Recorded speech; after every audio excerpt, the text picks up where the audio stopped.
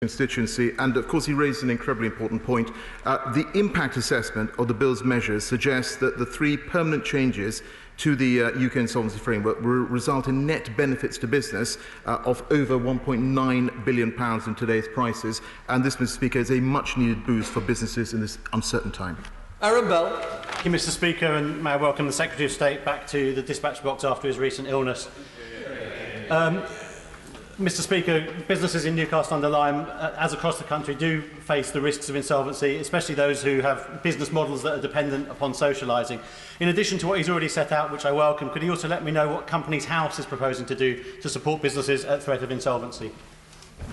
Thank you, Mr. Speaker. My honourable friend raises, of course, a very important point, and this was part of the bill as well. Of course, whilst Companies House has extended the period for filing accounts through the Corporate Insolvency and Governance Bill, we will give businesses the maximum period available under the powers in the bill for filing their accounts, confirmation statements and event-driven updates. And at a time when many companies are focused on surviving, this will be very welcome respite.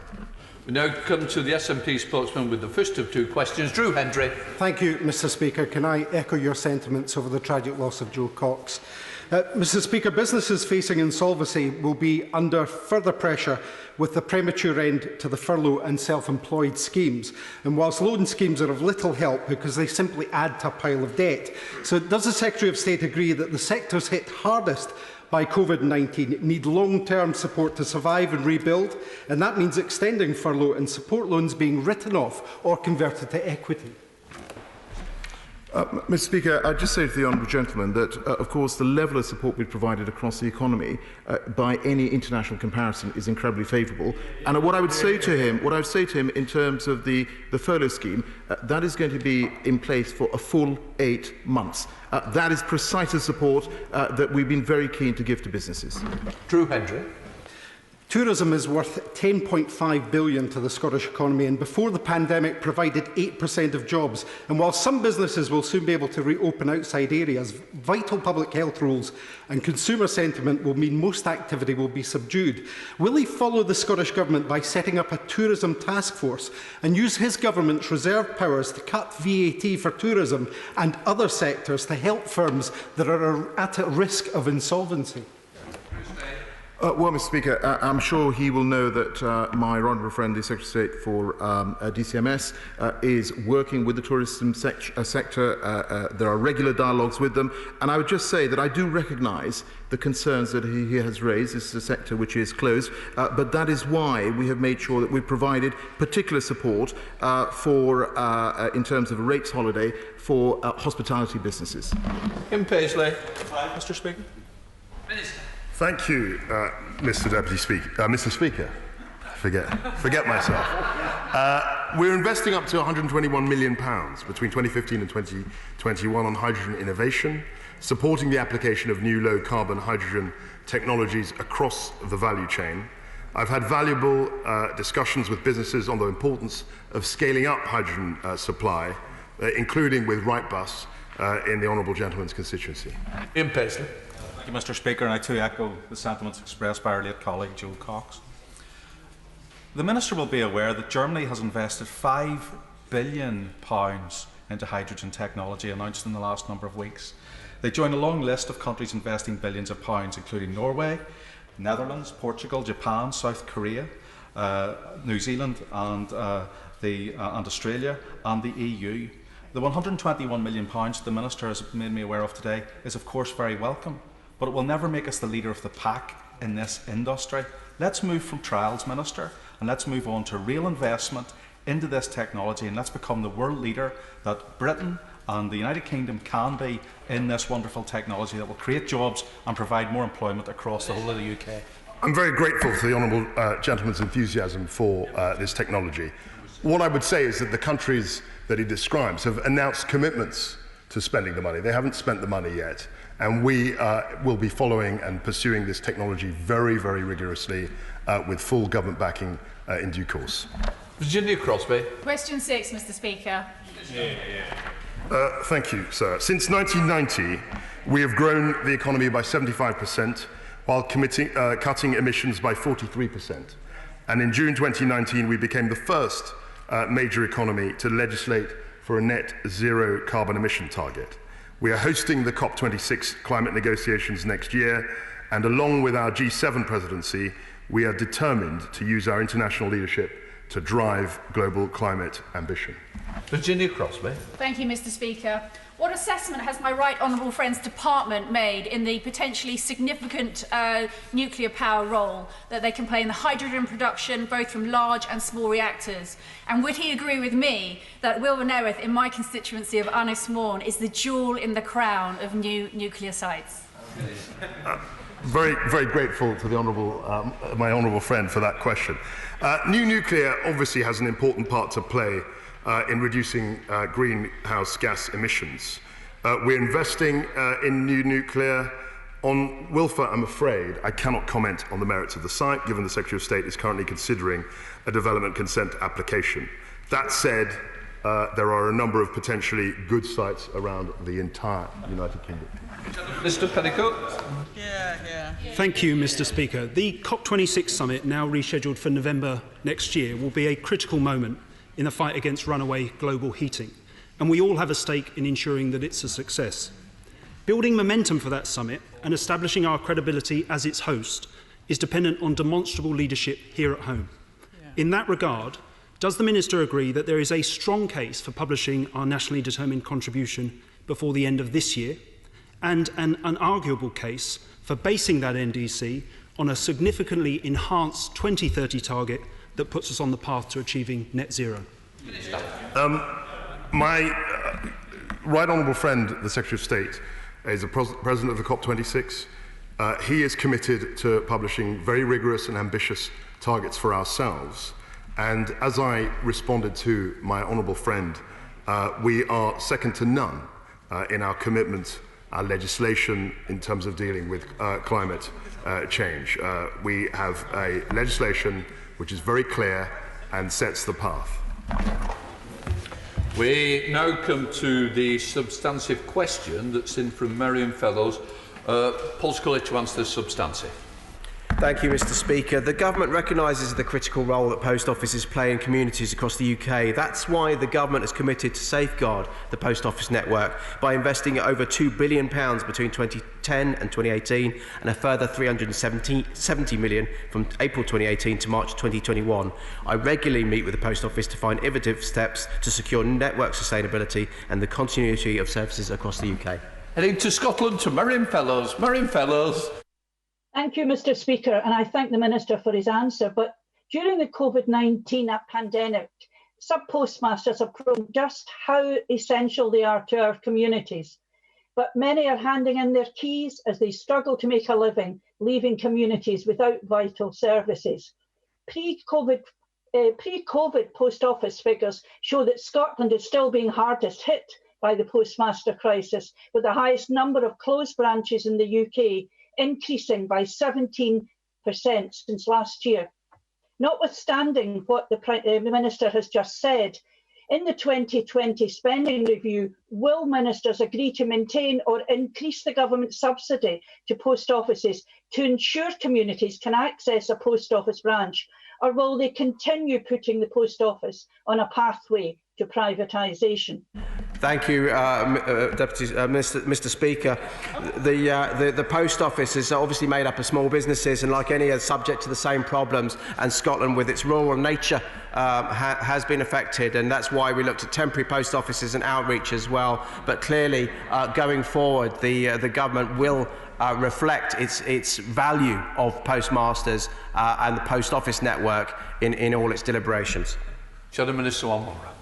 Thank you. And Mr. Speaker, last week the House united in calling for a judge-led inquiry into the Post Office Horizon scandal. Hundreds of lives ruined and innocent people imprisoned by a trusted public institution, except the Minister, who proposes a forward-looking independent review which won't mention managerial or ministerial accountability, Fujitsu's responsibility or the key question of compensation.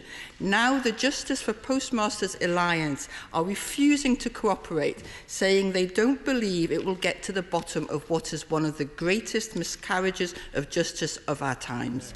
After all they have endured, will he not listen to them and commit to a judge-led inquiry?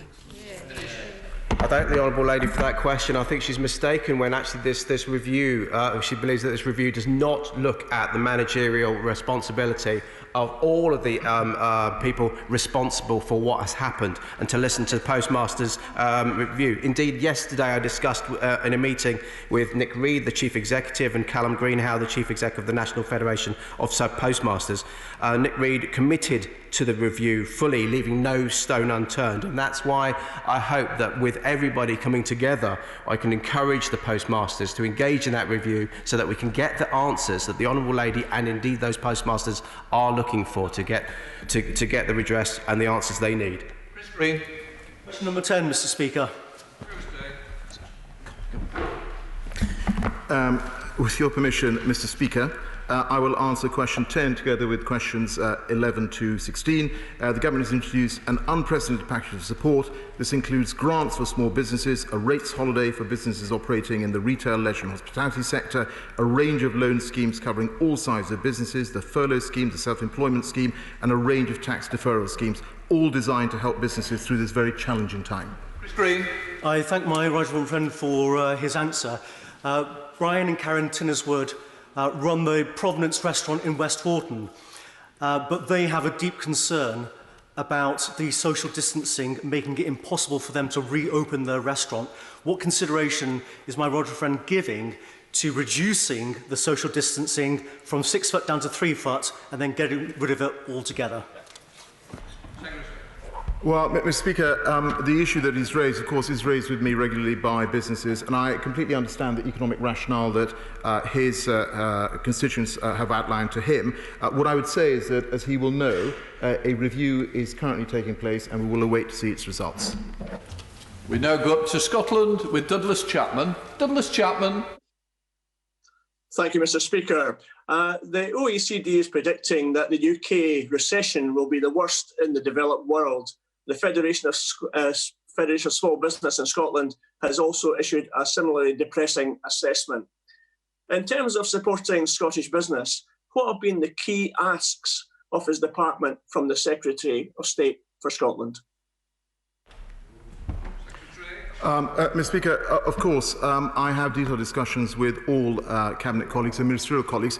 What I would just say to him is that I do recognise the challenge that we have ahead of us. There is no doubt about that. However, we have provided a significant amount of support for the UK economy, and if that hadn't been put in place, a whole range of independent commentators have been clear that we would be in a far worse position. Dr. Jamie Walters. Thank you, Mr. Speaker. The automotive sector is very important to my constituency of Bridgend, as it is to the whole UK economy. Will my right honourable friend outline what the government is doing to help businesses in this specific sector recover from the impact of COVID-19? Mr. Speaker, I've already set out the full range of support that's available to all sectors across the economy, and of course the automotive sector is able to take full advantage of these. I would just point out, in terms of the job retention scheme, this has been widely utilised by the automotive sector, with a recent survey from the Society of Motor Manufacturers and Traders, which showed that the scheme is being accessed for over 60% of the full-time workers in the auto sector. I'll listen through this. Thank you, Mr. Speaker. A number of businesses in my Glasgow Central constituency have found themselves blocked from claiming under the job retention scheme due to HMRC deficiencies with uploading RTI prior to the outbreak. So will he take this matter up with HMRC and Treasury, ask for use of discretion and make sure that no business that would otherwise have been eligible has to lay off valued staff or worse go bust? Businesses in my constituency can't wait any longer. Mr. Speaker, of course we want to support businesses, and I've set out the range of measures that we have put in place. She refers to a matter which ultimately is a matter for HMRC and Her Majesty's Treasury, but I'm very happy to take a discussion with her after this. Tom Randall. Thank you, Mr. Speaker. Earlier, a few weeks ago, I was pleased to visit Arnold Market in my constituency, and it was great to see that the market was operating very well under the new guidelines. As the wider high street is now beginning to reopen, can my right honourable friend tell me what support his department will be given to shops as they reopen? Well, Mr. Speaker, can I thank him for doing his bit to support businesses in his constituency? And of course, in coming up with the workplace guidance, which has allowed businesses to open safely, we have worked closely with businesses, business representative organisations, trade unions, and the support that we have provided for the sector, I've already outlined, but I'd say to him that what we all need to do is get out there, support businesses which are now opening. We owe that to them, and we owe that to get the economy going again. Sir Desmond Sway. Wait, what is available for those firms that rely on equity finance and are fast-growing and for whom loans and grants have not been a good fit? Well, Mr. Speaker, what an intelligent question. May I just say that on the 20th of April, my honourable friend, the Chancellor, announced a package of support for fast-growing, innovative companies worth £1.25 billion, and this, of course, included £750 million in grants and loans delivered through Innovate UK and a £500 million future fund through which the government will invest up to £5 million per company matched by the private sector. Jeremy. Thank you, Mr. Speaker. As my right honourable friend adapts support for businesses, will he keep very much in mind those important sectors of the economy like tourism and the creative industries that will need longer to recover and more notice of guidance changes? And will he recognise, as I'm sure our honourable friend from Stratford-upon-Avon will have told him, that in places like Warwickshire, those sectors are mutually reinforcing and very important not just to the local economy but also to the income of local authorities? Mr. Speaker, my honourable friend, I know, has been engaging with businesses through virtual networks across Warwickshire, and I thank him for the work that he's doing locally. What I would just say to him is that, of course, we've ensured that there are loan schemes available across the economy, and, of course, for smaller businesses in hospitality and leisure and retail, they've been able to access a £25,000 grant. I think the key issue, of course, to get the economy going again is the safe and phased reopening of the economy, which we are currently undertaking. Now come to Shadow Secretary Edward Miliband, first of two questions. Thank you, Mr. Speaker. I join you today in both mourning and remembering Joe Cox. I want to say I welcome much of the help that the government has provided, but according to Make UK, we could see the loss of 170,000 manufacturing jobs this year. In France, steel got loans within 10 days of applying for them, and aerospace is benefiting from billions of support, including for low-carbon engines. Here, 3 months since the crisis began, 60% of companies that have applied for large loans are still waiting, and there's been no targeted help for our manufacturers. Can the Secretary of State tell us when specific help will actually materialise for sectors like steel and aerospace? Boris Johnson. Well, Mr. Speaker, I do welcome the constructive tone in which we have approached our exchanges over the last few weeks. But I would just say to him, if you would look at the sum total of what this government is providing, it is significant and it is incredibly favourable when compared with international comparators. Just in terms of loans, as he knows, we've increased the CL Bills loan scheme to allow up to £200 million to be made available, and we will continue to support businesses. And he will also know that in certain cases we do have individual discussions ongoing with businesses. Another man. Well, I do urge him to get a move on when it comes to those sectors because they really do need the help. I want to ask him additionally about sectors like hospitality, tourism and the creative industries, which were just raised. They will take longer to reopen and recover because of public health measures. And I want to ask him about the impact on them of the one-size-fits-all winding down of the furlough. So can he explain to thousands of pubs across the country how they're supposed to find an employer contribution for furloughed employees from August when they're struggling even to survive? And isn't the risk of this approach, and we've seen the jobless figures this morning, that hundreds of thousands more workers will lose their jobs and all of us will end up paying the cost in higher benefit bills and a weaker economy? Wouldn't it be better to have a different approach for these at-risk sectors? Well, Mr. Speaker, we have taken a whole-of-economy approach, as he knows, and I've set out the measures that we have put in place. What I would just say to him is that in terms of the retail sector, the hospitality sector, we have provided specific support for them through the one-year rates holiday, as well as the additional support that's available. But the key issue here, Mr. Speaker, is that safe reopening of the economy, and that is what we want to continue with over the coming weeks. Question 19, Mr. Speaker. Thank you, Mr. Speaker. Our thoughts are indeed with our colleague who was murdered, Joe Cox, and also the member for East Dunbartonshire, and we wish her a safe return to this House. We have introduced, Mr. Speaker, an unprecedented package of support for business across the country to get through this incredibly challenging period. More than £10 billion of grants have been paid to over 830,000 businesses of all sizes, including 100 million to over 8,000 businesses in Dorset. I want to thank the local leadership there for delivering that. This has explicitly been targeted at those in receipt of rural rate relief as well as small business rate relief. Thank you, Mr. Speaker. Market towns in West Dorset, such as Lyme Regis, Sherborne and Dorchester, are thinking ahead, and I'm supporting them to look at innovations to boost the local economy following coronavirus. These include virtual high streets and collaborating to improve accessibility of local brands to those who may not be able to get to the town. Would the Minister meet with me to look at these concepts and to determine how he can support these initiatives going forward? Thank you, Mr. Speaker. I know better than most with Shipston and Stour, Ulster and Bidford in my constituency, and very important market towns. It's more important than ever at this time to support businesses to adopt innovative business models. I would, of course, be happy to meet with my honourable friend to discuss these approaches to reopening our economy in West Dorset and the lessons this may hold for the rest of the country as well. We now come to Kate Osborne. Question 20, Mr. Speaker. Thank you, Mr. Speaker. With your permission, I'll answer this question together with question 21. My department has regular discussions with housing communities and local government colleagues on the impact of COVID-19 on high street businesses, and we provided unprecedented support to high street businesses. Pubs, shops and hotels will pay no business rates for 12 months. Eligible retail, hospitality and leisure businesses have received cash grants up to £25,000, and businesses who cannot pay their rent because of coronavirus will be protected from eviction. Osborne. Thank you, Mr. Speaker.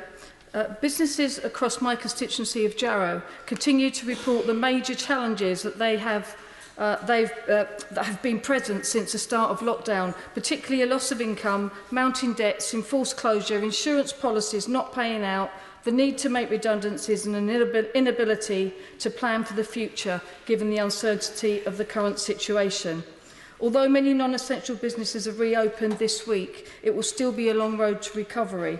So will the Secretary of State review the grant scheme to ensure support for our high street businesses who are doing the right thing but could be decimated by COVID-19? I'm grateful to the Honourable Lady for that answer, and that's why one of the reasons we launched the discretionary fund, the £617 million discretionary fund, so that we can reach more businesses. But clearly we need to reopen safely non-essential retail, as started yesterday. We need to monitor that. We need to make sure that by opening up the economy, that's the best way, along with the flexible support that we're giving, to make sure our economy can start to bounce back, including in Jarrow. Thank you very much, Mr. Speaker. Economically, my Slough constituency has been especially hard hit by the coronavirus crisis, with almost 19,000 employees having been furloughed.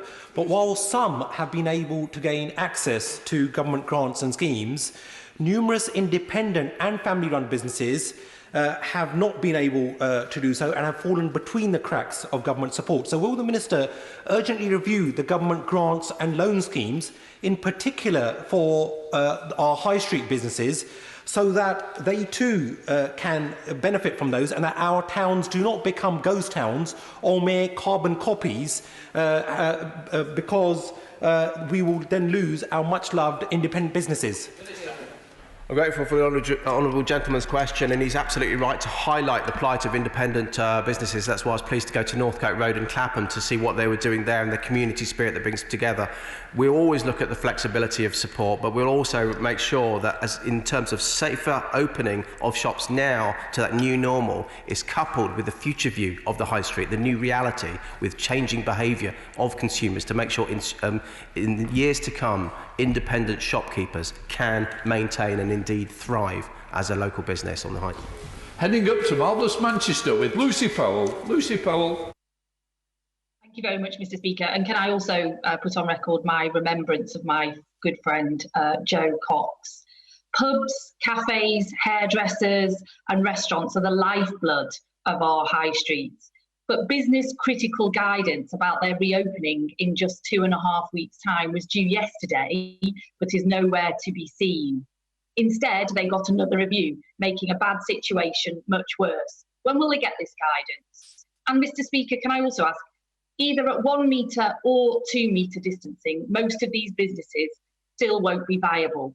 So will the government finally recognise that vital business support schemes need to follow the public health measures before we see large-scale job losses and the decimation of our high street?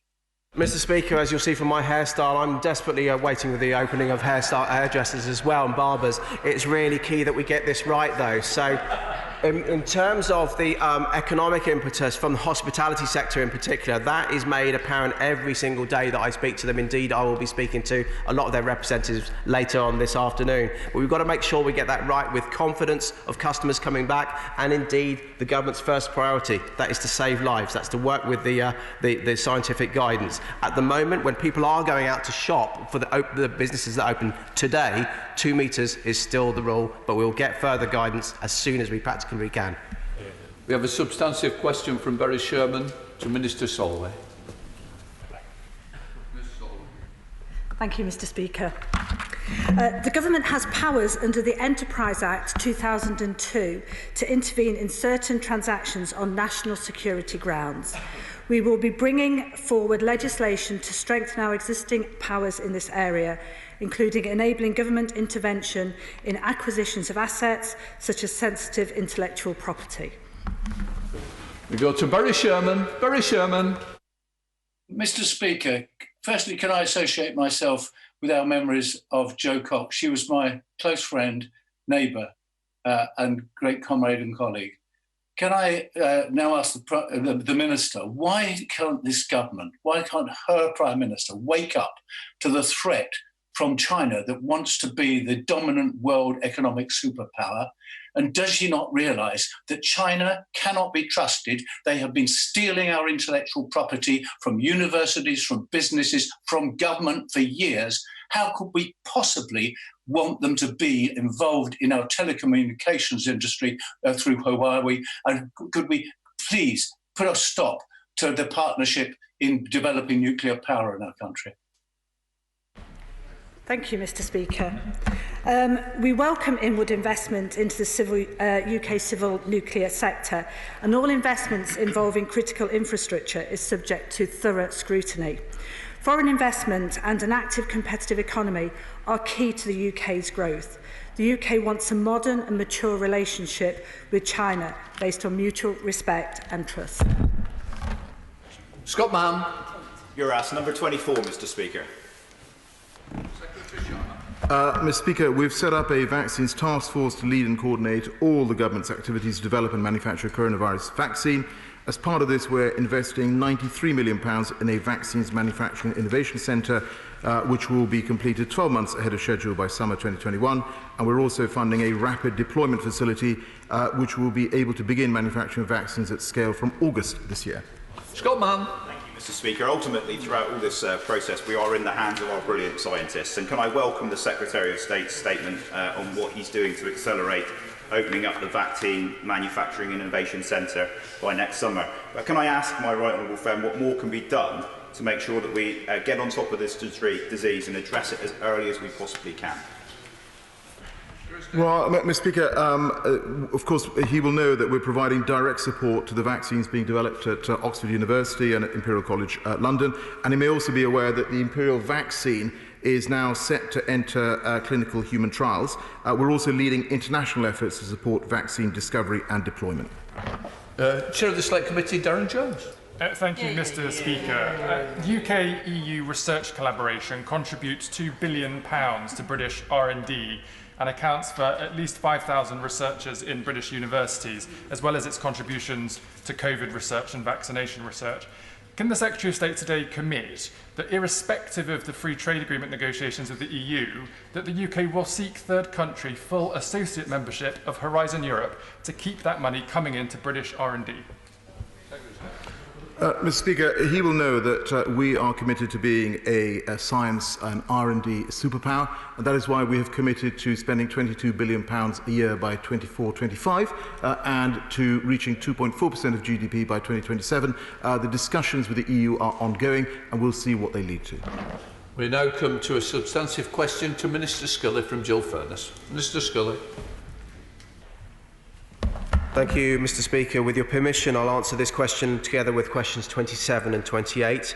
I've met regularly with a large number of representatives of hospitality organisations to discuss the issues which they are experiencing, including through the Bayes Ministerial Task Force on Pubs and Restaurants and my own weekly call with sector representatives, the next of which is this afternoon. Heading to South Yorkshire with Jill Furness. Jill Furness. Thank you, Mr. Speaker. I also would like to record my thoughts with Joe Cox's family today. The hospitality sector has faced an unprecedented challenge due to coronavirus, impacting on many businesses in my constituency of Sheffield, Brightside and Hillsborough. At the start of the outbreak, the Prime Minister said he would do whatever it takes to support individuals and businesses. Will the government therefore extend the full furlough scheme to ensure that hospitality sector survives and workers in the industry do not add to the shocking unemployment figures that were released today, but ultimately to protect our communities from a further spike of this terrible virus? I thank the Honourable Lady, and indeed Sheffield City Council has paid £87 million to 7,329 business premises. We've provided an unprecedented package of financial support to businesses in the hospitality sector. We continue to work with them. We've continued to extend the furlough system and make it flexible in order to have part-time furloughing so people can start to come back to work. But it's really important that we get the guidance out so that we can work with the hospitality sector to get them to reopen so they can start to bounce back. Group question, Jeff Smith. Thank you, Mr. Speaker. There are rumours swirling about whether, how and which pubs will be able to reopen on the 4th of July, and the brewing industry really urgently needs clarity on whether it's going to be all pubs or just those with gardens. Now, the Minister just said that the guidance will be available as soon as we can, but that's not really good enough. We're 2 and a bit weeks away. Beer needs to be brewed. Some of us need a pint.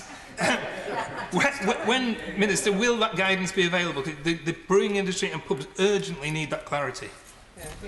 I thank the Honourable Gentleman, and I'll tell you what, it's not only that we do need a pint, but actually for pubs, it's not just coming back for the opening, it's so making sure it's an enjoyable experience for people so they keep on coming back. That's what's going to make them be able to survive and indeed thrive. And so it's important that we do get that guidance. I'm trying to work with the hospitality sector, with pubs, to make sure that there are as few surprises as possible, but we do need to make sure that we're weighing that up with the scientific guidance so that pub people, clients and people that want a pint can know they can come into a pub safely.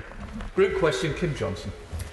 Thank you, Mr. Speaker, and I'd like to send my condolences to the family of Joe Cox. Workers in the hospitality industry are heading for a crisis. It's been one of the worst hit sectors by the virus, with a disproportionate number of young, low-paid and insecure workers. My constituency of Liverpool Riverside has an estimated 11,700 employees furloughed, employed by small family-run businesses. Many do not qualify for the grant support because they are outside the 51,000 rateable value.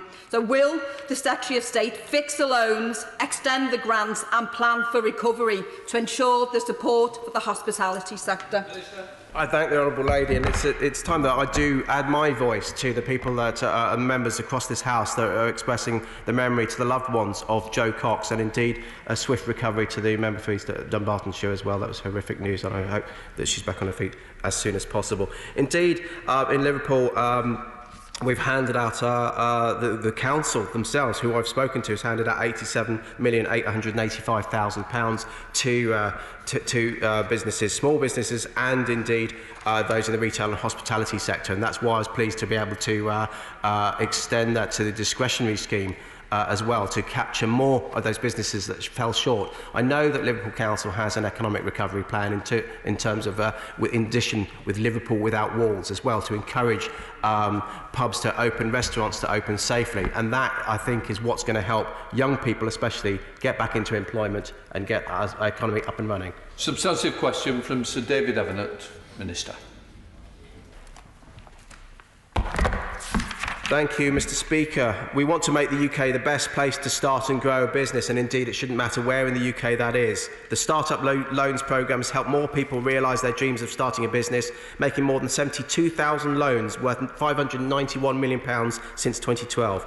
During 2018 and 19, our growth hubs helped over 9,500 business starts in England, and through programmes operated by the government-backed British Business Bank, which are currently supporting over £7.7 billion worth of finance to over 94,900 SMEs. Heading over to Sir David Evanet. Sir David. Thank you very much, Mr. Speaker. And I thank my honourable friend for his answer. Start-up businesses are vital to our economic recovery. What more can the government do to help the very smallest businesses access the right finance quickly to survive during and post-COVID-19? May I first pay tribute to the work that the honourable friend has done with small businesses for many, many years, and including when we were working with businesses together, and I know he continues to do so. We've created the Bounce Back Loan Scheme as part of the package of COVID-19 recovery measures. The scheme targets small and micro businesses in all sectors, providing loans from £2,000 up to 25% of the business's turnover, with a maximum loan of £50,000. Its applications are via a simple online form. As of 7th of June, 782,246 loans have been approved, worth £23.78 billion. Stuart Anderson. Question number 30, Mr. Speaker. Thank you, Mr. Speaker. We have provided a significant package of support to pubs, including a one-year business rates holiday and access to grants of up to £25,000 per qualifying property through a number of schemes. This is alongside the business support available to all sectors, such as access to coronavirus job retention scheme and various government-backed loan schemes. Stuart Anderson. Thank you, Mr. Speaker. Pubs in Wolverhampton, like the Merry Hill, Oddfellows and the Mount Tavern, will have been impacted by COVID-19, and I welcome these measures. But what is the longer-term strategy to help pubs turn a profitable state and also become the vital community hubs that they were before? Thank you, Mr. Speaker. And I thank my honourable friend for the question, because it's absolutely vital that we do recognise how important these businesses are to the community hubs. And we recognise that trading conditions may be challenging for many businesses for some time to come. We will continue to work with the sector, both to prepare for reopening and afterwards. And I understand the Minister for Small Business plans to continue meeting regularly with representatives of the sector. We have now got a substantive question from Ian Lavery for Minister Zahawi to answer. Minister. Thank you very much, Mr. Speaker. We are committed to ongoing engagement with the industry to ensure our manufacturers have the support they need, including a roundtable I have tomorrow with the honourable member we're interested in the North East for North East businesses. Our support for the industry includes the unprecedented package of business continuity support of £330 billion. Heading up to the North East with Ian Lavery. Ian Lavery. Thank you, Mr. Speaker. And can I send my condolences to the family of my dear friend and colleague, Joe Cox. UK workers are much more vulnerable to redundancy than French and German workers, because the UK government has announced it's already winding down its job retention scheme. Not my words, but the words this weekend of the chief of leading aerospace manufacturer Airbus. In France and in Germany, the subsidy schemes are set to last up to 2 years. Does the Minister not agree that UK workers deserve at least the same job protections and guarantees introduced in other countries? And what more can be done to save these vital UK jobs? Thank you very much, Mr. Speaker. Well, the honourable member mentions the aerospace sector. This government has put about £6.5 billion into that sector between the corporate finance scheme from the Bank of England and, of course, UKEF, and an additional £500 million of support. We've also, Mr. Speaker, put £3.4 billion in the growth deal across the Northern Powerhouse, and £380 million almost of that in North East LEP area, including the honourable member's constituency of Wansbeck, which is benefiting from that to the tune of about £2.25 million in a STEM building at Northumberland College's Ashington campus. A lot of work going into this unprecedented package, but we continue to review all of our interventions to make UK workers get the benefit of a dynamic recovery. Hold it, Mumby Croft. Question 32, please, Mr Speaker. Minister Scott. Thank you, Mr Speaker. On the 10th of June, Government announced an independent review to consider whether the Post Office has learnt the necessary lessons from the Horizon trial judges and to provide an independent and external assessment of its work to rebuild its relationship with its postmasters. We're keen to see its review launch as soon as possible, and we are in the process of identifying a chair to lead the work of the review in order to get the answers that we need and hear those voices. Thank you, Mr Speaker. I welcome the Minister's answer and indeed the Government's commitment to this review. Is the Minister aware of any ongoing support for postmasters and postmistresses while this is ongoing? I thank the honourable friend for this question. The December 2019 settlement comprised a comprehensive settlement of £57.75 million. The Post Office has opened the historical shortfall scheme for postmasters who weren't part of the group litigation and who want shortfall issues recorded in Horizon to be investigated and addressed. Many convicted claimants are going through a further process with the Criminal Case Review Commission, with 47 referred to the Court of Appeal. Where convictions are overturned, processes are in place for them to receive compensation if appropriate. We now come to topicals with Alexander Stafford. Number one, Mr Speaker. Mr Speaker, my department, together with Her Majesty's Treasury, is at the forefront of supporting businesses during these unprecedented times. Over £10.3 billion has been paid out to business to date via direct grants, an additional £38.2 billion through the major loan schemes.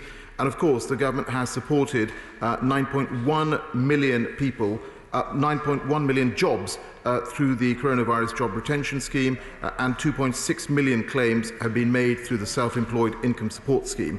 In the past week, I've led 5 business task forces to listen to and work with the business community and academic experts as we consider the measures needed to support our economy bouncing back. We want to create a cleaner, greener and more resilient economy, and the output from these task forces will feed directly into the government's work on the economic recovery. Thank you, Mr Speaker. The Secretary of State will know that the UK has the opportunity to lead the world in hydrogen technology. This will create thousands of green jobs, cut emissions, unlock private investment and increase our energy security. But just as we lagged behind with battery technology, we're risking missing the boat on hydrogen as other nations are set multi-billion-pound hydrogen strategy. The UK needs a hydrogen strategy too, so will the Secretary of State meet with me and other colleagues across the House who share my belief in hydrogen to discuss how we can place hydrogen at the forefront of our green recovery? Mr Speaker, I thank my honourable friend for his question, and as you will have heard from the Energy Minister in reply to an earlier question, of course we're committed to developing hydrogen as a strategic decarbonised energy carrier. We are investing in the value chain, and of course both the Energy Minister and I will be happy to meet with him. Heading to Middlesbrough with Andy MacDonald. Andy MacDonald. Thank you, Mr Speaker. I associate myself with your remarks and those of others concerning our much missed colleague Joe Cox. Mr Speaker, there is a clear racial and class dynamic in the COVID-19 death rate, with those in working class jobs such as carers, taxi drivers, security guards and retail assistants, who are disproportionately Black, Asian and minority ethnic, more likely to die from the virus. Throughout the pandemic, insecure employment practices have left millions without protections at work or the financial support they need to safeguard their income and allow them to self-isolate. Will the Secretary of State, as a first step, recognise that these insecure employment practices are directly responsible for worsening inequalities, including structural racism and discrimination? Mr. Speaker, of course, I add my deepest condolences to the families and loved ones of everyone who has lost their lives throughout this pandemic. What I would say to him, though, is that we are providing support. We're providing support across the piece for all individuals. And he talks about people from ethnic minority backgrounds. He will know that we hold regular roundtables to ensure that we are addressing individuals in all sorts of groups which have protected characteristics. Mark Jenkins. Thank you, Mr Speaker. My constituency of Workington has nearly 30 miles of coastline from Workington to Bowness-on-Solway, with some of the highest tidal ranges in the UK. What assessment has my right honourable friend made of the potential benefits of tidal range barrages along the Cumbrian coast not only the benefits to energy production security, but also the wider socio-economic benefits that integrated infrastructure may bring? Minister. I'm very grateful to my honourable friend for the question. The Department, BEIS, is aware of several projects being considered on rivers and estuaries such as the Wyre, Duddon, Morecambe Bay and Solway Firth.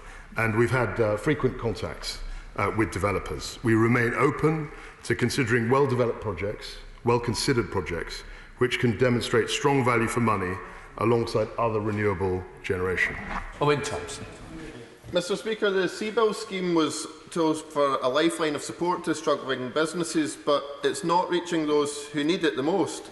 Sky-high interest rates are now being offered by some lenders, and it's making it less of a lifeline and more like picking the bones off desperate smaller firms.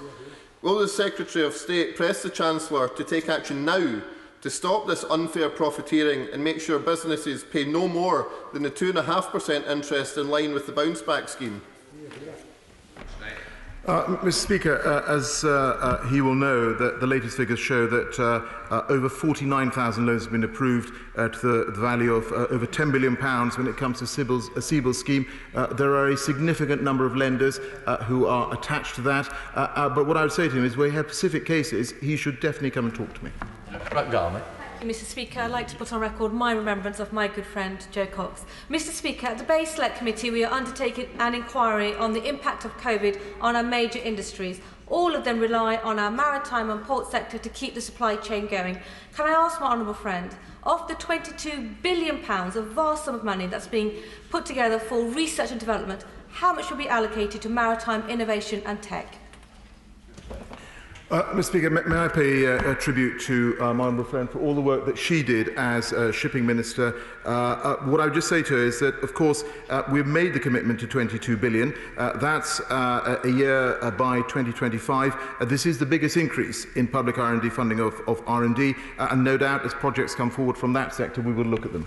Thank you, Mr Speaker. I had the pleasure and privilege of sharing an office with Jo Cox for almost a year before she was so brutally taken from us, and our thoughts are with Brendan and the family today. Mr Speaker, on the issue of steel, the Secretary of State will be aware that in France and Germany, the French and German steel industries received vitally important government-backed loans within 10 days of their respective lockdowns starting. Here we are, months since the start of ours. The British steel industry has yet to receive a penny. Does the Secretary of State think that that is acceptable?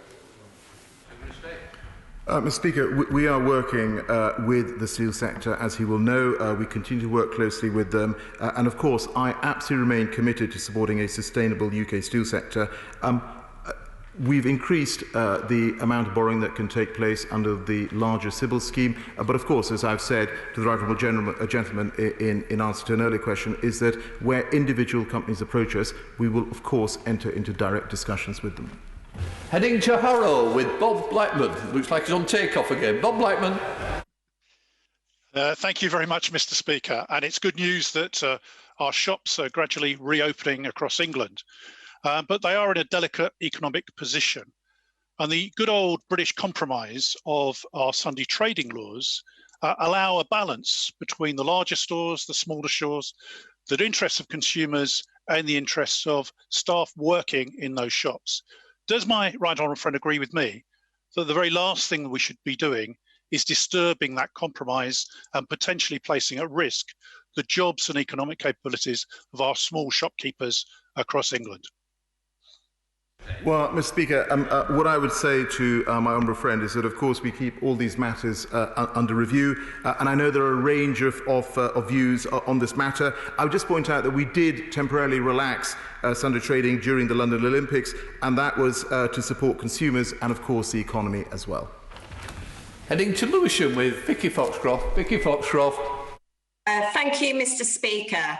As businesses go back to work, what support is the government giving disabled people to ensure they're able to safely return or continue to work from home? And will he consider a tailored furlough scheme for disabled and shielded people who can't return to their workplace? Mr. Speaker, the obligations that employers have to take care of disabled employees have not changed, of course. What I would say is that in terms of the guidance that we have provided, we again make reference to the fact that employers need to take particular care of those employees with particular protected characteristics. James Sutherland. Mr. Speaker, yesterday morning I had the pleasure of visiting the excellent Lexicon shopping centre in Bracknell, where I saw busy shops, happy shoppers and dedicated staff who've done everything possible to keep customers safe. Does the Minister agree that it is now time to review the social distancing measures to below 2 metres, not least to give our high streets a big boost? Well, Mr. Speaker, can I again thank him for all he's doing to support local businesses in Bracknell and more power to his elbow, and I'm sure all of us will do the same in our constituencies over the coming days and weeks. As I've said in response to an earlier question, we are, of course, reviewing the social distancing rule. Stephen Morgan. Thank you, Mr. Speaker. 1 in 4 pubs do not have enough space to reopen and comply with the 2 metre rule, while 82% of those that could reopen would have to operate at less than half capacity, putting pubs like many in Portsmouth at risk. With reopening fast looming, on what specific date will the Minister provide guidance to British pubs?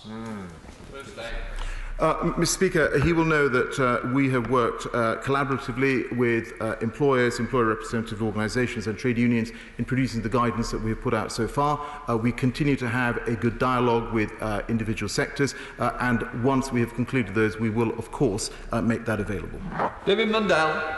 Thank you, Mr. Speaker. Can I begin by saying that my thoughts and prayers are with the member for East Dunbartonshire and her family at this time. Although a political opponent like Joe Cox was, she is a lovely person. Can I ask the Secretary of State, given the recent major policy change, if he will ensure that contract for Sorry. We're going to have to clear members away from the entrance, please. There are some seats. You're going to have to sit down. Just can't gather. Sorry, Dave. I'll begin the question again, Mr. Speaker, if I may.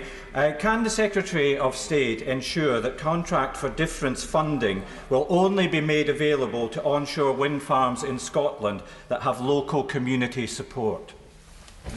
I'm very grateful to my right honourable friend for the question. He will know that local consent, local support is absolutely key to the Pot 1 auction, but he will also be aware that planning policy is a devolved matter in Scotland, and it is therefore for the Scottish Government to set out national planning policies and the approach to declining planning applications. But he is well aware that this Government has been very, very focused on local consent right through this process. Thank you, Mr. Speaker, and I also concur with the remarks made about my friend and colleague Jo Cox. We remember her today and what she stood for. As a member of the Transport Committee, I stand by our description of British Airways as a national disgrace for the way they have effectively fired most of their staff and will rehire some of them on vastly cut pay and conditions. Now, and they've done this under the cloak of the pandemic and gone way beyond any other major employer. The aviation sector will take longer to recover, so when this happens, I do hope the government steps in to support the sector, and when they do so, will they ensure that employers can't get away with the tactics of British Airways, whilst also ensuring they commit to deliver on climate change? Mr. Speaker, of course, we appreciate that announcements about redundancies for British Airways staff has been incredibly distressing for the employees and their families. And at the end of the day, the use of the government's job retention schemes is preferable to making redundancies. That is why we've made it available.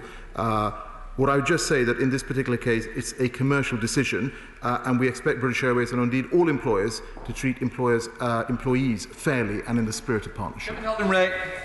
Thank you, Mr. Speaker, and I draw the House's attention to my register of members' interests. It's quite right that the government is requiring landlords to show forbearance to commercial tenants, but this is shifting some of the burden from the tenant to the landlord, many of whom are SMEs.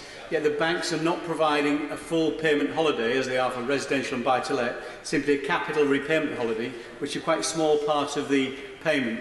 Would my right honourable friend see what he can do about that? Mr. Speaker, my honourable friend has ever raised an important point.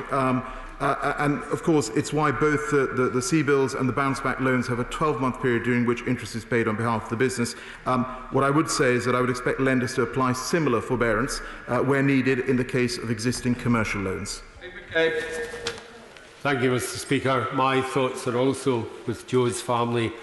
Let me acknowledge the basic decency of the furlough scheme, but with vacancies plunging and the spectre of unemployment rising, youth unemployment in Birmingham is now 18%. Is it time for a jobs and training package so that we avoid a return to 80s unemployment levels where young people, many from black and minority ethnic backgrounds, simply felt written off? Mr. Speaker, the Honourable Gentleman raises a very important point. And of course, as we look to see how we can restart the economy, the whole process of recovery, we will of course look at skills as well. Lee Anderson. Thank you, Mr. Speaker. Many constituents right across Ashfield have been in touch with me, very concerned that they will be made redundant by Rolls-Royce. With Rolls-Royce announcing last week the locations of its first 3,000 redundancies in the UK, what more can my right honourable friend say to reassure my constituents in Ashfield that the government are doing everything they can to ensure they are supporting the employees affected, as these are the people who have worked so hard to establish the company's world-leading position? And if any of these highly skilled and professional workers are made redundant, what are the government's plans to ensure that their skills are repurposed through other projects? My honourable friend raises a hugely important issue. Employment, the possibilities, opportunities for people are something that we're absolutely focused on, and I can assure my honourable friend that we will do all we can to help those who will be affected by this announcement, to get back into work as quickly as possible, and also including working with DWP, Job Centre Plus, and working with Rolls-Royce itself to make sure that economic opportunities, jobs, are freely available to those who might be affected. Final question coming from Lothian with Kenny McCaskill. Kenny McCaskill. Thank you, Mr. Speaker. My constituency stands to benefit from offshore energy coming ashore, yet it's hampered by prejudicial grid charges and an investment in infrastructure going elsewhere. Will the Minister end the discriminatory charging regime and support Scottish Government schemes seeking to ensure that Scotland benefits from its natural resource off its shore and not lose out as it did with oil and gas? I don't think that's a fair characterisation of the situation. We have huge offshore capacity. 35% of the global offshore wind capacity is in the UK, and much of that capacity is sited in Scotland. Scottish firms are extremely capable of competing in the auctions, and I don't think that it's quite fair to characterise our position in the way that the honourable gentleman has.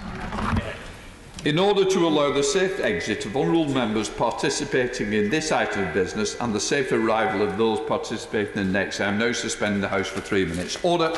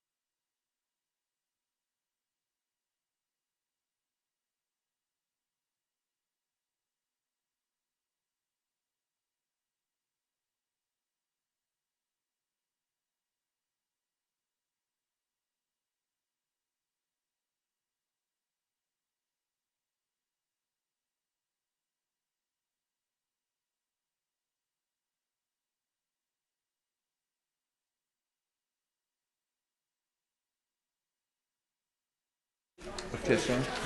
You're up. You've plugged in. Order. I have a short statement to make about new division procedure and about proxy voting. Details of the new arrangements were in the email sent to all colleagues this morning. Members should record their names using the security passes at one of the pass readers in each lobby. The queuing arrangements are largely unchanged, although there will be 2 queues and members may join either one. I also want to mention something about proxy voting. I remind colleagues that the expanded proxy voting scheme applies to members who were unable to attend Westminster for medical or public health reasons relating to the pandemic. If an honourable member applies for a proxy vote, this means that they have given me and the House a commitment that they are not able to attend at Westminster. It is important that, therefore, colleagues with proxies do not take part in any physical proceedings or come onto the estates while they have a proxy vote in operation. Right, I now call Annalisa Dodds with their urgent question. Annalisa. Thank you very much, Mr. Speaker. The OECD's Global Outlook suggested the reduction in GDP in the UK due to the current hit of coronavirus. Oh, I'm terribly sorry, Mr. Speaker. I do apologise. Don't worry. Now we come to the Minister to reply with 3 minutes. Minister. Well, thank you very much indeed, Mr. Speaker. And before I start, may I just join all of the words that have been said in praise of Joe Cox during the proceedings so far, and I know many more will be said during today. One thing that colleagues may not know, amidst all the many things they've been told about her, is that she was very fond of visiting my constituency in Herefordshire, in Simmons Yat, and I look forward to a day when many other people can do that following lockdown. Mr. Speaker, from the onset of this pandemic, the government's top priority has been to protect the NHS and to save lives. But we've also made it clear that we would do whatever is needed to support people, jobs and businesses through the present period of disruption. And that is what we have done. On Friday, the ONS published their first estimate of April GDP and showed the economy contracting sharply by a record 20.4% on the month. It is clear that restrictions introduced during lockdown, while necessary, have had a severe impact on output. However, it's important to note that the OECD, the OBR, and other external forecasters have all highlighted that the cost to the economy would have been significantly higher were it not for the swift and decisive action the government has taken. Measures such as the Coronavirus Job Retention Scheme, CJRS, which has protected almost 9 million jobs and more than 1 million businesses, have helped to limit the adverse impact of the crisis. It's also important to note that the OECD forecast the UK to have the strongest recovery out of all those large countries that they looked at, with an unemployment rate projected to be lower than that of France and Italy by the end of 2021. Mr. Speaker, as we are reopening the economy, the government is supporting putting people back into work. Last month, my right honourable friend, the Chancellor, announced that the CJRS would be extended for 4 months until the end of October. From July to October, employers currently using the scheme will be able to bring furloughed employees back part-time. That ensures that the CJRS will continue to support all firms so that no employer faces a cliff edge. Mr. Speaker, this remains a very uncertain and worrying time for businesses and employees alike. The government has set out separately the 5 principles that must be satisfied before it makes further changes to the lockdown rules, which will be based on advice received from SAGE. However, I can assure the House that the thoughts, the energies and the resources of the government are focused increasingly on planning for the recovery. We will develop new measures to grow our economy, to back businesses and to boost skills, and I am confident that the United Kingdom can continue to thrive in a post-COVID world. We now come to Annalise Dodds with 2 minutes. Thank you, Mr. Speaker, and thank you for your kind forbearance at the beginning of this urgent question. I do appreciate it. Now, the OECD's Global Outlook suggested the reduction in GDP in the UK due to the current hit of coronavirus will have been the largest out of all developed economies. The enormity of the economic impact appears confirmed by the claimant count and other unemployment data out today. It seems the slow and confused health response is being followed by a slow and confused response to saving jobs, despite the huge long-term costs of unemployment. Labour has called for an exit strategy, but what we seem to have is an exit without a strategy, including on jobs. So will the Treasury change its one-size-fits-all approach to the furlough and self-employed schemes, which risk additional waves of unemployment? Will it act to encourage young people to stay in education and training and out of unemployment? Will it build on previous schemes like the Future Jobs Fund to support the young unemployed and provide tailored help for other hard-hit groups like older workers? While desperately needed, more support for apprenticeships will not be enough. Will it act now to create the extra support that can't be delivered by current DWP staff, occupied with huge numbers of extra claims? Will the government catch up with other countries which have already announced their stimulus packages, given that many employers are deciding now on whether to retain staff? Will it apply conditions to government investment to include requirements to promote upskilling and re-employment?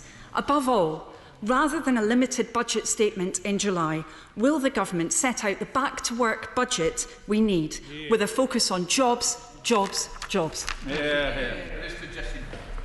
Well, thank you, Mr. Speaker, and I thank the Honourable Lady for her questions and comment.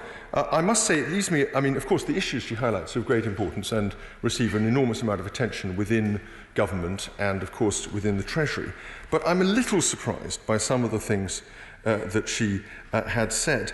I remind her that the OECD report, in addition to forecasting the strongest recovery, also highlighted the quick and comprehensive response that the government had put in place in dealing with COVID, and it also noted the relative robustness of the UK public finances relative to other countries. And, of course, colleagues are entitled to accept what the OECD says. What I don't think they can do is discount the bits they like and accept the bits or they don't like and accept the bits they do like.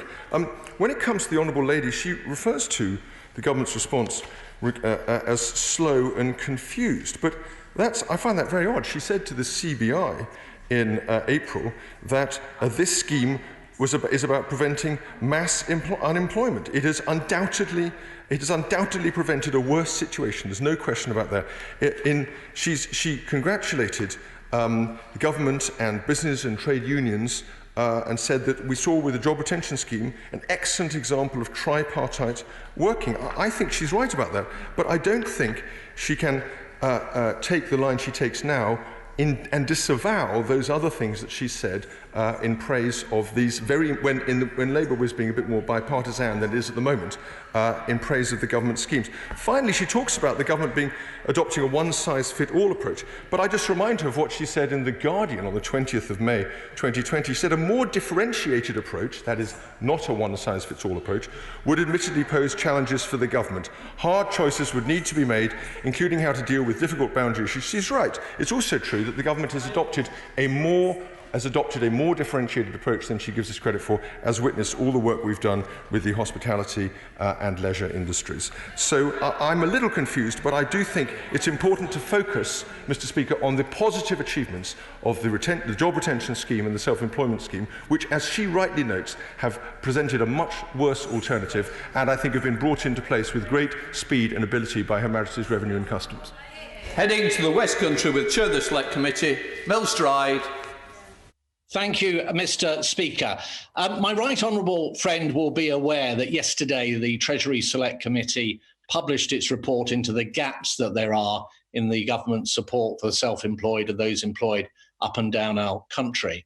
I do recognise, Mr. Speaker, the very considerable approach that the government has taken to support people through these difficult times. However, there remain over 1 million people who should qualify for furlough or self-employed support who are not receiving it.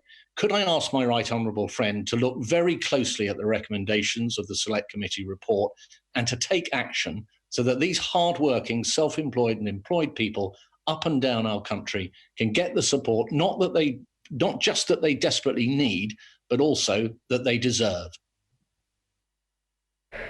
Well, I'm very grateful to my right honourable friend, the chairman of the Treasury Committee, for both what he says today and for his report. And he will know that, and he took considerable evidence on the constraints that the government was under in bringing the different schemes into play. Now, I am the last person to decry the energy and the effectiveness either of the businesses that have been supported by the job retention scheme or the self-employed people and businesses that have been supported by the self-employed scheme. And of course we will take very carefully into consideration the report that he gives and any positive and constructive suggestions that are contained in that report for how we can improve matters, and we continue to review the situation within the Treasury.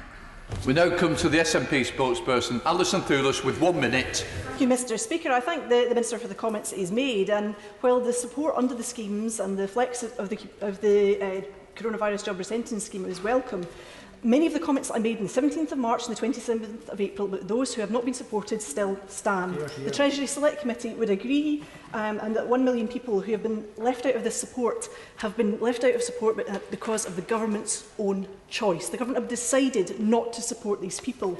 And further issues remain around maternity, the derisory 26p extra given to refugees, those with no recourse to public funds. Now, the Cabinet Secretary for Economy, Fair Work and Culture, Fiona Hislop, has written to the government identifying tourism, arts and culture, oil and gas, childcare, retail, rural and island communities as being particularly at risk. So can I ask him, will he now accept that winding up the furlough scheme and putting the costs onto employers is a significant risk and will put people out of jobs? Will he extend it beyond October for those sectors that are particularly pressed? Will he look at the self-employed support scheme and about extending that? Because many of those people will still require support on an ongoing basis because the work that they did is no longer there. Will he look at VAT cuts to tourism and hospitality, which will support those sectors that have seen so much pressure and get them back on their feet at a time when they are really struggling? And lastly, does he agree with Lord Forsyth that there will be a tsunami of jobs with 3 million people left without work? Well, I thank the Honourable Lady for her questions, and of course, you know, in the middle of a crisis with emergency responses being brought out almost every other week, it would be a brave person who could commit to any sensible forecast with a degree of accuracy as to what the future may bring. We've already seen astonishing changes to levels of GDP even in a month. On the point she raised, I would just remind her that the job retention scheme so far has supported nearly 9 million people, 8.9 million people, and 1.1 million businesses. And the self-employed scheme has supported 2.3 million individuals and a cost of 6.8 billion. Both of these schemes were brought in at record speed, and this was done in order precisely to address the critical need to get the vast majority of people support that they would need and to target that wherever possible on the most vulnerable. I don't think those were mistakes. I don't think it would have been right to delay. I don't think it would have been right to delay the process.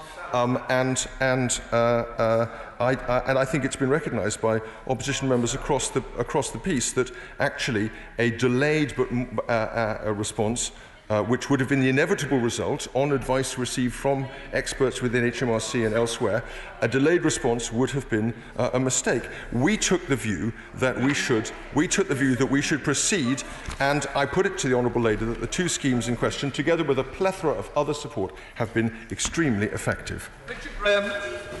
Mr. Speaker, getting skills is the key to employment opportunities for the young, and both the Prime Minister and the Chancellor have made encouraging noises about recognising the importance of apprenticeships.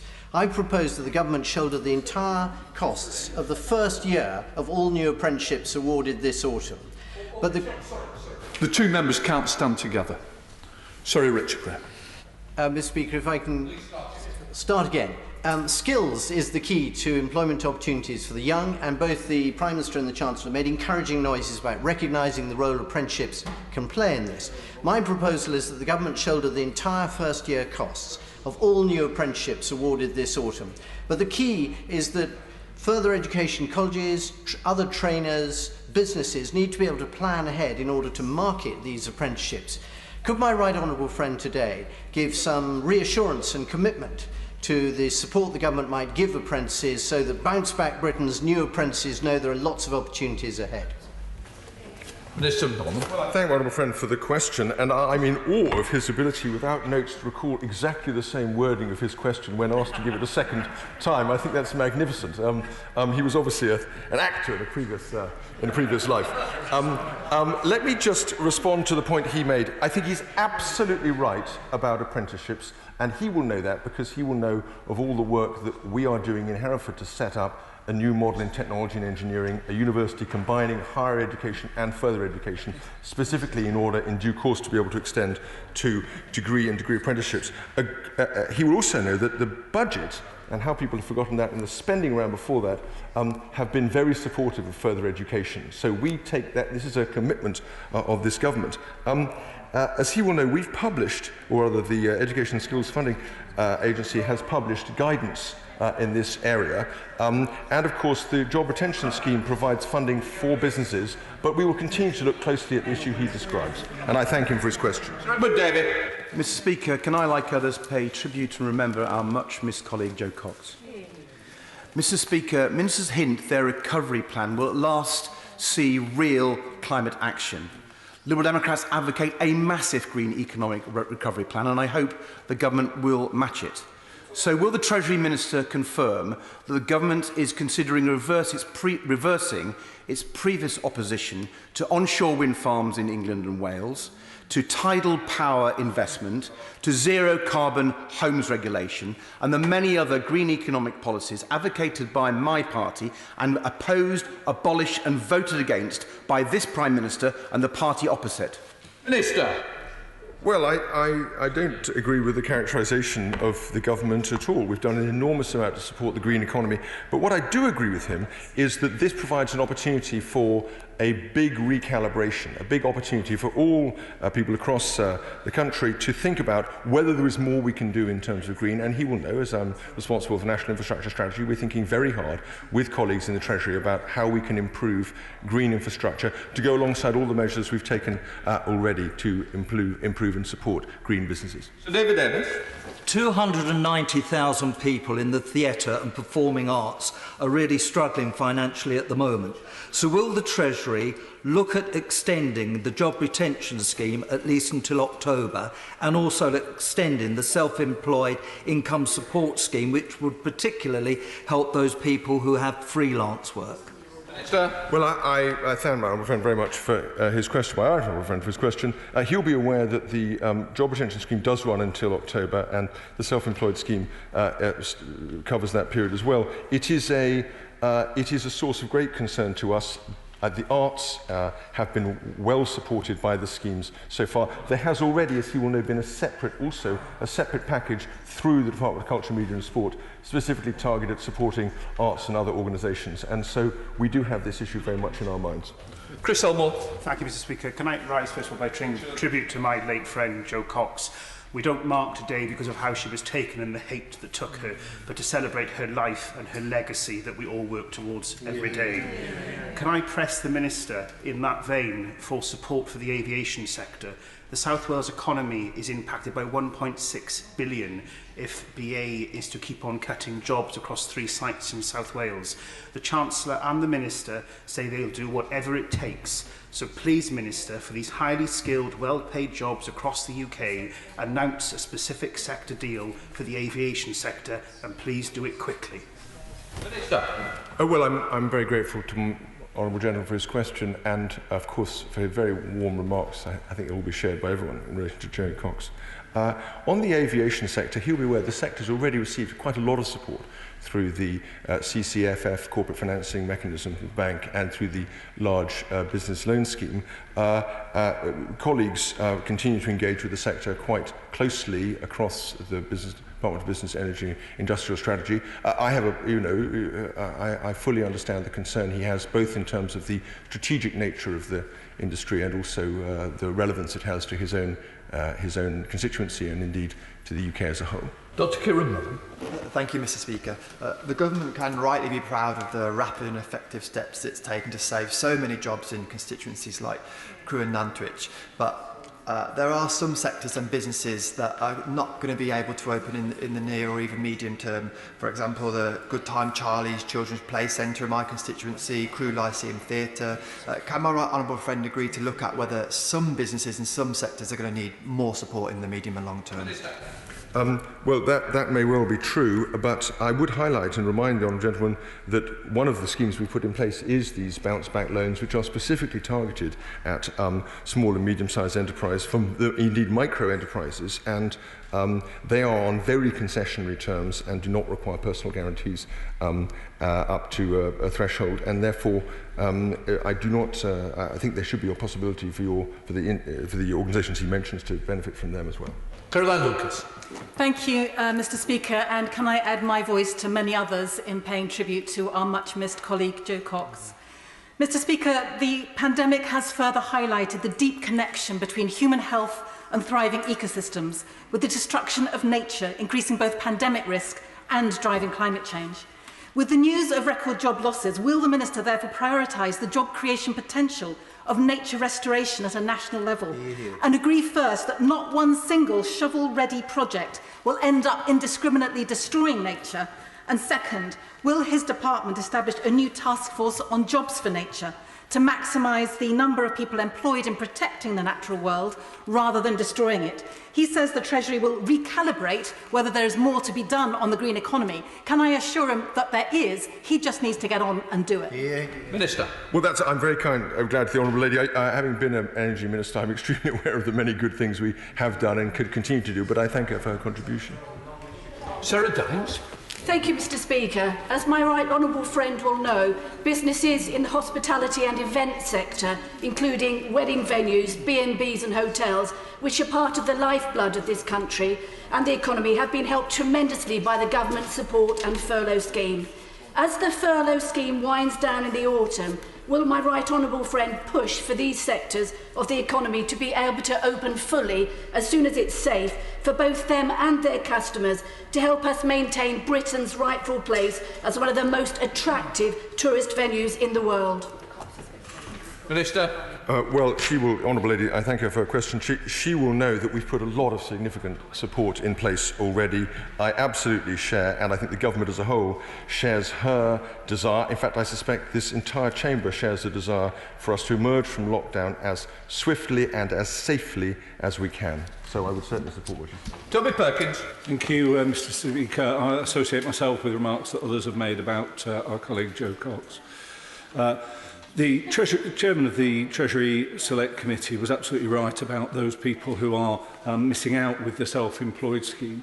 We recognise that it was a scheme put together urgently. I and my friends on the front bench were calling for this scheme, so of course we welcomed it.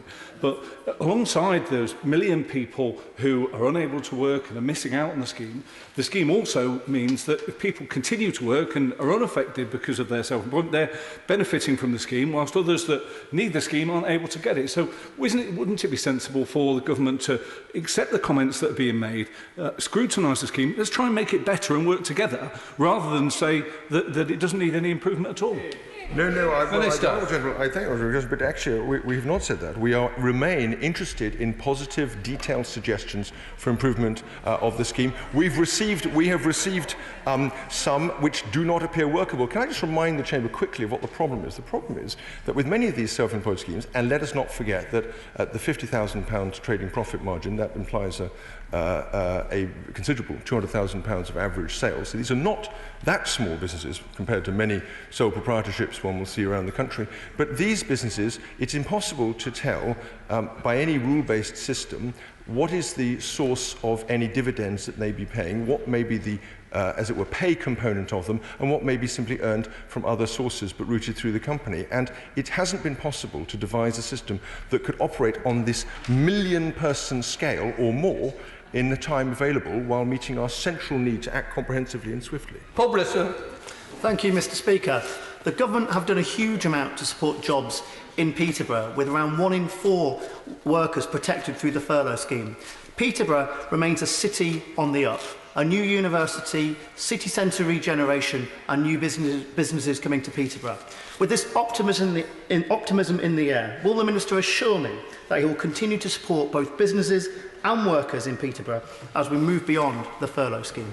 Well, I thank my honourable friend, and I can of course give him that assurance. I would say I suspect there is not a member of this House who, if they look down those lists, will not see the positive benefit of the CJRS and the SEISS in support of employed people on furlough and self-employed people in their constituencies. And I think that's a tremendous thing we could all be proud of. Dr. Rupahal. Thank you, Mr. Speaker. And as a Labour member of the class of 2015, can I also add my remarks about Joe Cox, much missed, murdered in cold blood, doing an advice surgery, which we all do every week in normal times. I must say I'm disappointed by the Minister's response. I wrote to the Chancellor on the 24th of April, identifying a number of holes in his safety nets, including brand new start-ups, people on dividend pay, and the forgotten freelancers in the arts. I've had a makeup artist and a BBC contractor write to me in the last couple of days. Initially, he was thought eligible for furlough pay, but now, as he's not an employee per se, he can't have it, and also he's got too many savings to get universal credit. Not a sausage back, Mr. Speaker, no reply. Does he not agree with the OECD's analysis that with these overly ungenerous levels of social security support, he's just storing up productivity problems and record unemployment for further ahead? Minister. I'm very surprised the Honourable Lady should say that. As far as I recall, she and I have been on 2 telephone conversations with colleagues at which we have discussed in detail the strengths and weaknesses and the potential to improve both the self-employed scheme and the job scheme. So I don't recognise the approach, the view that she takes at all. I would also say this, that it's in the nature of these schemes that they seek to be as comprehensive and as swift as possible, and that was exactly, I think I recall, the language used by the OECD in describing the government's response. David Underhill. Thank you, Mr. Speaker. Scotland has benefited from the broad shoulders of the United Kingdom with well over £10 billion of resources coming to Scotland to help fight this pandemic, from the furlough scheme to Barnett consequentials. So will the Minister commit to continue a UK-wide approach in tackling the pandemic, which will have to recognise that different parts of the United Kingdom will see recovery on different timescales, and of course will see different sectors needing different levels of support? Well, of course, my right honourable friend is right. I don't think anyone, and no one, I defer to no one in my admiration of Scotland as a country and its history and people. It is true that in this crisis, as in the crisis of 2007-8, there has been enormous benefit to Scotland from being embedded within a wider union where the collective security and financial strength of all could be drawn on. In the case of Scotland, in the self-employment scheme alone, it has 146,000 claims we now see, and on the job scheme, some 628,000 claims, and that amounts to an enormous package of UK government support for people in Scotland. I'm very proud of that. Drew Hendry. Thank you, Mr. Speaker. With over 600,000 jobs lost between March and May, it would be nothing short of a social catastrophe to end the furlough scheme before businesses start rehiring. France and Germany are continuing their support for as long as it takes. With his government denying Scotland the borrowing powers to take our own action that even councils have, can he now see why Scots are concluding that Britain is not working and support for independence continues to rise and rise? Well, I don't think Scots are concluding that at all. I think any rational person looking at the position would understand that Scotland had been immensely strengthened by its relationship with and its position within the United Kingdom, and rightly so, because of the tens, indeed hundreds of thousands of people who have been supported. He's absolutely right that there is a serious concern about the economic effects of the pandemic, but it is a concern, as the OECD and others have recognised, that we are squarely meeting, and Scotland has been a huge beneficiary, and I'm sure will continue to be of that. Greg Davies. Speaker, can I thank the Minister and all of his colleagues for protecting 13,400 furloughed jobs in my constituency, as well as the £27 million in grant funding to 2,261 businesses. Does he agree with me that the best way of getting the Lincolnshire economy back on track is to reopen as many businesses as quickly and as safely as possible? Minister. Of course, he's absolutely right. The whole point of the strategy we have adopted is to cushion the immediate shock, protect the vulnerable, and then move as swiftly and safely as we can towards economic growth. As he says, we need businesses flourishing, functioning, and working together as effectively as possible. The quicker we get that, the more we can support people back into jobs, and the tailored approach we've taken is designed to help them do that. 17 withdrawn, 18 David Johnson. Thank you, Mr. Speaker. Does my right honourable friend agree that one thing all members of the House could do is encourage their constituents to support the local independent businesses that we have in Wantage and Didcot and everywhere else in the country to give them the best chance of survival? Well, of course I agree with him on that, and one of the great sadnesses of this has been the extent to which it's often the smallest and most local businesses, the most independent, that are most adversely affected by the coronavirus. As he will know, between the job retention scheme, the bounce-back loans, and the reliefs that we've given, the tax exemptions we've given a huge amount of support in that area, and we will continue to try to do what we can to support it. Thank you, Mr. Speaker. Mr. Speaker, in my constituency, around 25% of the population aged 16 to 64 are being furloughed or receiving universal credit, and then additional support for people on the self-employment scheme takes it to probably about 30%. So we recognise the scale of the government's intervention. But there are many freelancers who've been on short-term paid contracts or on different ways of working in freelance, in their freelance industries, that are not getting a penny. And many of these have a strong and detailed track record with HMRC. So the reverse engineering that took place with the main scheme could be applied to them. The Minister has repeatedly keeps talking about the generosity of the scheme, suggesting no shift. Can he be categoric now and tell us, is there any hope for these forgotten freelancers? Minister. What I have said is simply that international bodies and national bodies have recognised the comprehensiveness and the relative generosity of our schemes, and they have done that. So that's the fact of the matter. The point she raises, of course, is one that we continue to reflect on. As I have said, we take this very seriously. We want to support all sections of the economy, including self-employed people who have not been able to qualify. There are, of course, other ways in which they may be able to qualify for support within this wide package of support that we've given, but the self-employment scheme at the moment is not one in some cases which they're able to use, and that is something we'll continue to reflect on. Thank you, Mr. Speaker. Latest figures show almost 9 million jobs have been furloughed, including 12,500 in my own constituency. Jobs that would have undoubtedly have been lost. As we begin to rebuild and reopen our economy, can my right honourable friend assure me that he will continue to support both businesses and workers as they transition away from government schemes? Minister. Well, I thank my honourable friend. As he has pointed out, we are working very hard to protect people in employment. That is what the latest numbers recognise with the employment number as opposed to the unemployment number. But we must be realistic about this. We're in the middle of a pandemic crisis, and there will be further losses. We have to understand that. The key thing is to make sure that we are as robust and as energetic and as inclusive as we possibly can be in supporting people in employment and in supporting them back into employment when they come out of the jobs market. Jim Shannon. Mr. Speaker, first of all, thank the Minister very much for his help in many issues that were brought to his attention, and thank him for that. Will the Financial Secretary further outline what steps have been taken to mitigate the scale of redundancies in manufacturing, with special reference to Bombardier and the aerospace industry? And will the Minister agree to meet with the working group to discuss how this viable industry, made up of many local businesses and suppliers, such as my own Bombardier and my own constituency of Strangford, to save thousands of jobs in the UK in the long term? Minister. Well, I fully recognise the strategic importance of Bombardier in his constituency and indeed in Northern Ireland. I have visited them myself there, and that's well understood.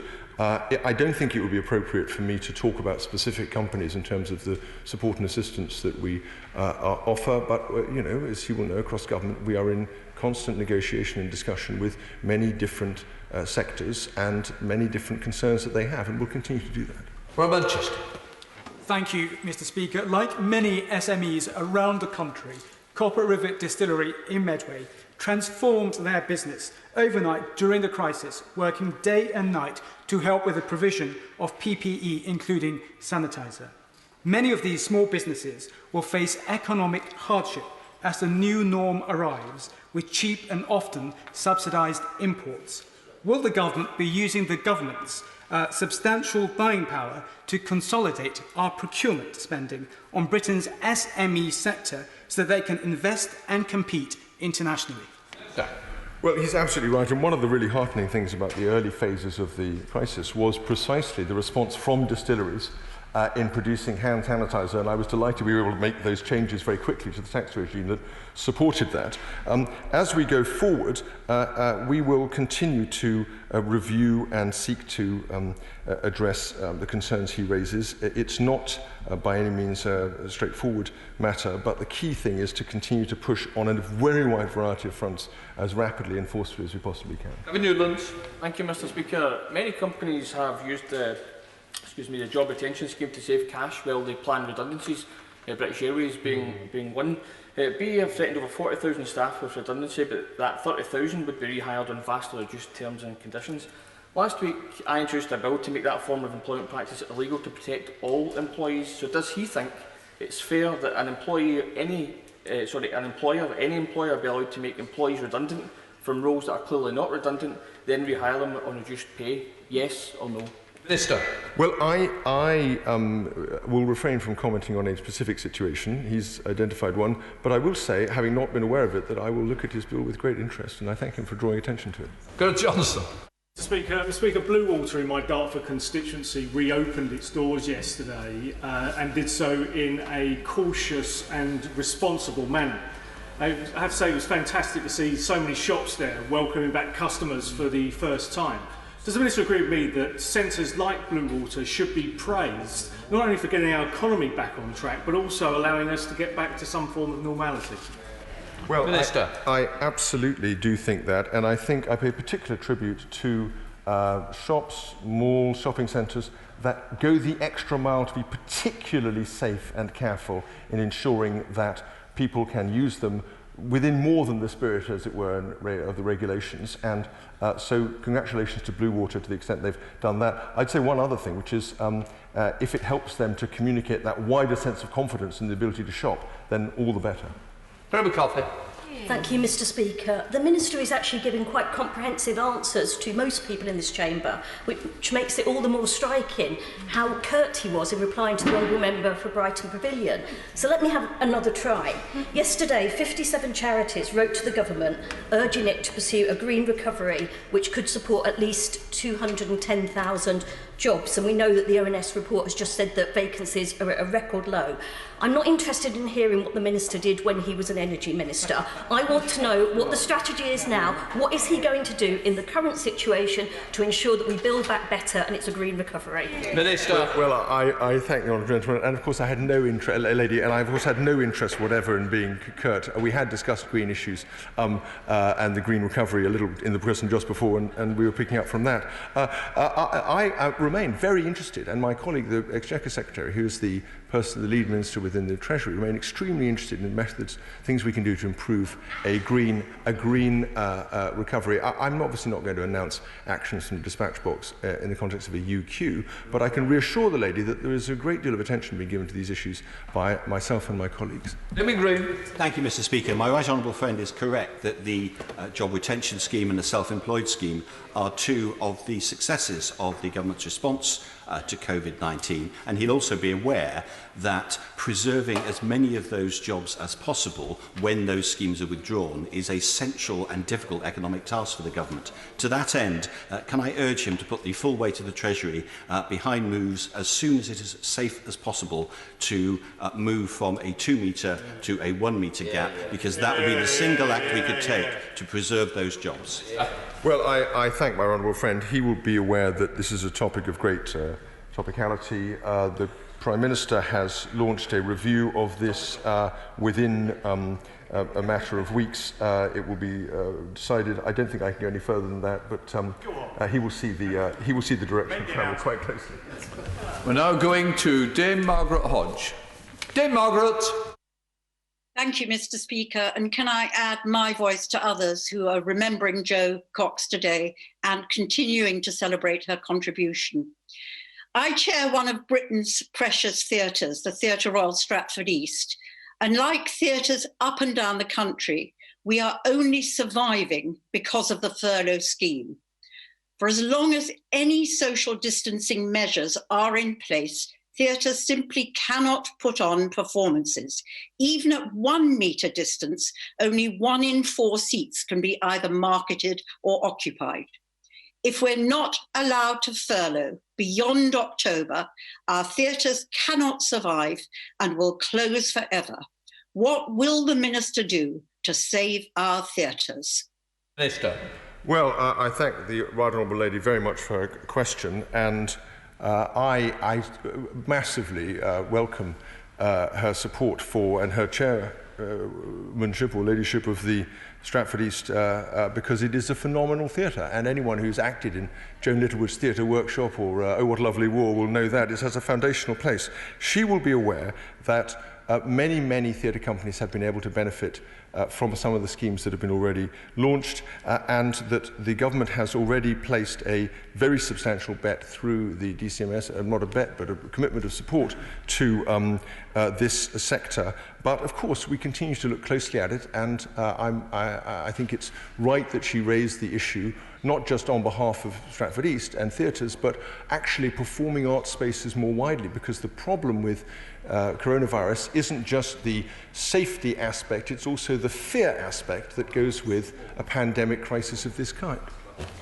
We now come to Douglas Ross. Thank you, Mr Speaker. Because of the UK Government support, 11,700 jobs in Murray were furloughed and 2,600 self-employed benefited from a share of £7.8 million. However, a Scottish Government report has identified Murray as the area in Scotland potentially at risk of the highest number of job losses following this pandemic. So can the Minister outline what the UK Government will do with the Scottish Government to help businesses and individuals in Murray in the weeks and months ahead? Minister. Well, I thank the Lord Gentleman very much for his intervention. As he will be aware, we've always taken Murray very seriously. We have significantly invested in the whole oil and gas sector, from which it's a massive beneficiary. We've supported the City of Aberdeen. We have been very engaged indeed. We will continue to look at the sectoral and the geographical impacts of pandemic, but I'm very pleased and grateful to him for highlighting the enormous impact in his own constituency of the work we've done so far. Thank you, Mr Speaker. We remember our dear friend Jo Cox today and deeply miss her voice in this House, a powerful voice for those who desperately need our support. Mr Speaker, can the Minister today commit urgently to support the 1 million people who have fallen through the gaps of provision? The provision the government has made is welcome, but we need a focus and commitment to support the new starters, the self-employed and the freelancers as identified by the Treasury Select Committee, and we need a commitment today. Secondly, with the spectre of 9 million unemployed, facing unemployment and 1 million young people in that group, what assessment has the Minister made of the number of additional jobs that are likely to be lost, with employers being required to pay 20% of employees' wages? Minister. Well, we think, in response to the latter point, that a graduated return to employers paying for their own staff and being subject to usual, as it were, economic laws of supply and demand is an essential precondition for a proper economic recovery and for, therefore, the sustainability of not just jobs but the economy as a whole. In regards to the wider issues, it would be absurd for me to offer any response to a dispatch box to a Treasury Select Committee report that was filed yesterday. But we will look, as I've said to the Chairman, very carefully at and also at the issues that it raises. Virginia Crosby. Thank you, Mr Speaker. I would like to thank the Jo Cox Foundation for all they do. My constituency of Arnismorn is dependent on tourism and hospitality, and this sector was the first to be hit by the crisis and is likely to be the last to open up. Will the Minister confirm that his department are looking at new additional measures to support businesses like Church Bay Cottages and Catch 22, who work so hard to support their community at this exceptional time? Well, I thank the Honourable Lady for bringing to the House's attention and mind the delights of Arnismorn, and I thank her for that. I would say this, and of course, you know, as a Herefordian, I'm as acutely aware of the importance of tourism to our many of our most beautiful areas as she is. But I would also say that we continue to look at these sectoral inputs as I've described. In fact, as she will be aware, tourism, hospitality, leisure have already received a quite substantial amount of additional support from the government, and we continue to keep the situation under review. Heading to Scotland with Jamie Stone. Jamie Stone. Good afternoon, Mr. Speaker. Really further to the previous question, when the Highland tourism industry does eventually open, it's unlikely that an awful lot of businesses will make enough money to see them through the dark winter months. So in the spirit of the previous answer, I wonder if the Minister would agree with me that it would be helpful to have a meeting to discuss how the furlough scheme and other support schemes could be fine-tuned and tweaked to make sure these businesses survive. Correct. Prevent this by capping the number of employees who can be furloughed. Wouldn't it make more sense instead to cap the number of hours or the total cost to the Treasury for each firm? Well, I thank the right honourable member for his question, and let me reflect upon it. We'll try again with Jamie Stone. Jamie. Thank you, Mr. Speaker. Further to the previous question, when the Highland tourism industry does reopen, it's likely that very few businesses will make enough money to see them through the dark winter months. In the spirit of the Minister's answers, I wonder if you'd be kind enough to agree to meet with me and to discuss how the furlough scheme and other support schemes could be fine-tuned to make sure that these businesses do survive through to next year. Minister. Well, I thank the honourable gentleman, and nothing could silence his voice, and I'm glad to be able to hear his question. I would be very happy to talk to the honourable gentleman. I suspect there is many hundreds of miles between us, but I'll make sure that we find some way to talk to each other. Thank you, Mr. Speaker. The Minister, I must congratulate him. He's got through the entire UQ without making a single commitment, although he's made many observations. I look forward as a member of the Treasury Select Committee to having the government's formal response to our report on the million people that are currently missing out on the government's schemes.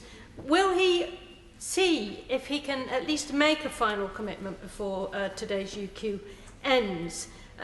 What is he doing as a Treasury Minister to ensure that as we move from the acute stage of the pandemic through to furlough schemes beginning to end, that the furlough scheme doesn't get remembered as a waiting room for unemployment, rather than the scheme that it should have been, a job-saving scheme? Minister.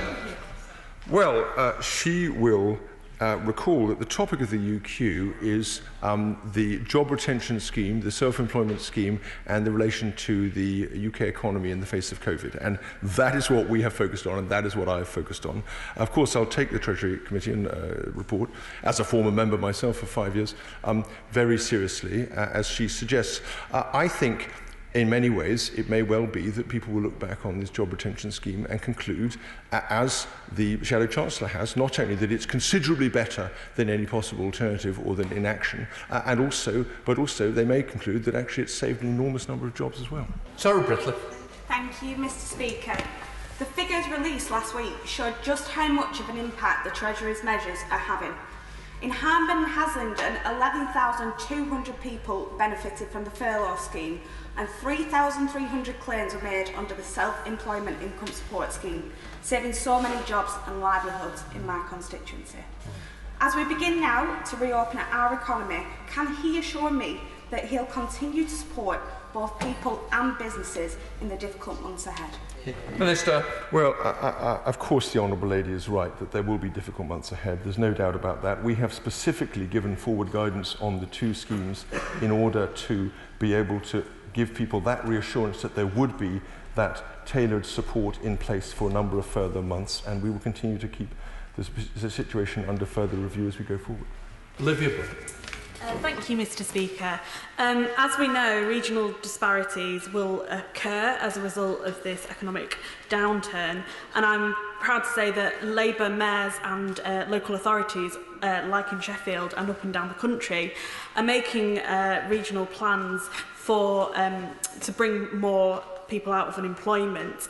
They won't be able to deliver this if they don't have sufficient powers and resources in order to do that. Can I ask, has the Minister met with local authority leaders, and will he make these powers and resources available?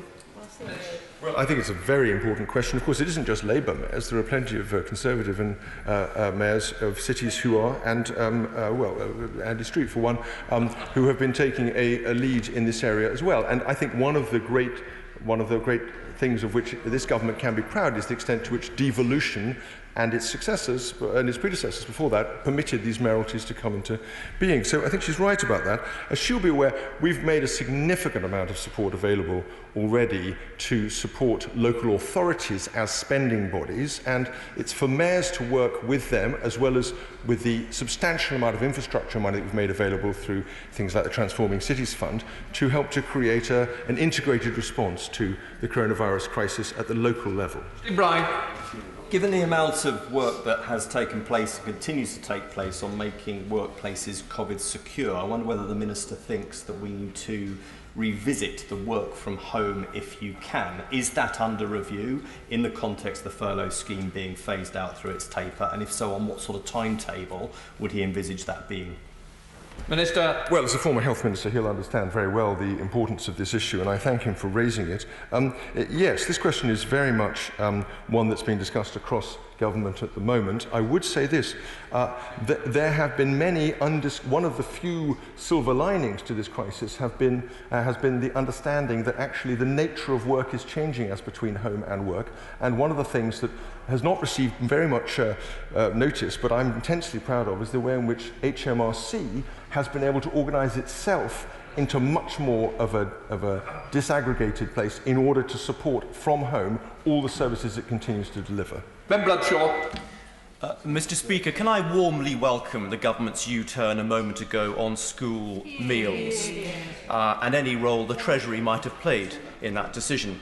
Given its devastating impact on jobs, the wider economy and indeed Treasury receipts, and as the rest of Europe is opening up, could we have a U-turn, please, on the government's ridiculous quarantine policy? Minister. Well, I'm afraid I'm not qualified to comment on the ridiculousness or no of the quarantine policy. It remains in place in order to protect people, and it will be for colleagues to make a decision about that in due course. Mr. Speaker, under this government we have record numbers of women in work in our country, and under the lockdown around 140,000 women will have become pregnant, maybe more. We're already hearing some businesses are routinely making pregnant women redundant despite the law and despite the furloughing scheme. What message does the Treasury have today for those businesses? Well, clearly that is an abhorrent practice, and she's right to highlight it if it's and to the extent that it's going on, and as she says, it is illegal. I am very proud from a government standpoint of the support that we've given to women, as she has said, including through national living wage and many other matters, and I'm also pleased that we've been able to make sure that the structure of the job scheme goes over enough years to make sure that any impact on maternity is mitigated so that those women are not affected, or as little as possible, by the decisions they may have made for good families. Mr. Speaker, the economic outlook is predicted to be 10 times worse than the 2008 global financial crash. And we all know in this House the devastating impact that the 2008 crash had. This was 10 times worse, potentially. What urgent measures can be taken to protect people in the creative sector, thousands of whom have been in touch with me as the member for Hornsey and Wood Green, desperate to save themselves from penury in the coming months? Well, we don't know how much worse, if worse it is, for over what period of time it will be than the 2007-8 crash. We can be more precise about the causation, because the crash was caused by over-leverage in the banking sector, followed by, so the UK was hit harder by the crisis than other countries as a result. That was a result of government inaction. But the position of people in the creative sectors we have touched on. I not much more I can add in the time available, but I'm very supportive of the situation and we are trying to assist them. Thank you, Mr. Speaker. The Transport Select Committee's report on aviation has noted that British Airways is looking to make almost a third of its workforce redundant, whilst taking the furlough, the jobs retention scheme, for over half of its employees. At the same time, looking to invest £1 billion in a new airline. would the Minister consider changing the job retention scheme so that companies can't behave in this manner and rip off the taxpayer at the same time? Minister. My honourable friend will know that I can't possibly comment on any specific circumstances, but I recognise and the work he's done in putting it so squarely in the public mind.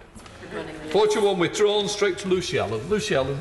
Mr. Speaker, I would like to thank the Treasury team for their incredibly agile and decisive support given to workers and businesses during this pandemic, and across my constituency we are very, very grateful. As part of the transition to the new COVID economy, will the Minister consider supporting a network of innovative technology accelerators, both in Telford and across the country, to create jobs, new start-ups, and will he meet with me to discuss this further? Well, I'm very interested in the suggestion that she makes. It's not squarely a Treasury matter, it's more an industrial strategy and Bayes matter, but I'd be delighted to meet with the Honourable Lady on the topic. Now go over to Stella Creasy. Stella Creasy.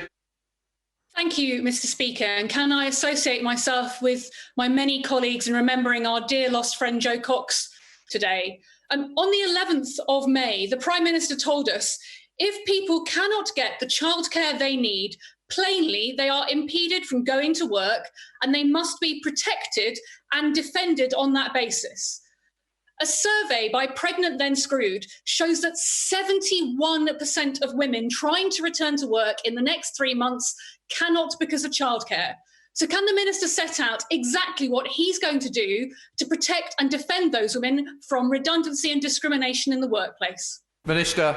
Well, I thank the Honourable Lady very much for her question. I haven't seen the survey that she describes, but I will look at it and discuss it with the Equalities Minister, my colleague, the Exchequer Secretary. I think, of course, there can be no shying away from this issue, and if it is as she describes, then we'll look very closely at it. I thank her for that.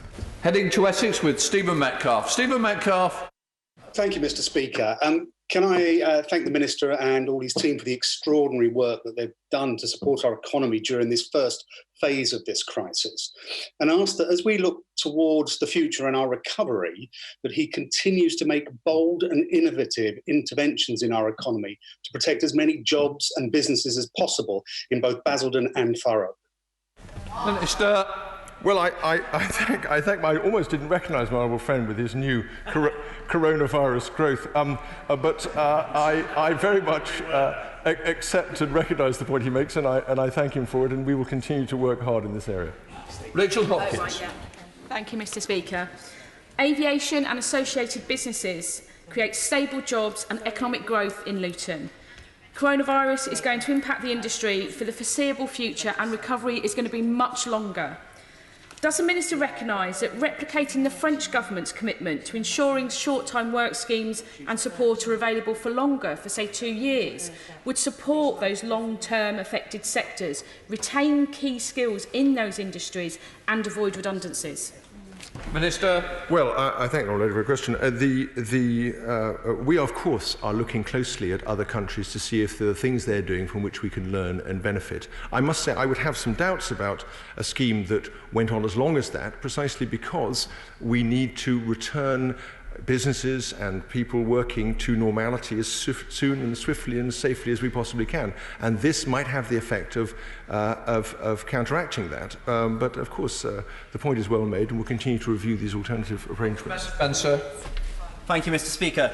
Many of my constituents, such as those working in the creative industries, navigate between self-employment or PAYE, working yet not qualifying for either scheme. Now, given that we're extending our support schemes, will the Minister look into how we can support those who, due to nimble working practices as part of a flexible workforce, miss out on both schemes? Minister. Well, I thank my honourable friend for that. I do recognise that there are some people in that situation, and it's very unfortunate that they may not be able to qualify for each scheme. I mean, to be clear, that would mean they could not have been on a PAYE scheme within the past 3 years as described by the rules, or indeed qualify under the self-employment scheme because for other reasons. But we take the point he makes. We've discussed them in detail. I've explained to the House again in some detail why it's hard to help to reach those people, but we continue to look at that very closely. We're heading up to Greater Manchester with Andrew Gwynn. Andrew Gwynn. Thank you. Today's unemployment data shows 11,400 across Denton and Reddish are furloughed.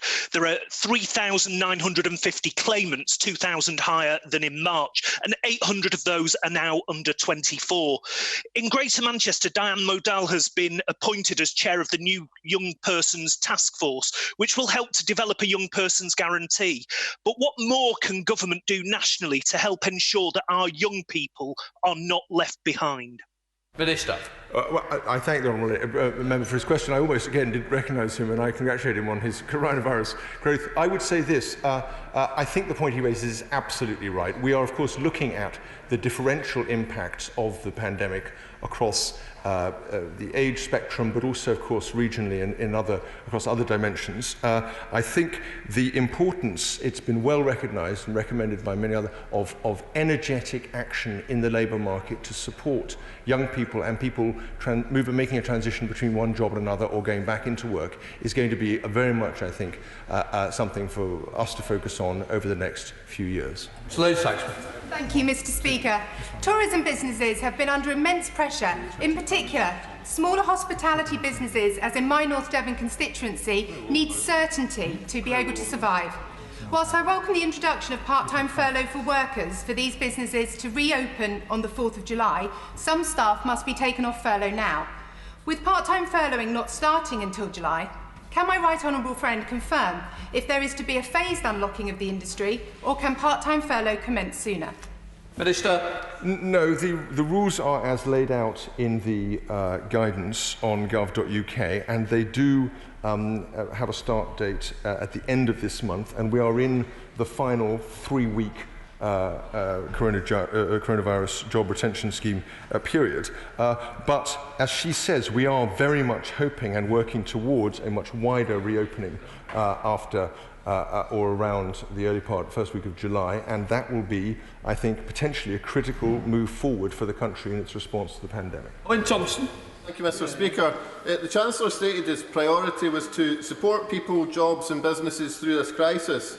Yet businesses are on a financial cliff edge. Given today's employment and vacancy rates and the OECD prediction that the UK is likely to suffer one of the worst slumps in the developed world, does the Minister share my concern that ending support schemes too early will simply push many off a precipice? Minister. Well, of course, we want to be sure that there's a phased return to normality. That's what the delay and the extension of the two schemes is designed to do. So we recognise that concern. I would also remind him that the OECD has predicted the strongest bounce back for this country, and that may well be and continue to be because of the extremely flexible labour markets that we have, and I hope that we'll continue to benefit from those as we come out of this dreadful current situation. Final question, Laura. Thank you, Mr. Speaker. I'm sure the whole House welcomed the remarkably stable unemployment figures this morning, testament to the huge amount of support that's come in from the Treasury to retaining employment. Can I urge my right honourable friend to put the same amount of effort into creating jobs in the recovery, including encouraging inward investment and tech hubs, including some in Sevenoaks? Minister. Tech hubs in Sevenoaks are my regular reflection. I thank the Honourable Lady very much for her question. No, of course, she's absolutely right. As we think about a more sustainable, greener, more productive economy, we need to be thinking about how our whole industrial strategy and posture will change. And I have no doubt it will involve continued investment and support for technology in all its manifestations across the UK.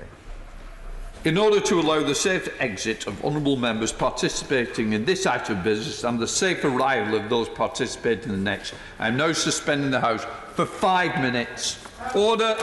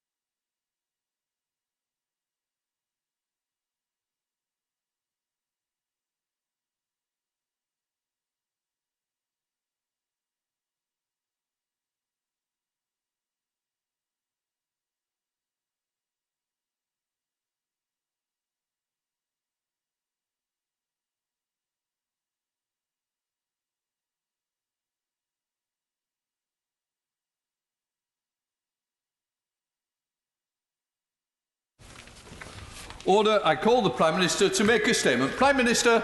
Mr. Speaker, thank you very much. Before I begin, I'm sure the whole House will join me in paying tribute to the memory of Jo Cox, who was cruelly murdered 4 years ago today.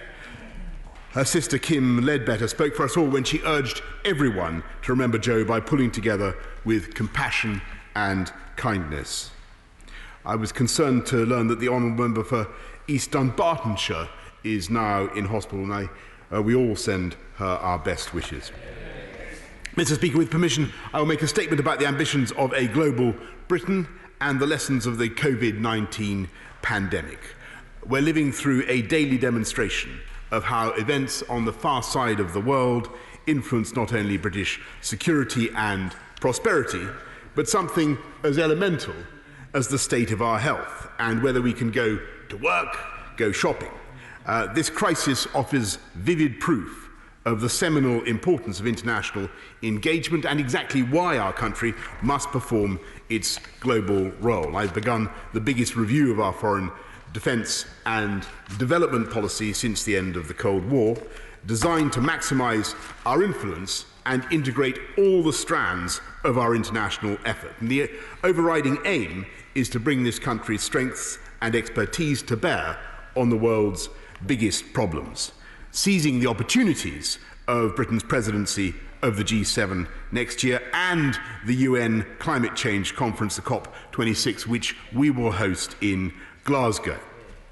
The UK possesses the third biggest aid budget and diplomatic network in the world, and we owe it to our people to make best use of these assets, which scarcely any of our peers can match. The British taxpayer has a right to expect that we will achieve the maximum value for every pound that we spend. And one cardinal lesson of the pandemic is that distinctions between diplomacy and overseas development are artificial and outdated. For instance, to protect ourselves against another calamity, the UK will need to work alongside our friends to strengthen international bodies like the World Health Organization and help vulnerable countries to improve their health systems and achieve greater resilience.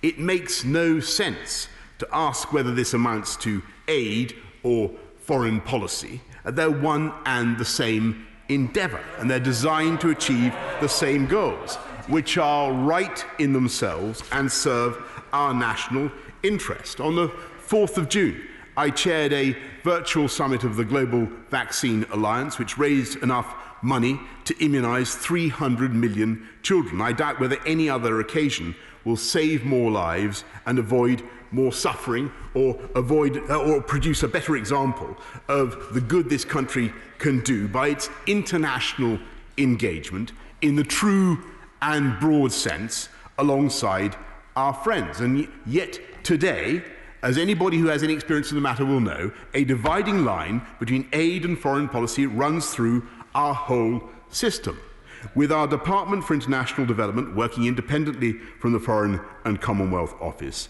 and our aid budget parcelled out between different arms of Whitehall. DFID outspends the Foreign Office more than 4 times over, and yet no single decision maker in either department is able to unite our efforts or take a comprehensive overview. We give as much aid to Zambia as we do to Ukraine, though the latter is vital for European security. We give 10 times as much aid to Tanzania as we do to the 6 countries of the Western Balkans, who are acutely vulnerable to Russian meddling. And regardless of the merits of these decisions, no single department is currently empowered to judge whether they make sense or not. No single department is empowered to judge whether they make sense or not. And so we tolerate an inherent risk of our left and right hands working independently. Faced with this crisis today and the opportunities that lie ahead, we have a responsibility to ask whether our current arrangements, dating back to 1997, still maximise British influence. Those well-intentioned decisions of 23 years ago were right for their time. They paved the way for Britain to meet the UN target of spending 0.7% of national income on aid, a goal that was achieved by the coalition government in 2013 and has been maintained. They went silent at that bit, didn't they? And has been maintained ever since, including this year, and which remains our commitment. Yet those judgments date from a relatively benign era when China's economy was still much smaller than Italy's, and the West was buoyed by victory in the Cold War. We must now strengthen our position in an intensely competitive world by making sensible changes. And so I have decided to merge DFID with the Foreign and Commonwealth Office, to create a new department, the Foreign, Commonwealth and Development Office. And this will unite our aid with our diplomacy and bring them together in our international effort. DFID has amassed world-class expertise, and all of its people can take pride in how they have helped to transform the lives of hundreds of millions of people across the world. To select but a few examples, they have striven to protect millions of children across the world from polio, which is now on the verge of global eradication.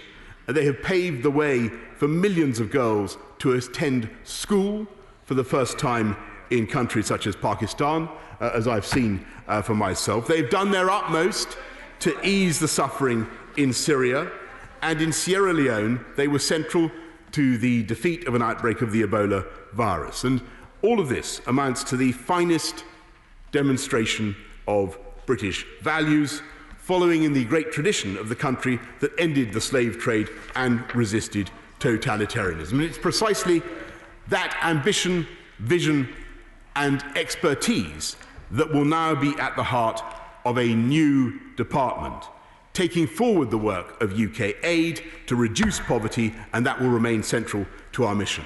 The Foreign Secretary will be empowered to decide which countries receive or cease to receive British aid, while delivering a single UK strategy for each country, overseen by the National Security Council, which I chair.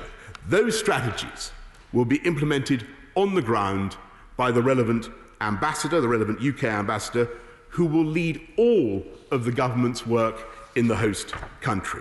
And in this, we are following the examples of Australia, Canada and New Zealand, all of whom run their development programmes from their foreign ministries.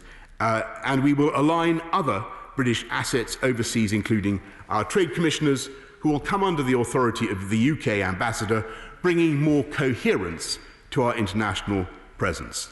Now, amid this pandemic, this House may ask whether this is the right moment to reorganise Whitehall, but I must say that in reality this crisis has already imposed fundamental changes on the way that we operate. And if there is one further lesson, it is that a whole-of-government approach, getting maximum value for the British taxpayer, is just as important abroad as it is at home. And so this is exactly the moment when we must mobilise every one of our national assets, including our aid budget and expertise, to safeguard British interests and values overseas.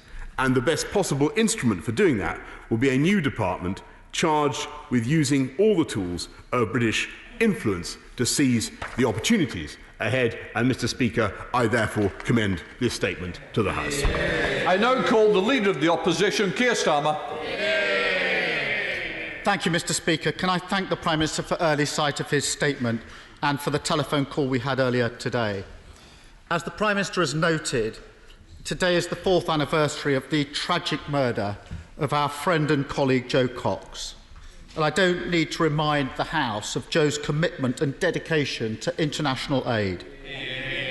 How highly she valued DFID as a power for good. And I'm sure the whole House will want to send best wishes to Jo's friends and family on this difficult day. Can I also join the Prime Minister in sending our heartfelt best wishes to the honourable member for East Dunbartonshire, to her friends, to her family and to her colleagues here and in Scotland. It must be very distressing. Mr. Speaker, we should see this statement for what it is: the tactics of pure distraction. Jo Cox would have seen right through this. A few hours ago, the ONS figures showed a fall of 600,000 people on the payroll. The economy contracted by 20% in April. And we could be on the verge of a return to mass unemployment, something we've not seen for a generation. We've also one of the highest death tolls from COVID-19 in the world. At least 41,700 deaths, and likely to be far greater than that. And in the last hour, the government has U-turned on free school meals. Can I put on record my thanks to Marcus Rashford for the part that he has played on this issue and the victory for the 1.3 million children affected. Mr. Speaker, this statement is intended to deflect attention from all of that. And can I assure the Prime Minister it will not work? The Prime Minister spoke about global Britain. I want to take that head on. I passionately believe in Britain. I'm proud of this country. I want to see it playing a leading global role again, a role we frankly haven't played in the last decade. I want to see Britain as a moral force for good in the world, a force for global justice and cooperation, leading the world on global security, leading the global search for a vaccine, leading the global fight against poverty, climate change and gender inequality. We don't achieve that by abolishing one of the best performing and most important departments. A department that's done so much to tackle poverty and injustice. Labour created DFID, and I'm proud of that. And until now, there's been a cross-party consensus about DFID. As the Right Honourable Member for Sutton Coldfield, the former Secretary of State for International Development, said last year, DFID is the most effective and respected engine of development anywhere in the world and a huge soft power asset for Britain. Today, he said, in relation to the Prime Minister's announcement, that it would, in his words, at a stroke, destroy a key aspect of global Britain. His words. I myself have worked with both the FCO and DFID across the world on rule of law projects and anti-corruption projects. I've seen firsthand the value of its work globally. The Prime Minister says the 0.7% will not be eroded. He will understand our scepticism. So can he confirm, will the full DFID budget be ring-fenced in the new department? Will there be no loss of DFID staff numbers and expertise? And how much will this reorganisation cost in the middle of this crisis? Mr. Speaker, abolishing DFID diminishes Britain's place in the world. There is no rationale for making this statement today. The Prime Minister should stop these distractions and get on with the job of tackling the health and economic crisis we currently face. Thank you. Minister. Well, Mr. Speaker, if the right honourable gentleman does not want a statement in the House about an important Whitehall reform, then I think he's misrepresents the views of the House. It's very, very important that we should make these statements, and I'm very proud of what we are doing. Anybody who has any experience of the matter will know that at the moment, UK overseas does not. We are less than the sum of our parts.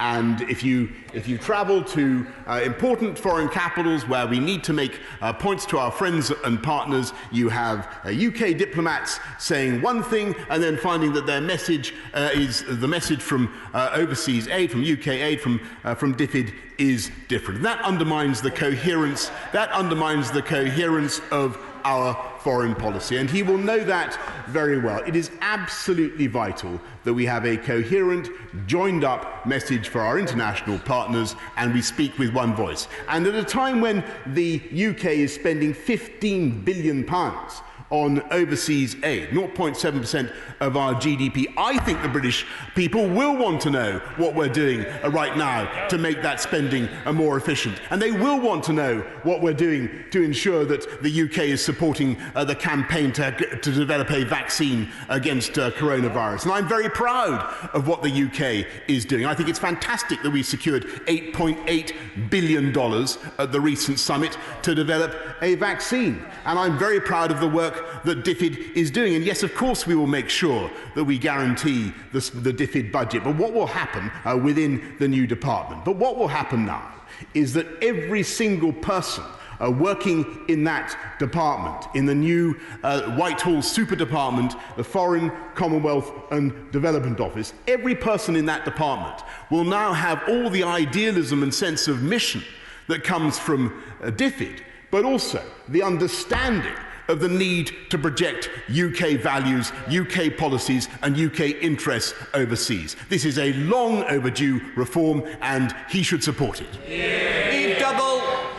Mr Speaker, I'd like to associate myself with the comments the Prime Minister made regarding Joe Cox and our colleague from East Dunbartonshire.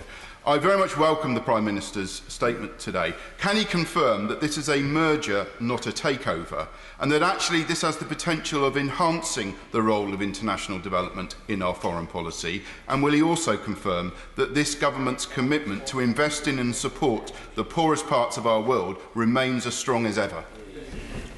Yes, it certainly does. And in fact, I'm grateful to my honourable friend. What is actually happening, of course, is that DFID and the FCO are now joining together to become a new Whitehall Super Department for International Affairs, which will be of huge benefit to our ability to project Britain's sense of mission about overseas aid. And it's, for too long, frankly, UK overseas aid has been treated as some giant cash point in the sky that arrives without any reference to UK interests or to the values that the UK wishes to express, or the priorities, diplomatic, political or commercial, of the government of the UK.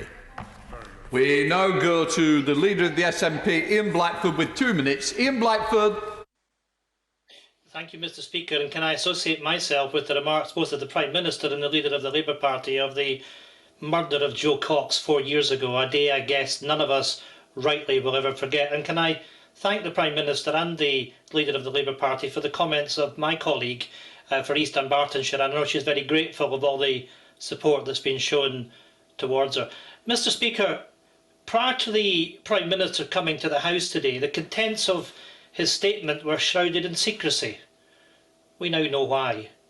Unfortunately, it is now crystal clear what is happening.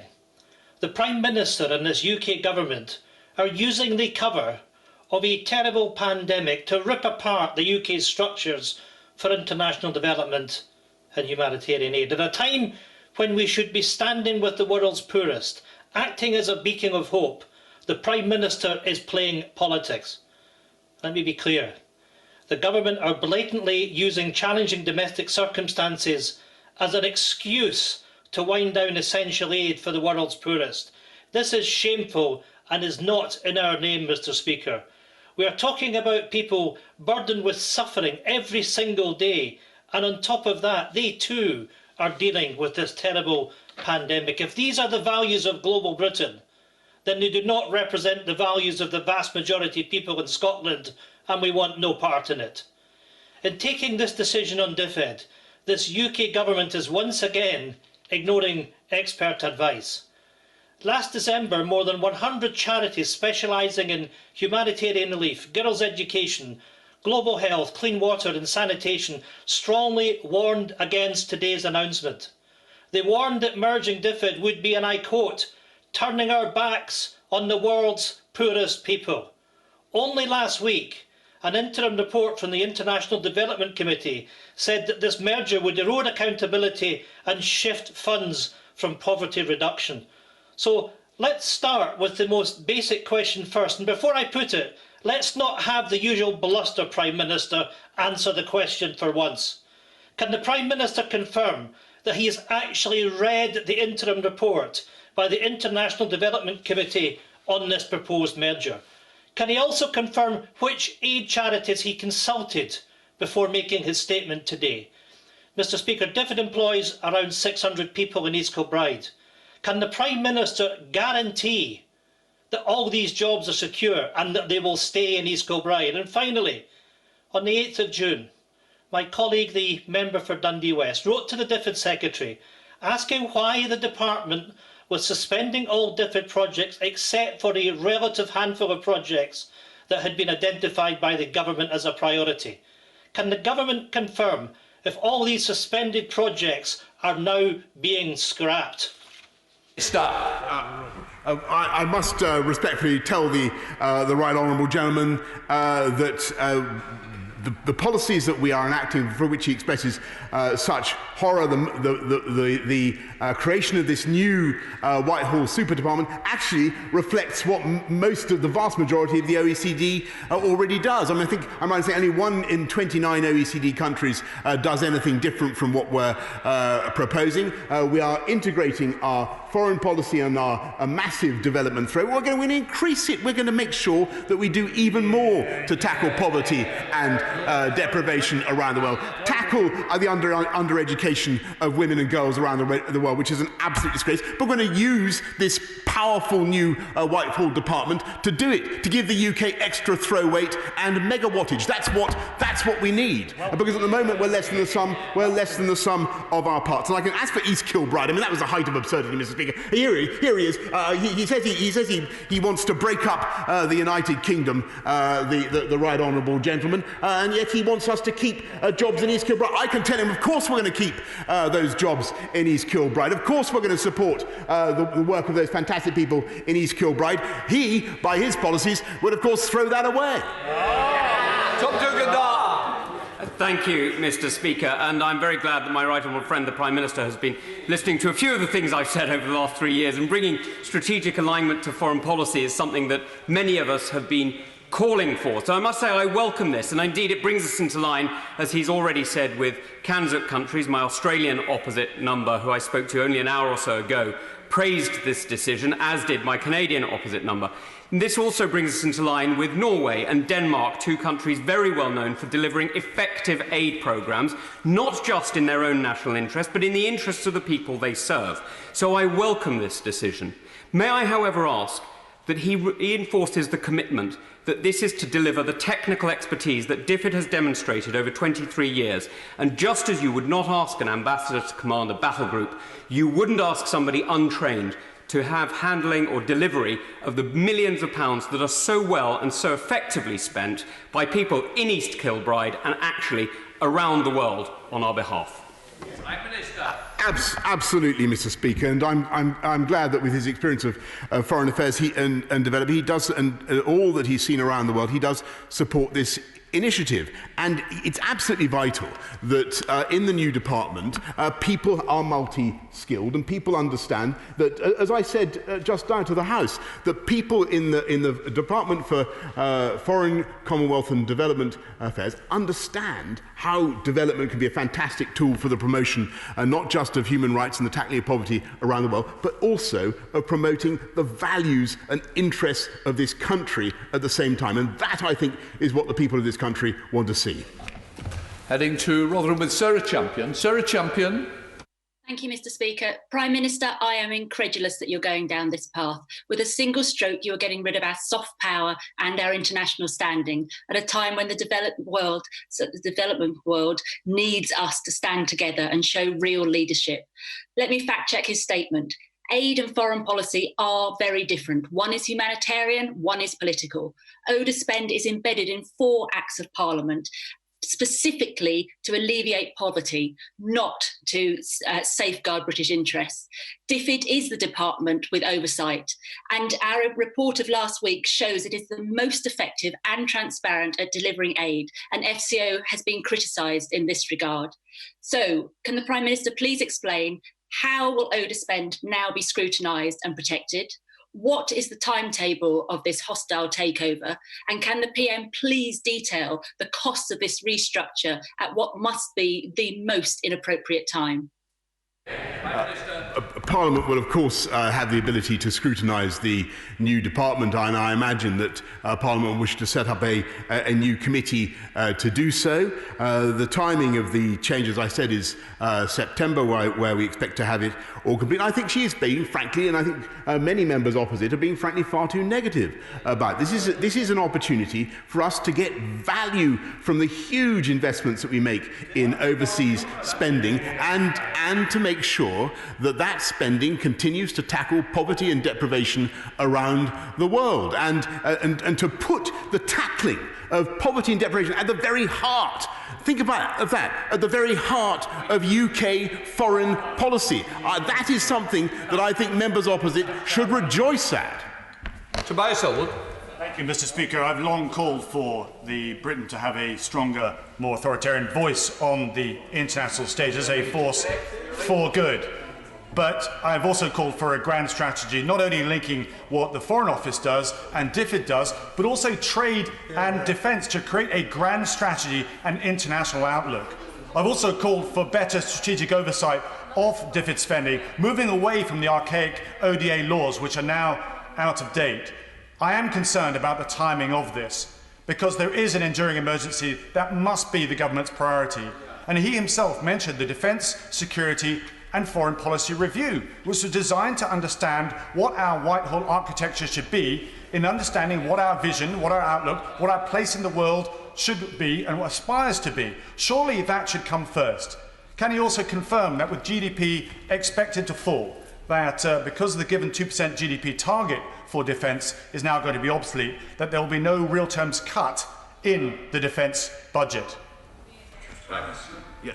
Mr. Speaker, I'm grateful to my honourable friend, and he and I have discussed these matters many times, and I think he's basically right, that we do need to have an integrated strategy, and we do need to have an integrated approach, and that's why this government has inaugurated the biggest, most fundamental integrated review of our foreign security and defence policy since the Cold War. And the reason we're having this discussion now is because we need to get going. And yes, absolutely right that we face a crisis now, but we also face a post-COVID world when the UK is going to need to be able to speak with one powerful voice on the international stage, in which our idealistic ambitions for development are wholly integrated with our views on foreign policy, and the UK will therefore speak all the more powerfully for that. This is the position adopted by the vast majority of countries in the OECD. As I say, I think all but one of 29 pursue this approach. It's the right reform at the right time. I believe the House should support it.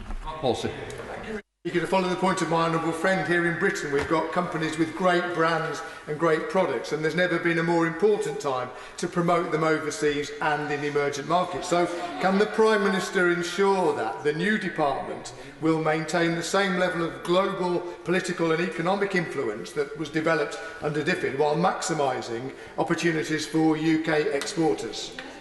Yes, I will, Mr. Speaker, and I think it's only fair that UK exporters and UK companies should get a proper hearing from this department, because I don't know about honourable members around the House, but many a time I've been asked why on earth such and such a water sanitising product or whatever it happened to be was not properly listened to, didn't get a chance for support from the UK ODA budget. Now, we want to have entirely fair procurement. We do not wish to see taxpayers' money being wasted, but it's also vital that where the UK can do great things around the world, whether in clean technology, zero carbon energy generation or whatever, it's vital that the UK producers should get a fair crack of the whip.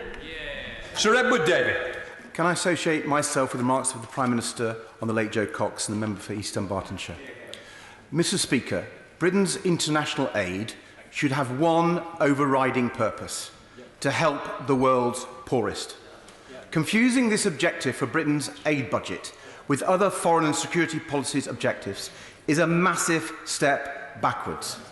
When the world's poorest are exposed to the worst pandemic for a century, why has the Prime Minister chosen this moment to step back from Britain's leadership in the fight against global poverty? Isn't the Leader of the Opposition right? This is an appalling version of distraction politics.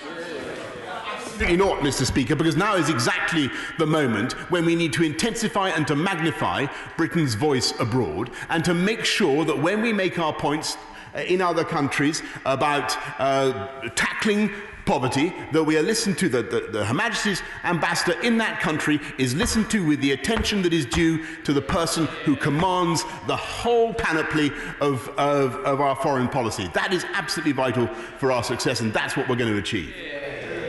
Alan Cairns. Madam Deputy Speaker. Can I congratulate my right honourable friend, the Prime Minister, on maintaining his reforming agenda? But can he reassure the House that this is an opportunity to drive the UK's interests globally and to protect the most vulnerable around the world? He mentioned the UK's presidency of the G7, but does he also agree that this is an opportunity to play leading roles in international organisations like the OECD, like the World Health Organization and the WTO and so on? Yes. Yes, indeed, Mr. Speaker. And as he knows, next year the UK takes up the chairmanship of the G7. We have the COP26 Climate Change Summit, and our voice in these proceedings will be greatly magnified by having a single powerful voice for the projection of the UK view overseas. This is a big step forward for global Britain. Sir Geoffrey Donaldson. Thank you, Madam Deputy Speaker. Northern Ireland wants to play its full part with the rest of the United Kingdom in promoting this country overseas, and we're proud of what the United Kingdom has done across the world. As Northern Ireland approaches its centenary next year, will the Prime Minister assure me that whether it is new free trade agreements, whether it is promoting the United Kingdom as a whole through our diplomatic missions, and indeed drawing on the expertise of people from Northern Ireland in providing UK aid overseas, that we will be able to play our full part in these new arrangements? Yes.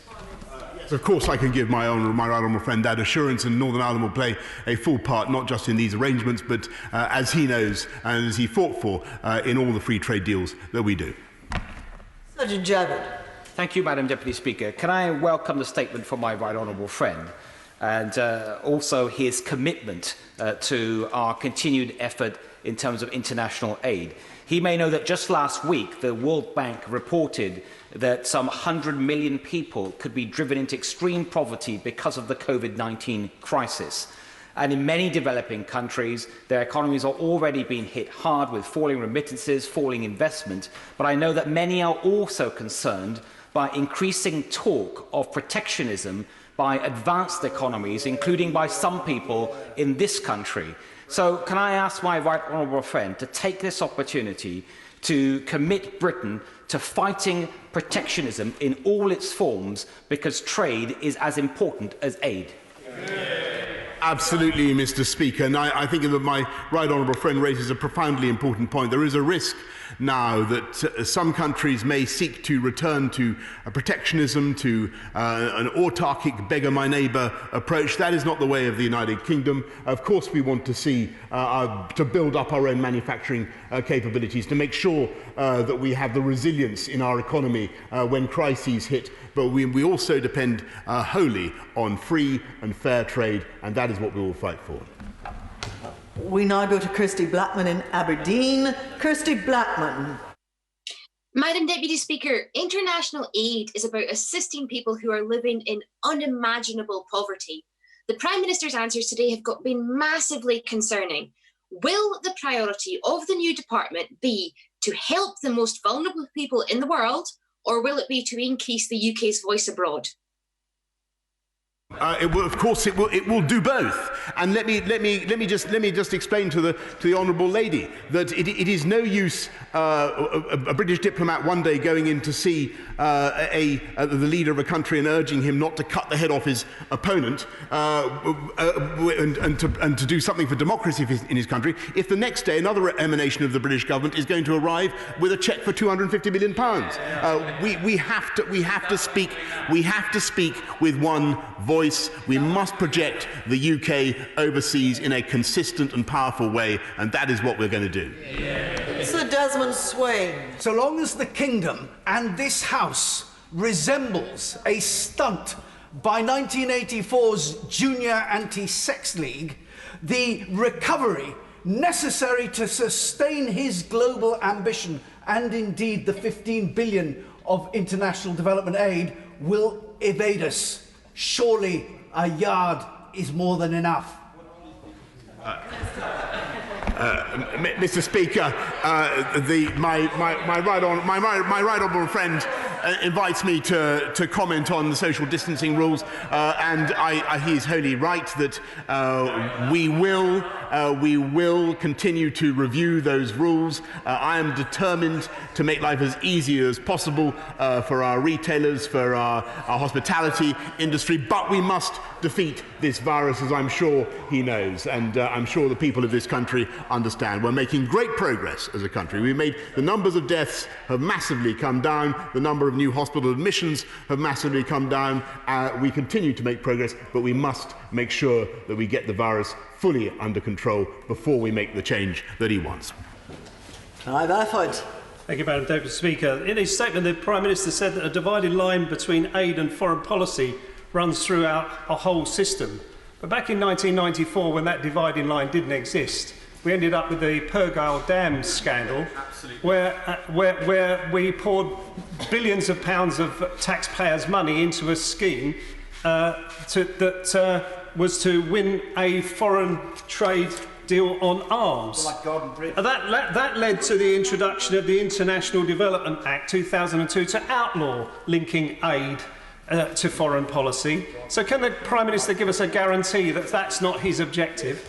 The honourable gentleman is entirely right, and there was a scandal involving the Pergyle Dam, and he and I remember it vividly, and it was wrong that huge sums were given in aid for a project that didn't have a good business case. But the International Development Act protects us from that kind of mistake and that kind of approach, and we will not take that approach. This is not, let me stress, this is not a return to the idea of tied aid. It's very important for the House to understand this is about coherence and projecting our mission abroad. It's about projecting the UK abroad.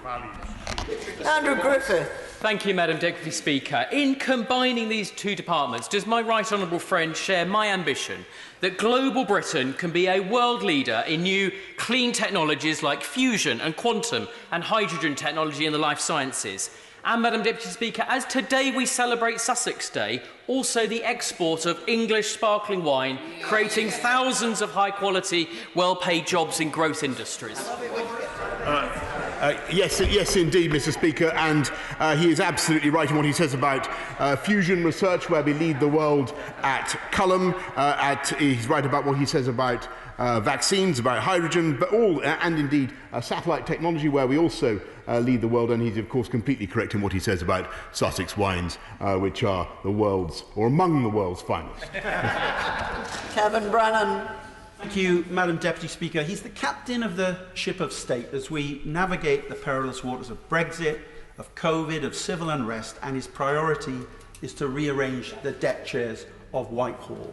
But if this really is a merger, presumably, if this really is I'll allow him to chunter and then I'll ask my question. If this really is a merger,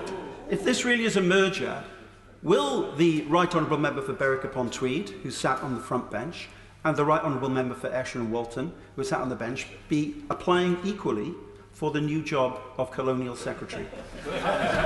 I'm not going. I think he spoke of the post of Colonial Secretary. I don't know quite what plan he's on.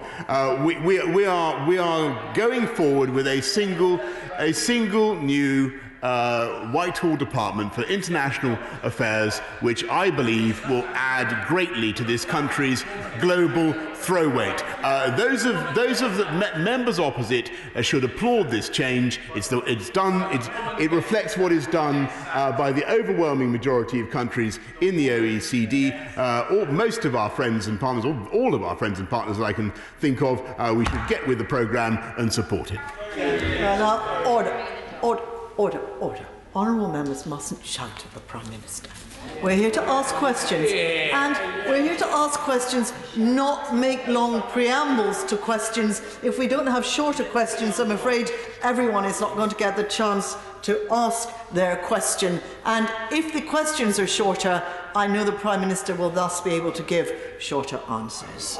Crispin Blunt. Thank you, Madam Deputy Speaker.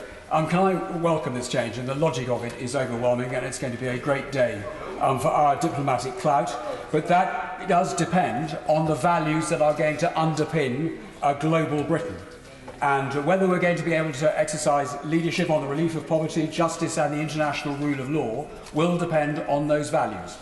and they are getting an immediate test in 2 weeks' time when our ally Israel is going to annex elements of the occupied Palestinian territories, a grave breach of international law, and surely we must try to divert them from that prospect with real sanctions if they breach international law.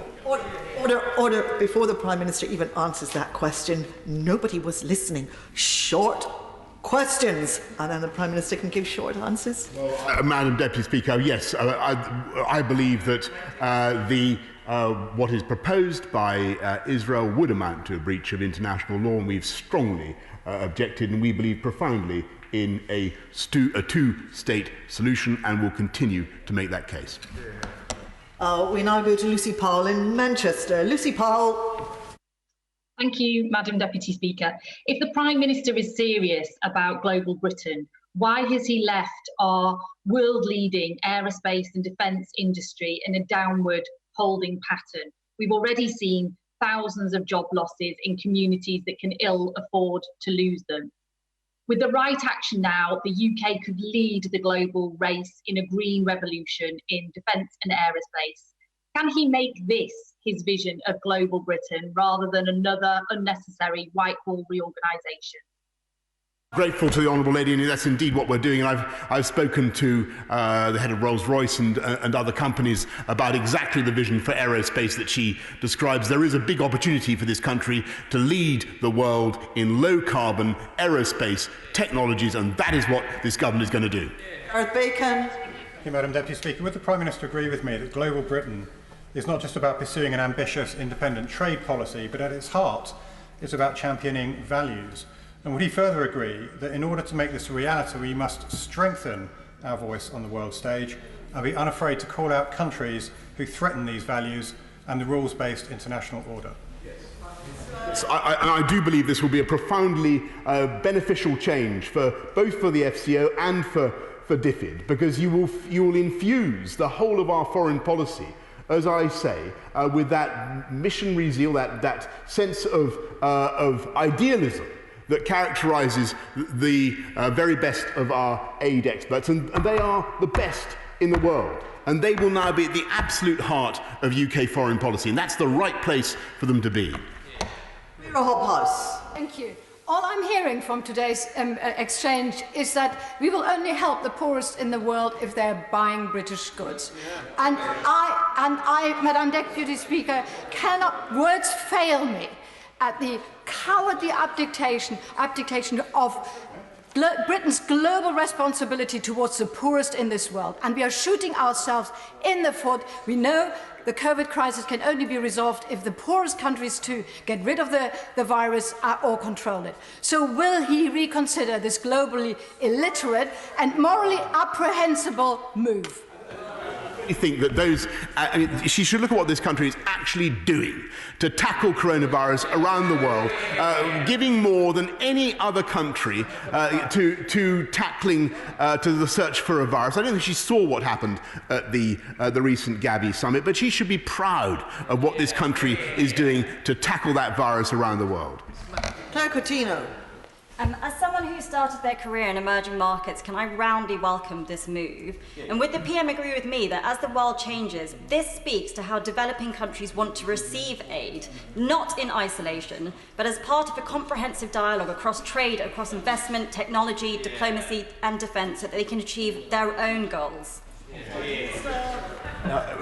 My honourable friend is entirely right, and I think that the confusion that you find in capitals of our partners around the world must end. They must understand that the UK government speaks with a single voice, has a powerful, clear message from a new international department that I think will do a power of good around the world. We already punch above our weight. This will help us to punch even harder. Would the Prime Minister agree that one of the areas for his missionary zeal for this department would be tackling corruption, which, if we can make progress there, would help the stability of regimes all around the world? Yes, indeed. And the UK leads the world in tackling corruption and money laundering. And once again, that agenda is going to have far more heft because of the integration of the two departments. Oi. Madam Deputy Speaker, it's hard to see this decision as anything but a populist stunt which flies in the face of what the coronavirus pandemic tells us, that we are all interconnected in this world. Can the Prime Minister tell the House what consultation the government has carried out with humanitarian and development experts as well as leading aid organisations before this decision was made? I can assure the honourable lady that there's been massive consultation over a long period of time, and it is my own personal and direct experience that the UK, although it does a fantastic job with development aid, could do even better if we had a powerful, single, integrated voice of the kind that I'm describing and that will bring into existence in September. Shelbrook. Thank you, Madam Deputy Speaker. Can I welcome my right honourable friend's decision days? He'll know the work I carried out with the Westminster Foundation for Democracy when I was the international chairman of the party.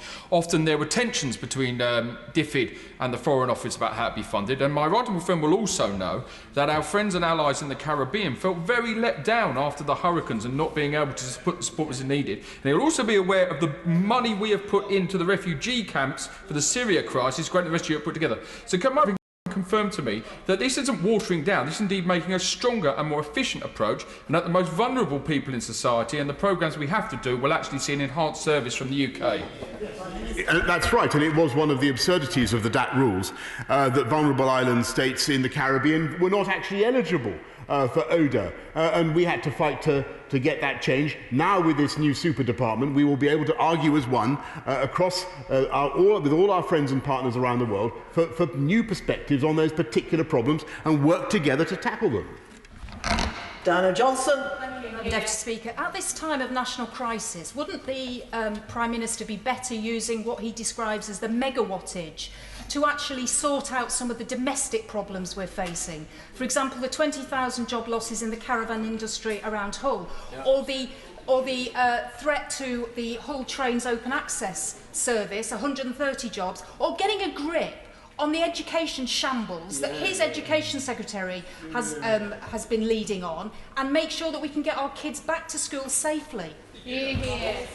Well, I'm sure that the honourable lady will want to join me in encouraging all parents to send their kids back to the schools that are open and waiting to receive them. And I'm sure she'll want to join everybody, perhaps the right honourable gentleman opposite will want to join everybody in saying that it is safe to go back to school. Paul Holmes. Thank you. Can I say that the Prime Minister has done absolutely the right thing to ensure that there is a Foreign Office that has a laser-like focus on aid and diplomacy. But what involvement will trade have in this mix so that a compassionate aid and international trade work hand in glove? Thank you, Mr. Speaker. I thank my honourable friend. We're keeping the new Department for International Trade separate, working hard on free trade deals as it must for the moment. But it's very, very important that in mission around the world there will be a single point of reference for governments that need to understand what the UK position is, and it's a powerful change. The ambassadors around the world will be newly empowered, newly authorised to project the UK's point of view. Bradshaw. How is it compatible with global Britain to be the only country in the world at this stage of the COVID pandemic, and as the rest of Europe opens up, to be putting up a great big closed for business sign in the form of his quarantine policy? It's curious that he says that, because as far as I know, the quarantine policy is actively supported by the shadow foreign secretary at the very least, and indeed supported by the Labour Party. So if he's dissenting from his own party, I perfectly understand it. But the reason for our policy is, of course, to prevent the reinfection of this country as we drive the virus down by people coming back from countries where it is out of control. Lawrence Robertson. Madam Deputy Speaker, does the Prime Minister agree with me that it is in Britain's interest to have a poverty reduction programme across the world? but will he guarantee after this change that the government will still continue to concentrate on education and health, particular education of girls across the world, so that not only for benefit of Britain, but for humanitarian purposes, we carry on the poverty reduction programmes? Great question. Hear, hear. Yes, and at the heart of the mission of the new department will be 12 years of quality education for every girl in the world. I think probably the single best thing you could do for the future of our planet. We now go to York, to Rachel Maskell. Thank you, Madam Deputy Speaker. We are in the midst of a pandemic crisis, the midst of a trade agreement crisis, and the midst of an economic crisis. While the Prime Minister is struggling to respond to each of these, why has he decided that now is a time to distract his attention with this internal reorganisation, water down aid, as opposed to addressing the crises sitting on his desk? Well, Mr. Speaker, we're getting on with the business of governing this country, improving our international performance, making sure that the UK is able to speak with a single powerful voice overseas. And that's vital now in this crisis. It's going to be vital as the crisis comes to an end. Jacob Young. Thank you, Madam Deputy Speaker. I fully welcome this change. We're reassessing our role in the world, and this is the perfect time for it. Does my right honourable friend agree with me that as we take this bold step as a new global Britain, we have a lot to learn from our Kanzuk partners? Yes, we do, Mr. Speaker, and I thank my honourable friend. He's bang on the money, and we are simply coming in line with what, as I say, not just Australia, Canada, New Zealand already do, but 28 out of 29 OECD countries. Let's go to Carol Monaghan. Thank you, Madam Deputy Speaker. DFID has funded outstanding research projects with partners in the developing world. The Prime Minister has a keen eye for detail, so he'll be well aware that all too often the Home Office applies a colonial mindset to prevent these very same partners travelling to the UK. So as the Prime Minister talks of coherence and value for money, will we now see departments working in collaboration? Or will everyone's work and money still be wasted by the whims of the Home Office? The Home Office is doing an outstanding job in containing illegal immigration in small boats, working very closely, I might say, with our friends and partners in France. Jeremy Hunt. Madam Deputy Speaker, I wrestled with this issue when I was Foreign Secretary, but I think it is the right thing to do, because in Africa today, there is competition, intense competition between countries that do not promote democracy and human rights as part of their aid agenda, like China, and countries like Britain that do. And if we are going to support those British values, we need to speak with one voice. But given that one of those values is eradicating extreme poverty, would the Prime Minister consider allowing the junior minister who is going to be responsible for DFID to attend Cabinet so that people can see that commitment to eradicating poverty is undiminished? I'm grateful for his support, and I know that he wrestled with the issue when he was doing the job that I once did as well. I think that he's come to the right conclusion. As for his suggestion on how we'll work it in government, I listened carefully to what he had to say. Chris Bryant. The world increasingly thinks that this country under this Prime Minister is a basket case. The highest excess death rates in the world, the deepest economic collapse, schools returning in complete and utter chaos, and a quarantine introduced after the horse has already bolted. And at a moment of international crisis, the biggest idea that the Prime Minister has is that he should change the letterhead from the Foreign Office. This is a nonsense. Doesn't he realise that this isn't a statement on global Britain, it's a statement from Little England? Well, Mr. Speaker, I was very sad and disappointed to hear the remarks of the right honourable gentleman opposite. I think I think it's an important change that we're making in the way we work our foreign policy. I think he should applaud it. I think he should welcome it. And by the way, I think he should also not run this country down. To Belfast, to Claire Hannah. Thank you, Madam Speaker. Prime Minister, whatever you think about removal of statues and whatever it is you're trying to signal with what looks like a very regressive move, there's a clear desire at this moment among many people, including in Britain in the context of the Black Lives Matter campaign, to examine the ambiguous legacy of the British Empire. Given the vital work of DFID in addressing inequalities and underdevelopment, some of which I must say are a legacy of the British Empire, is this not a particularly shameful moment for you to abolish the very department that is trying to address those inequalities?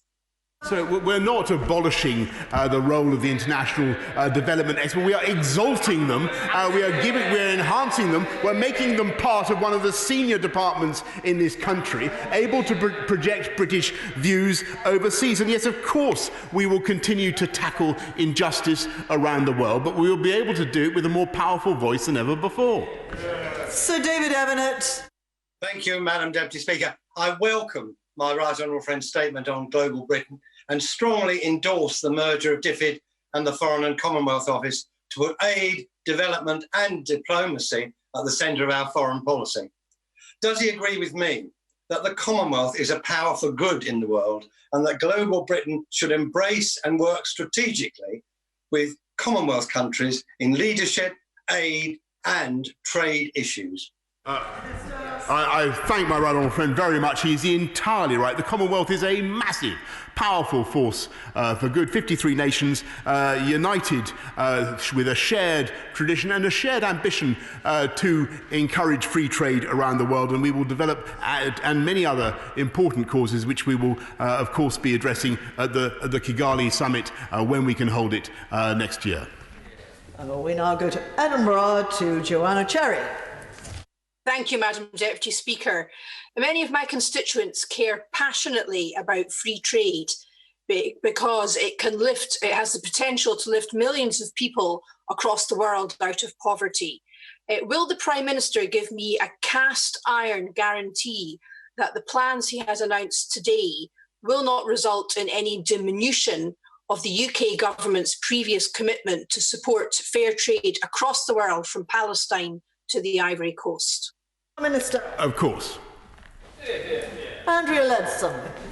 Thank you, Madam Deputy Speaker. I think today's statement is a hugely positive opportunity for the UK to truly lead the world in tackling climate change and in decarbonisation, and to help some of the poorest in the world to protect and preserve their livelihoods. But will my right honourable friend reassure us that he will use brilliant UK science and green technology to create and support new jobs here in the UK and to level up right across our country? I thank my right honourable friend. She's absolutely right, and there's a massive opportunity for this country in green finance, in green technology, whether from wind turbines or new battery technology, and we are proceeding apace with those investments. Thank you. We now go to Nail and Anya, to Angus Brendan McNeill. Thank you very much, Madam Deputy Speaker, and I wonder when the Prime Minister will give her votes back for those of us who can't attend Parliament. But to the matter at hand, the Prime Minister is of course famous in his approach to detail. And I notice he says the Trade Commissioner will be under the authority of UK ambassadors in his statement today. Now in Latin America, there are 12 ambassadors and 1 Trade Commissioner. So Prime Minister, how will that work then? Mr. Speaker, the obvious answer is that in country there is a single head of mission, and that is, thank you, that is the ambassador. That's how it works. It's very, very important that everybody understands that. And I repeat what I said to my friend, the Right Honourable Leader of the SNP. We will ensure that we keep that investment in East Kilbride, keep supporting East Kilbride, which of course he, by his desire to break up the United Kingdom, would be throwing away. Stephen Crabb. Thank you, Madam Deputy Speaker.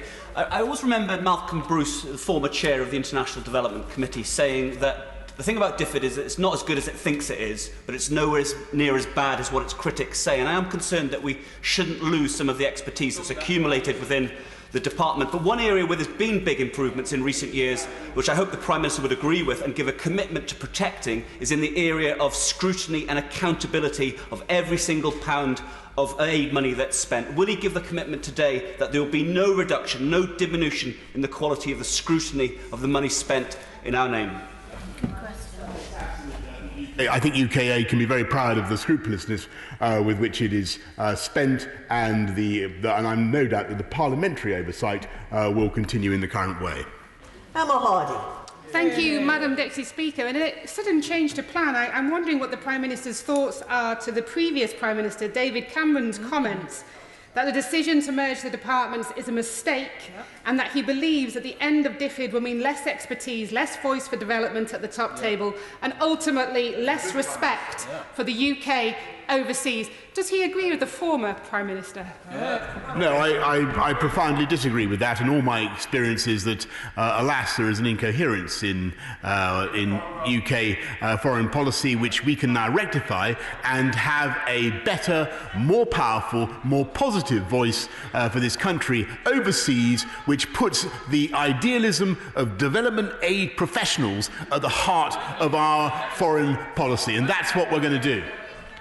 And finally, we go to Rutland and Melton, to Alicia Cairns.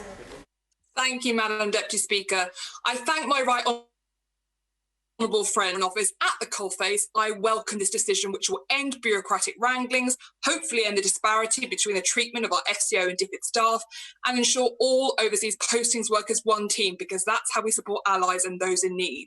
Will he confirm that those raging that this will bring back tide aid and that this is a retreat from the world stage are actually doing a disservice to our FCO and DFID staff and are wrong? Yes, I'm grateful to my honour, and of course they are completely wrong, because this is a massive opportunity for this country to project itself more powerfully abroad, and what we want to see, and what I know we're going to achieve, is a union of the idealism, the passion, the commitment of DFID with the diplomatic, the political skills of the Foreign Office to make sure that we intensify our mission as one of the great development powers of the planet. That's what we're going to do. Thank you. In order to allow members to leave safely and other members to arrive safely, I will suspend the House for 3 minutes.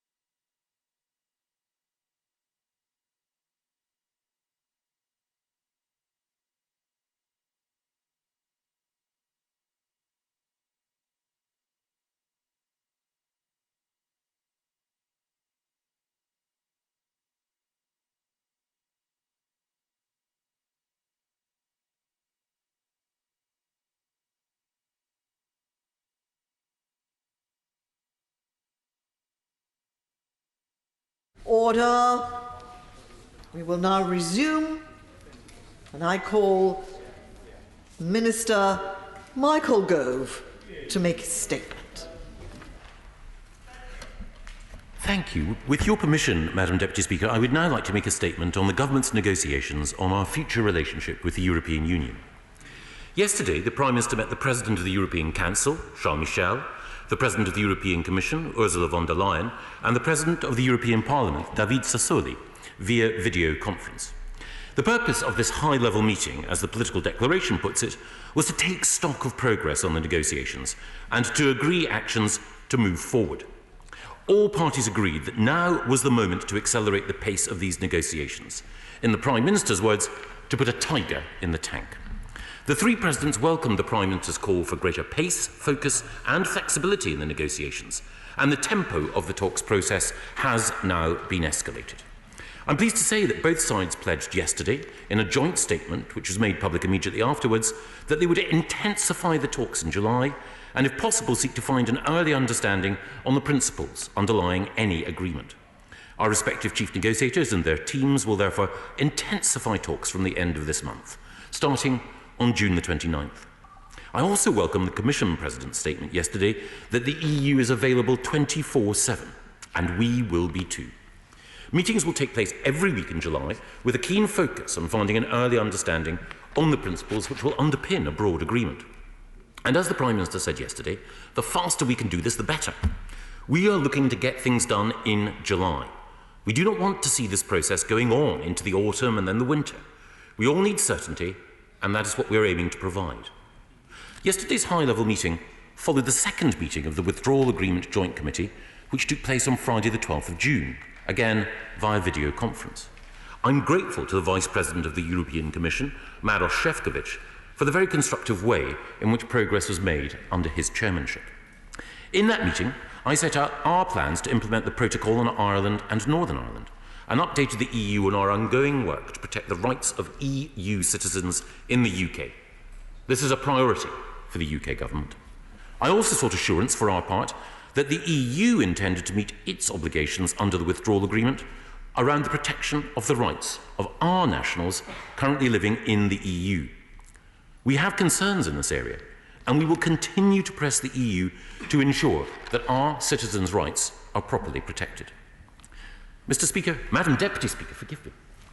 If we are to make the progress that we all want to see in our negotiations on the future relationship, we all need to be both clear-eyed and constructive. Our EU partners agreed yesterday that during the 4 full negotiating rounds completed to date, we've all gained greater clarity and understanding of our respective positions. Discussions have been productive, legal texts have been exchanged, and even this has occurred as both sides have had to deal with uniquely difficult challenges posed by the coronavirus pandemic.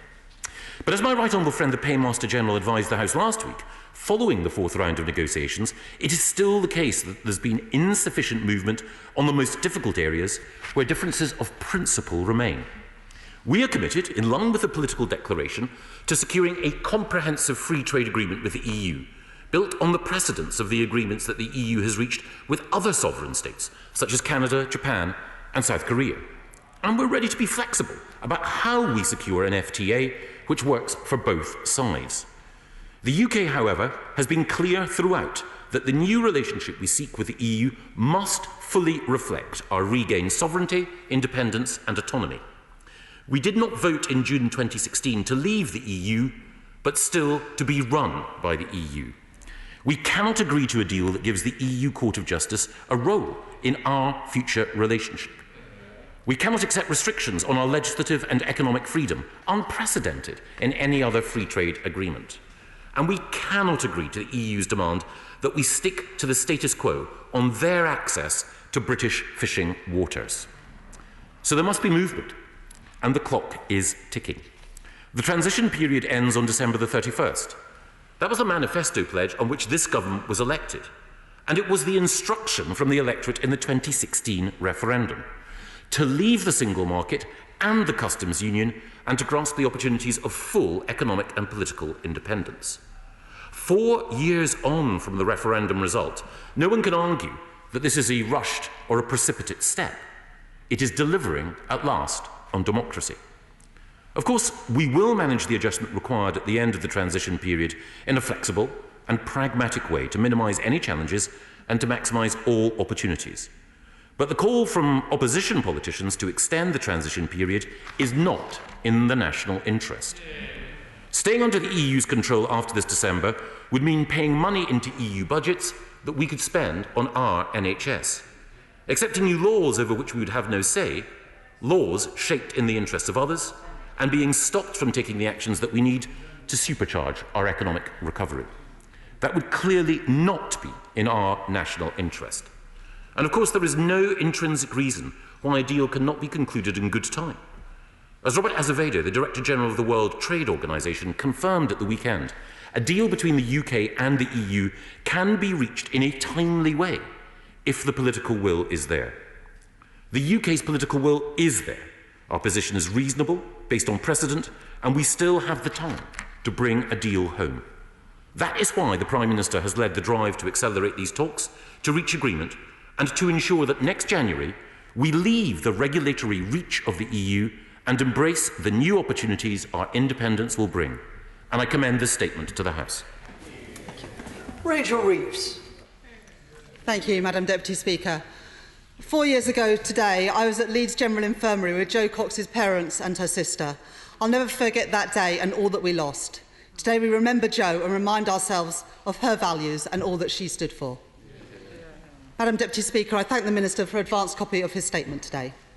Following the meeting on Friday, both the UK and EU confirmed that there is not going to be an extension of our negotiations beyond the end of this year. That puts the focus firmly on both sides to secure the deal that they described in the political declaration. The Right Honourable Gentleman knows full well what a calamity leaving only on WTO terms would be for our country. Last year, the Minister told the Oxford Farming Conference that small farms would be hardest hit by the barriers and tariffs from trading on WTO terms. This is on top of what many farmers fear from a lack of legal safeguards from cheap imports with lower environmental and animal welfare standards. And this isn't an isolated incident of uncertainty. In the automotive industry, Nissan say that we've modelled every possible ramification of Brexit, and the fact remains that our entire business is not sustainable in the event of WTO tariffs. Similar warnings have been made by Vauxhall's owners about their future presence in Ellesmere Port. The Minister has been clear in the past why it is important to get a deal. So will he explain again today why a deal is better than leaving on WTO terms? The Prime Minister states his own authority on having an oven-ready deal. But today, in the Minister's statement, he said that we want to intensify talks in July and to find, if possible, an early understanding of principles underlying any agreement. Madam Deputy Speaker, that doesn't sound like an oven-ready deal to me, and is the cause of great concern to all of us. Yet the ingredients of such a deal were published, and the country expects them to be delivered upon. The Minister today has referred back to his manifesto pledges to end the transition period at the end of this year. So may I remind him of some other pledges in that manifesto? First, no tariffs, fees, charges or quantitative restrictions across all sectors. Will the government give UK industries and workforces peace of mind and prevent their business models rupturing in the coming months? Late on Thursday, the government published a written statement indicating a U-turn on border controls, perhaps recognising that the government simply has not done enough to prepare for new rules that they wanted to introduce. However, this does nothing to help British businesses exporting to the EU. The Minister said in his statement the government will manage the commitments required, yet he can't make that pledge unilaterally. So how will the government help exporters who will face these rules from day one? Second, their manifesto told voters that the Brexit deal would safeguard workers' rights, consumer and environmental protections. Does the Minister agree with me that it is essential that the UK defends these standards in all trade negotiations with other countries? People want to see the UK win a race to the top, not be forced into a race to the bottom, overseen by an overseas president. Third, we were promised broad, comprehensive and balanced security partnership. There is no greater priority than keeping the British people safe and secure. On the 3rd of June, the Right Honourable Member for Maidenhead asked for reassurance that as of the 1st of January, the UK will have access to the quantity and quality of data it currently has with regards to European criminal record data. Can the Minister provide an answer? Because 2 weeks ago, the Prime Minister was unable to. Fourth, we were told that whatever happens, the UK will respect the Good Friday Agreement. Many Northern Irish businesses, including manufacturing firms, have integrated supply chains across the United Kingdom. Unite and GMB members working at Bombardier in Belfast are reeling from the prospect of more redundancies following the COVID-19 crisis, and we need to stem the tide of job losses, not exacerbate them. Firms in Northern Ireland need to know the real-world detail of the business environment they will be operating in, the precise checks and controls that they need to implement, and the operational readiness of the systems that they will be using in just 29 weeks' time. It is far from reassuring that, according to page 28 of the UK command paper, so far the government has committed to produce full guidance to businesses before the end of the transition period. So that could be December, Madam Deputy Speaker, and it simply isn't good enough for British businesses. Finally, on the same day the Prime Minister claimed the impasse can be resolved and a deal achieved in July, the government signed up to 2 further negotiating rounds, concluding on the 21st of August. Is July a serious proposal, or is it one of those over-promises we have become accustomed to from this Prime Minister? Agreed in haste to win a headline, only to fall by the wayside when reality bites. With that in mind, and thinking firmly about what's best for the United Kingdom, Labour wants the government to succeed in achieving the deal that they promised and to avoid the perils of the alternative. The government must fulfil its pledges to the British people in order to protect jobs, secure our food and medical supplies and protect our citizens' safety and security. We urge both sides to show the flexibility required to achieve a deal in our national interest. Minister. Can I thank the Honourable Lady for her response and her questions and her support for a united effort in order to secure a good deal in the interests of the United Kingdom and the European Union. And can I also once again extend my sympathy to her and others who were close friends of Jo Cox. Her death 4 years ago was an unimaginable tragedy, and I can't begin to imagine what it must have been like for those who were so close to Jo. She asks about an oven-ready deal. Well, of course, that oven-ready deal was cooked before January the 31st, which is why we left the European Union. The withdrawal agreement, which we are now faithfully implementing, which includes the Northern Ireland Protocol, was a deal that secured support across this House of Commons, and we are now taking all the steps necessary in order to ensure that that deal can be effectively implemented.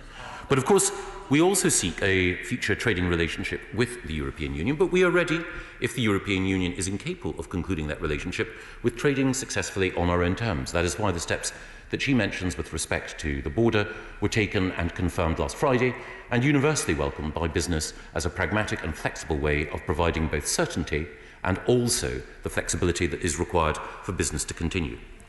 She mentioned a variety of sectors which would be affected, obviously, by our relationship with the European Union. She mentioned agriculture.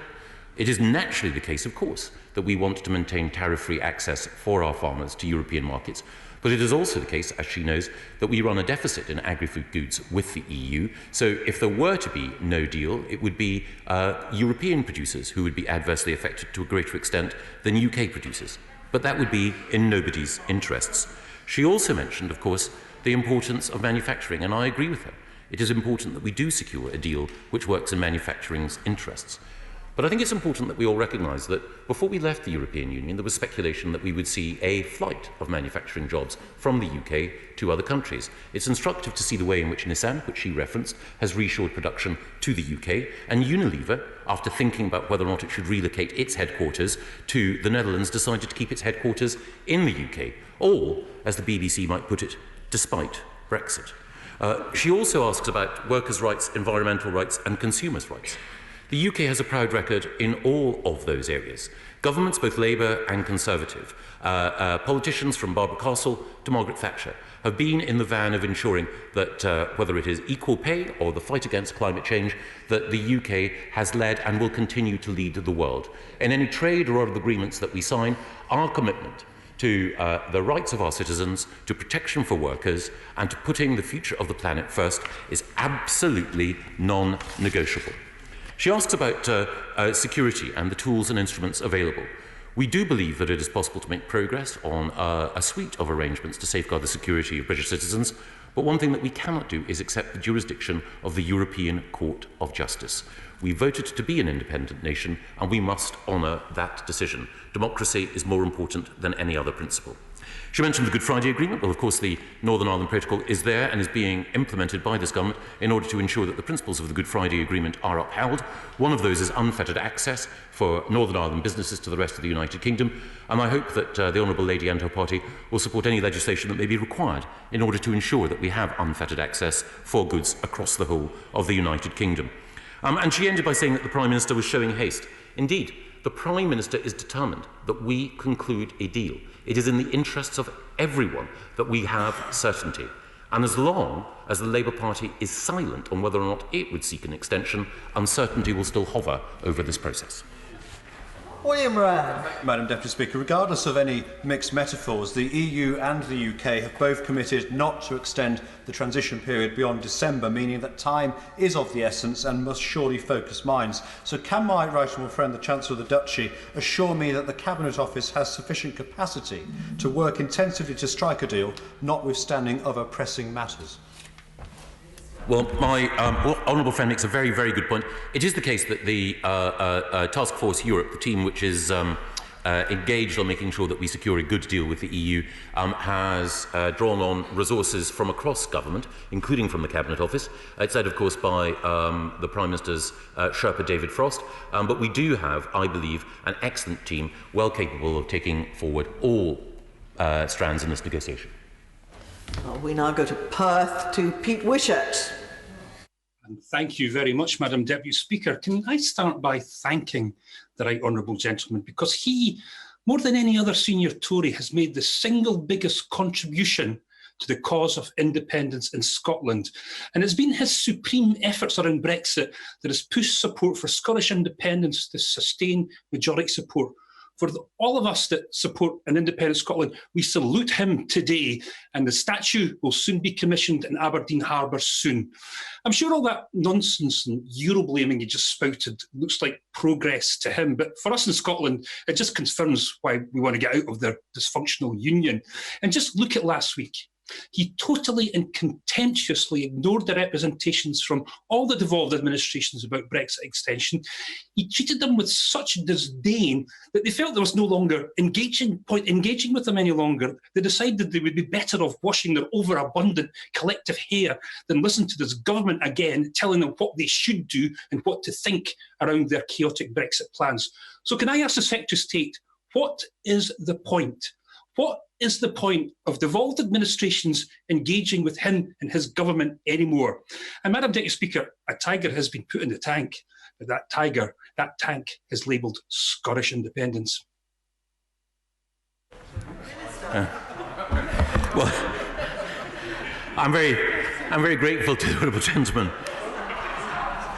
for that gallimaufry of not so much mixed as entangled metaphors. Can I first of all congratulate him for wishing to erect statues rather than pull them down? I would be delighted to be carved in marble, bronze, or whatever is the appropriate material anywhere in Scotland, but I have to say I don't deserve it. Can I also say to him...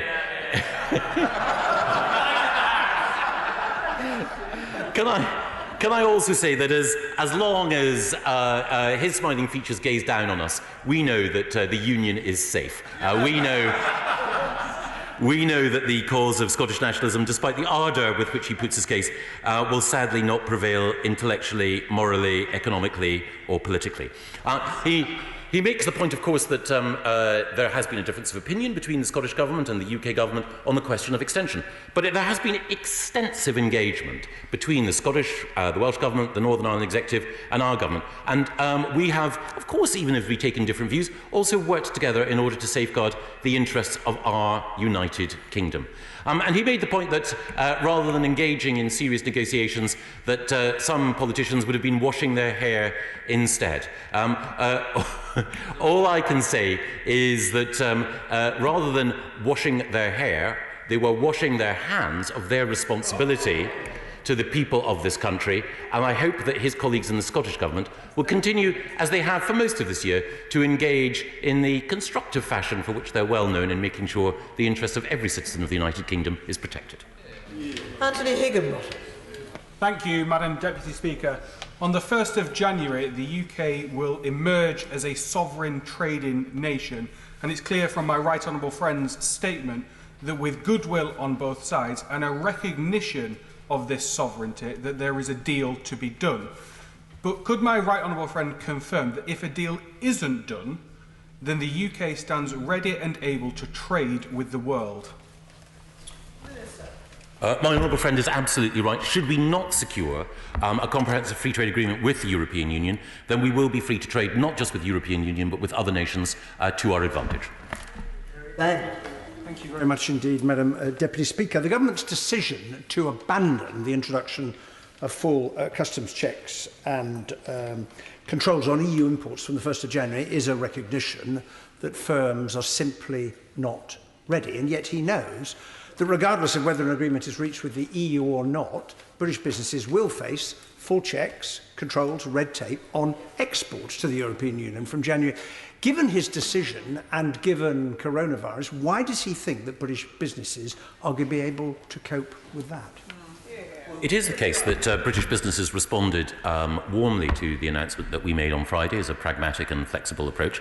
The only alternative to the approach that we outlined would be to extend the transition period. I know that's the position of the Labour Party in London and in Wales, but we don't know what the position of the Labour Party in London and in Leeds is. The position of the front bench and the honourable gentleman. Teresa Villiers. Will the Minister promise that any fisheries agreement made with the EU will provide for annual negotiations and reflect the UK's status as an independent coastal state, and we won't see a repeat of the betrayal that happened in 1972? I'm very conscious of the mistakes that were made during our accession and the damage that the common fisheries policy has done not just to our coastal communities but to the husbanding of a very valuable marine resource. And we certainly have made it clear to the EU that we will be an independent coastal state and we will have annual negotiations. Angela Eagle. Thank you, Madam Deputy Speaker. The right honourable gentleman has come here throwing out phrases like tiger in the tank and trying to gear up on the optimism, but last week, the UK's chief negotiator said that progress remains limited. What makes him think that progress, which has been so limited in the past, is all going to miraculously resolve itself by the end of July? Well, it is the case that progress has been limited, but the impetus that was lent to the talks, not just by the Prime Minister, but also by the 3 European presidents yesterday, was a clear signal of intent, and we will work with goodwill with our European partners in order to conclude an agreement as quickly as possible. Bob Stewart. Thank you, Madam Deputy Speaker. Are 2 French-speaking dogs cross the Channel several times a year, Mr. Minister, on a pet passport, and on their behalf and on behalf of all other dog owners that take their Labradors, on behalf of all pet owners who take their dogs abroad on a pet passport, can I ask my right honourable friend if there will be similar arrangements after the 31st of December?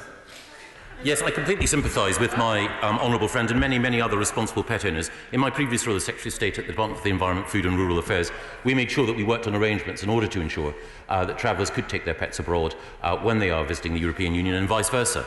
And if I may say so, nous défendrons toujours les droits des chiens. Dr. Rupa.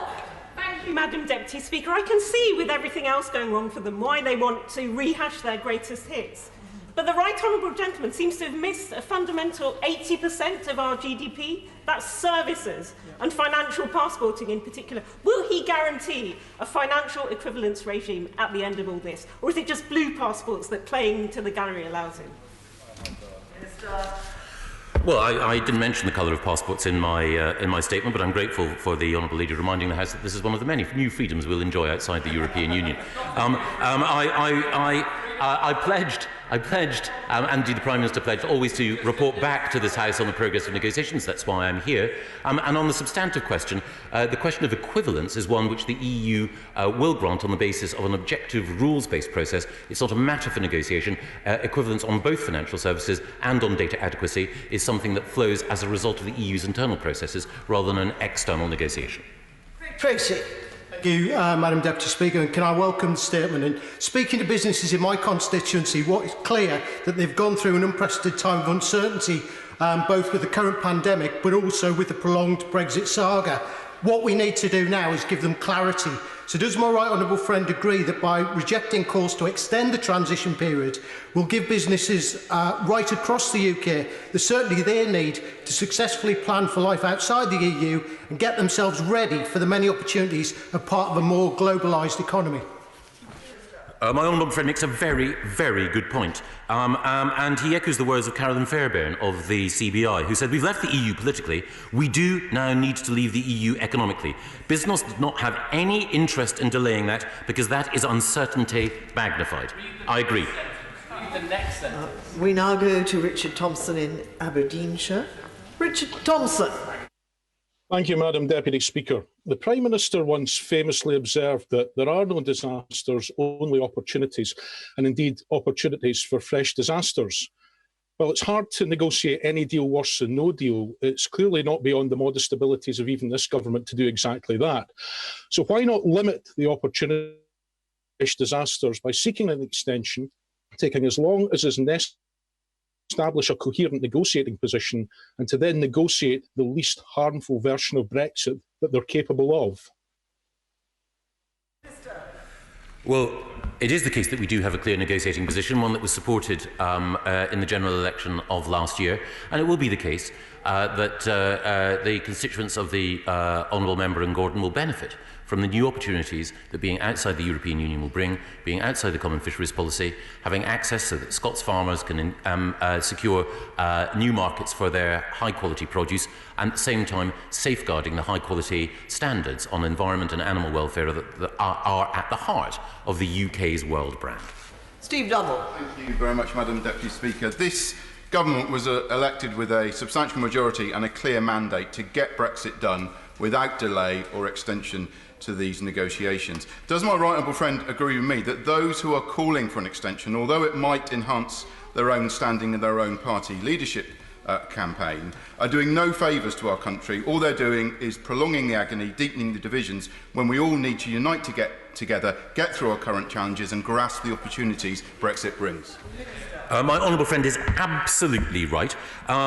There is clarity and certainty from some parties in this House. The Scottish National Party want an extension. It's also the case that the SDLP and the Alliance Party and the Liberal Democrats want an extension. The DUP, like us, do not want an extension. But there is still uncertainty about what the Labour Party wants. As long as that uncertainty lasts, business will want answers. Thank you. And Madam Deputy Speaker, over the past few weeks, I have often thought of our friend Jo Cox and her call that we concentrate on what unites us. She is much missed. The North East is a great trading region with part of integrated supply chains, pan-European, just-in-time supply chains which drive prosperity, jobs and economic growth. Previous government modelling said that a no-deal Brexit would hit our economy by 10%. Now, the talk of a no-deal Brexit may be just negotiating position, but can he promise to publish regional economic assessments so that we know who will pay the price for failed negotiations? Well, as the Honourable Lady knows, my professional career started in the North East of England, and I have enormous affection and respect for the way in which she champions the interests of her constituents. And she is right that part of the North East's economic success depends on manufacturing and supply chains. That is why we will ensure that the North East of England is not just safeguarded, but has its economic prospects enhanced, not least by the establishment, we hope, when we're outside the EU, of a free port in the North East. Dr. Kieran Mullen. Madam Deputy Speaker. Does my right honourable friend agree with me that every time those on the benches opposite seek to find yet another way to keep us locked into EU bureaucracy to achieve their policy aims, they're actually saying in a very clear sense that they don't trust British voters to make those policy decisions for our country? My honourable friend is absolutely right, and he reinforces the observation that I've come to, which is that the louder the opposition heckles, the truer the question from government backbencher. Matters. Thank you, Madam Deputy Speaker. The parent company Vauxhall Motors in Ellesmere Port is waiting for the outcome of these negotiations before it makes any investment decisions. So, to get a favourable decision, we need guarantees that there will be no tariffs, fees, charges or quantitative restrictions in the automotive sector. Can he give that guarantee? That is the commitment to which the European Union have aligned themselves in the political declaration, and we'll hold them to that. Sean Bailey. Thank you, Madam Deputy Speaker. Madam Deputy Speaker, without fear of repeating what many of my colleagues have already said, businesses in the Black Country have got one simple ask. They want clarity and they want to get this done. So would my honourable friend give a message to my businesses in Wednesbury, Oldbury and Tipton that by rejecting an extension, by getting this done and by a simple ask of a free trade agreement in line with what the EU has with every other country, it'll give them the clarity they deserve as we come out of these unprecedented times. In Wednesbury, Oldbury and Tipton, and indeed across the West Midlands, my honourable friend is absolutely right. Business wants certainty. That is what our announcements provide. Chris Bryant. Two industries in Wales are particularly interested in what's going to happen in relation to any trade agreement. The first is Welsh lamb, because there's a real danger that the Welsh lamb industry will completely collapse if we don't have completely tariff-free arrangement with the EU. We hardly sell any Welsh lamb outside Europe. And secondly, the avionics industry, which is so important in my own patch and across the whole of South Wales, where hundreds of people, thousands of people, are already in great uncertainty whether their job is still going to be there later on this year. They need to know whether BA and GE and so many other companies are going to be able to flourish in the new environment. Well, the Honourable Gentleman makes two very important points. He's absolutely right. The avionics industry is a jewel in Wales's and the United Kingdom's crown, and everything that we will do in these trade negotiations will be intended to support it. He's also right as well that Welsh lamb is second, well, apart from Scottish lamb, second to none. And we do need to make sure, well, it's second to Scottish lamb. That's my view. But anyway, purely as a consumer. Order, that's not fair. Minister. You don't know who my relatives are, Chris. But nevertheless, the point that I would make to him is that all UK lamb is excellent, and we do need to make sure that Welsh lamb secures not only access to the European market, but to new markets as well. And in the United States, and indeed in the Middle and Near East, there is growing demand for excellent Welsh, Scottish, Northern Irish and English lamb. Access to those markets will make our farmers more secure financially and better able to steward the environment. Jonathan Gullis. Thank you very much, Madam Deputy Speaker, and may I pass on my thanks to the Chancellor of the Duchy for the 72% of people in Stoke-on-Trent, North Kidsgrove and Torque who overwhelmingly voted to leave and are delighted that we're not extending the transition period. And with ceramics, I'm sure he has a fine collection of ceramics from Stoke-on-Trent in his home and in his office. And it's ceramics manufacturers like Churchill China in my constituency who are absolutely keen to see that we have a really good free trade deal. Ceramics has been put at the heart of the international trade agenda by my right honourable friend of South West Norfolk, and I'm sure that he will confirm to me at the dispatch box that ceramics is at the heart of this free trade negotiation on manufacturing and will happily meet with myself and members of the British Ceramics Confederation. I certainly will. Only last night I was talking to my right honourable friend, the Secretary of State for International Trade, about what more we can do in order to support the ceramics industry, which is so vital to the economic health of Staffordshire, but also is a source of pride for all of us across the United Kingdom. And indeed, whether it is Churchill, Dalton, Emma Bridgewater or others, we should do everything we can in order to make sure that there are new markets for UK ceramics, but we also have, as I know my right honourable friend will ensure, an appropriate trade remedies authority in the UK in order to ensure that inappropriate dumping of ceramics does not undermine UK production. Gavin Newland. Thank you very much, Madam Deputy Speaker. The joint statement from the Scottish and Welsh Government said that meetings, including the right honourable gentleman, were simply an opportunity for the UK Government to inform us of their views, not to listen or respond to ours. But I'm sure that sounds familiar to many here in this chamber. But his reckless decision not to extend the transition period will cost thousands of jobs at precisely the worst point. Scotland didn't vote for this. So how many Scottish job losses will he see as a fair price to deliver Brexit in his timetable? Well, the first thing to say is that I and my colleague, the Paymaster General, have enjoyed long conversations with representatives of the Scottish Government. Mike Russell and other ministers, including Fergus Ewing, are always a pleasure to engage with, and they bring a wealth of experience and a light touch to our conversations, which I always enjoy, appreciate, and better informed by and benefit from. But the real threat, I'm afraid, to jobs in Scotland would be a reckless decision to smash the United Kingdom after 300 years of shared prosperity. Well, we now go to Rob Halfon in Harlow. And unfortunately, we can't see the honourable gentleman live, but we can hear him. Robert Harlow. Thank you, Madam Deputy Speaker, and I'm glad that you're able to hear me. Could I ask my right honourable friend, given that leaving the EU means that we can control our rates of VAT and cut VAT, what progress has been made in taking back control of VAT rates so that we can cut our energy bills and cut the cost of living for hard-working residents in Harlow and across the country? Well, my right honourable friend is an indefatigable campaigner, not just for Harlow, but for the hard-pressed citizens of this country. And he's absolutely right that outside the European Union, once we've left the transition period, we will be able to have full control over VAT rates. And I know that my right honourable friend, the Prime Minister, is dedicated to making sure that we can use that newfound independence in order to help precisely the constituents who my right honourable friend fights for so brilliantly. And we can see the honourable gentleman for Huddersfield, Mr. Barry Sherman. Thank you, Madam Deputy Speaker. I'm sure the Secretary of State would agree with me that all common sense people now know that we want a deal, and we want a good deal, because the health, wealth and prosperity of our constituents depend on a good deal. But can you assure me that we will put real energy? It's all right to dig up a campaign for SO petrol back in 1959, but we need some serious leadership. And this breakthrough, he has to admit, surely only came when the Prime Ministers at top level talked about moving this forward. Can we make sure that we take this seriously and that the Prime Minister comes on a regular basis to this House to report on future progress, because we need a good deal and we need it to come soon, because turbulence lies ahead whichever deal we get. I'm very grateful to the right honourable gentleman for his question. I'm amazed that he can recall an advertising campaign from 1959, because it must have occurred before either of us were born. But nevertheless, but nevertheless, he makes a very important point, which is that we do need to accelerate progress in these talks. That is the Prime Minister's aim. It's also the EU's aim. I look forward to updating him on our progress in weeks to come.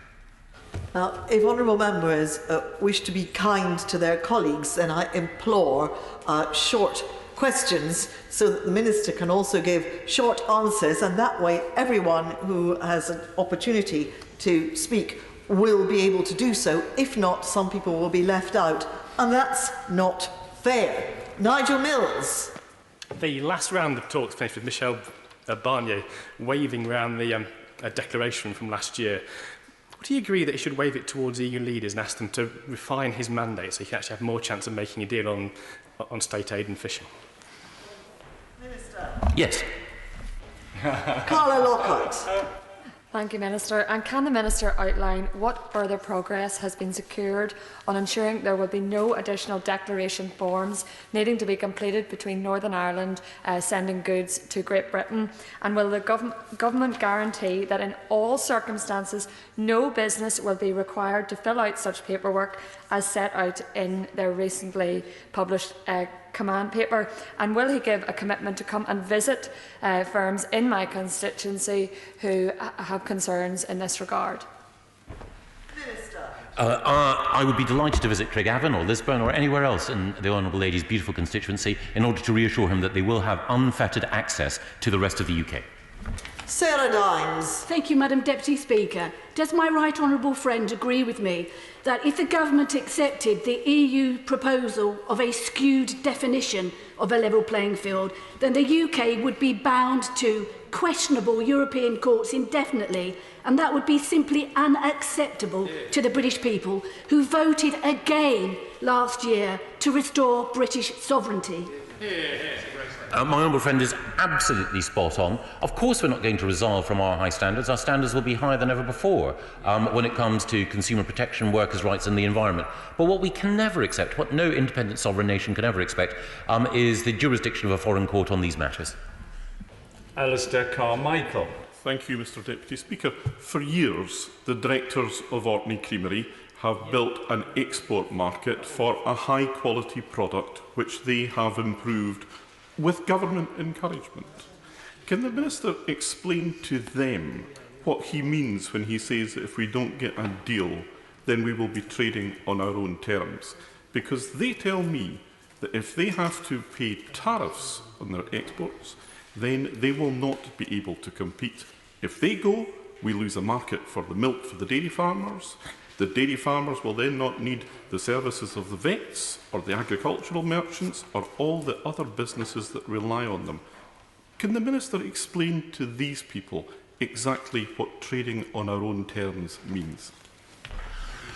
Well, I'm very grateful to the right honourable gentleman. I mean, he's a very effective advocate for his constituents, not least for the agricultural interests of fellow Arcadians. And he's absolutely right. It's a high-quality product, and it's always better when we have tariff-free access, not just to the European Union, but to other markets. The political declaration requires that the EU should use its best endeavours to get a zero-tariff, zero-quota agreement, and that's what we're all working hard to secure. Nick Drummond. Thank you, Mr Deputy Speaker. At present, the UK is offering EU citizens visa-free travel for 6 months out of 12. The EU is only offering 90 days in 180, which is the same as the standard Schengen agreement. This would be an unwelcome restriction to sailors, travellers and those who have homes in the EU countries. Could my right honourable friend update us on negotiations in this area, please?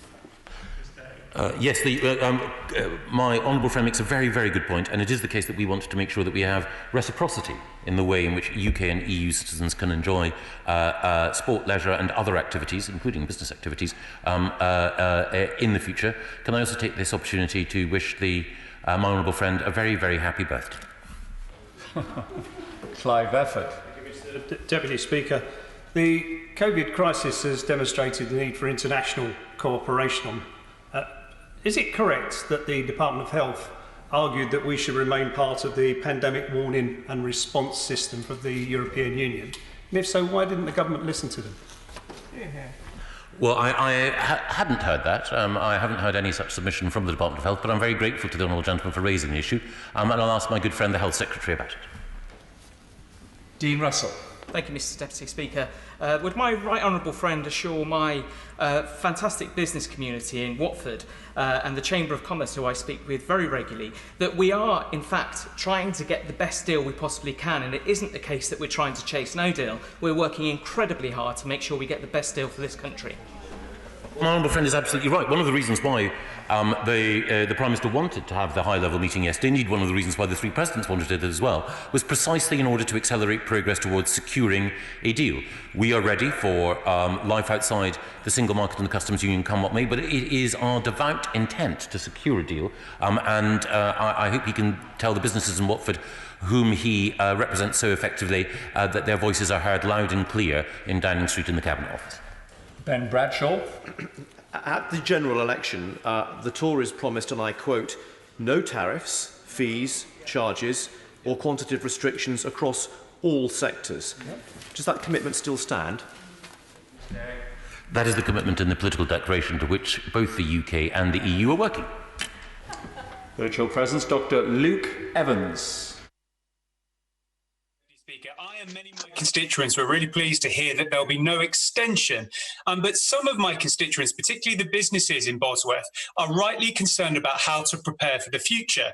So what steps is the government taking to keep businesses in Hinckley and Bosworth, and indeed across the UK, updated on the progress of EU negotiations so that they can strategically plan for the future? My honourable friend makes a very important point. Businesses in Leicestershire and elsewhere will have the opportunity to secure access to an additional £50 million worth of government support in order to ensure that they can export effectively, not just into the EU but beyond. And it is also the case that intense engagement with businesses is being conducted by HMRC, BEIS and others. Stephen Farry. Thank you. The Northern Ireland Protocol is there to protect the Good Friday Agreement in all its parts, but it is right that we do all we can to minimise the impact down the Irish Sea.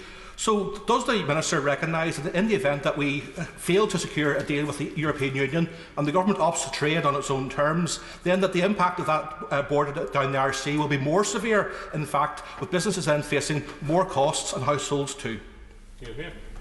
Well, it is the case, of course, that we wish to secure a deal, and a deal would be in everyone's interest. But the purpose of the Northern Ireland Protocol, as he quite rightly reminds us, is to uphold the Belfast Good Friday Agreement in all its elements, and it's critical to that we all recognise that under the protocol, Northern Ireland remains not just part of the UK politically, but also part of the UK customs territory, and unfettered access is a right that all parties agree should be maintained.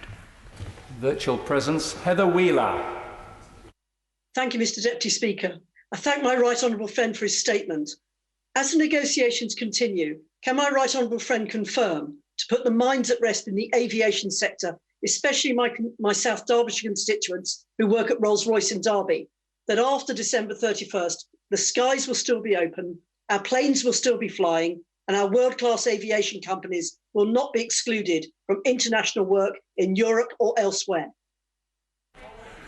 The Honourable Lady is absolutely right. And can I take this opportunity to say that whether it's the superb workforce in Rolls-Royce or others in aerospace, their technical expertise, their manufacturing skill will be central to the future of Britain's success. And we do need to make sure, not just in our relationship with the European Union, but with other countries, that we promote their expertise. They're the best of British. Janera Ali. Thank you, Mr. Deputy Speaker. Last week, the Paymaster General admitted the government is making preparations for a no-deal Brexit, and we've seen the spectre of panic buying and stockpiling at the start of the coronavirus pandemic. What preparations has the Minister made to prevent stockpiling and panic buying by worried consumers in the event of the disruption and chaos that a no-deal Brexit would cause to the supply chain? Well, it is the case that if we leave without a specific free trade agreement, that certain steps will need to be taken by government and by others in order to make sure not only that we can meet the challenges, but also that we can take the opportunities. And the Cabinet Office and others constantly review at all points what we need to do. But I think the spectre that the Honourable Lady invokes is not one that should bother her or others. Tom Hunt. Thank you, Mr. Deputy Speaker. Does my right honourable friend agree with me that the leader of Her Majesty's opposition is beginning to develop a reputation for going to ground on the most contentious issues? For example, like whether his party supports an extension of a transition period, and whether he continues to think backing freedom of movement is democratically acceptable after a 2016 referendum and the general election last year. Order. Mr. Hunt, just resume your seat for just a second. And I'll just explain that the Minister is not responsible for members of the opposition's policy. So if you could get to the question for which he is responsible, please. And thank you, Mr. Deputy Speaker. And will my right honourable friend confirm that, by contrast, those on this side of the House will be resolute and determined in ending the transition period on the 31st of December and freedom of movement along with it? I can absolutely confirm to my honourable friend that we have informed the Withdrawal Agreement Joint Committee that we will not extend. That is the position, that is settled, that is decided. As for his reference to the member for Holborn and St Pancras, on this question we don't know whether or not he's the Scarlet Pimpernel or the Invisible Man. Virtual presence, Claire Hanna. Thank you, Mr. Deputy Speaker. Minister, there's a deep and growing unease in Northern Ireland and indeed across the island of Ireland about the prospect of a no-trade deal exit in 6 months. I'll not rehearse now the profound damage that would do to the economy and to society and to political structures here, but I would like to know specifically within your no-deal preparations what measures the government are taking to protect COVID-19 contact tracing across these islands in the absence of a data equivalence regime after a no-trade deal. Well, I'm grateful to the Honourable Lady. She raises a very important issue. Data equivalence, as I mentioned in response to a previous question from the member for Ealing and Acton, is separate from these negotiations, but it is important on the island of Ireland that we continue to share information.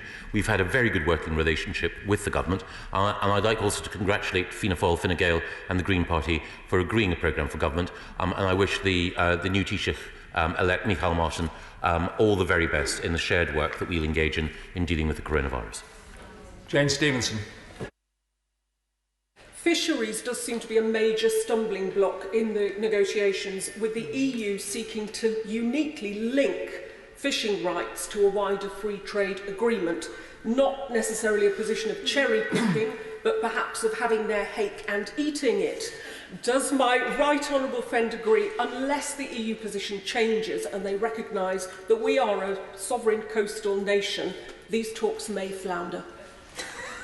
My honourable friend tempts me. The truth, however, is absolutely as she depicts.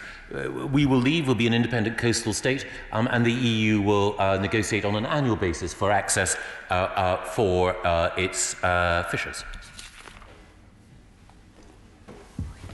Virtual presence. Andrew Gwynn.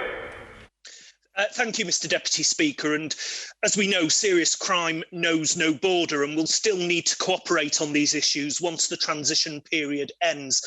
So can the Chancellor of the Duchy give the House an assurance today that as from the 1st of January next year, the UK will still have access to both the quantity and the quality of data through passenger name records, the European Criminal Records Information System and SIS2? We're negotiating to achieve precisely that goal. Munira Wilson. Thank you, Mr. Deputy Speaker. If the tiger turns out to be a pussycat and we don't actually end up with a deal in a few short weeks, when will he be providing advice and guidance to heavily regulated industries and indeed farmers in mainland Britain that supply Northern Ireland so that the people of Northern Ireland can continue to legally receive medicines, for example, from the 1st of January next year? There will be no question, no impediment or nothing to prevent the citizens of Northern Ireland, whom I know she has taken a keen interest in upholding the rights of, from securing access to vital medicines or any other goods after we leave the European Union. Mark Harper.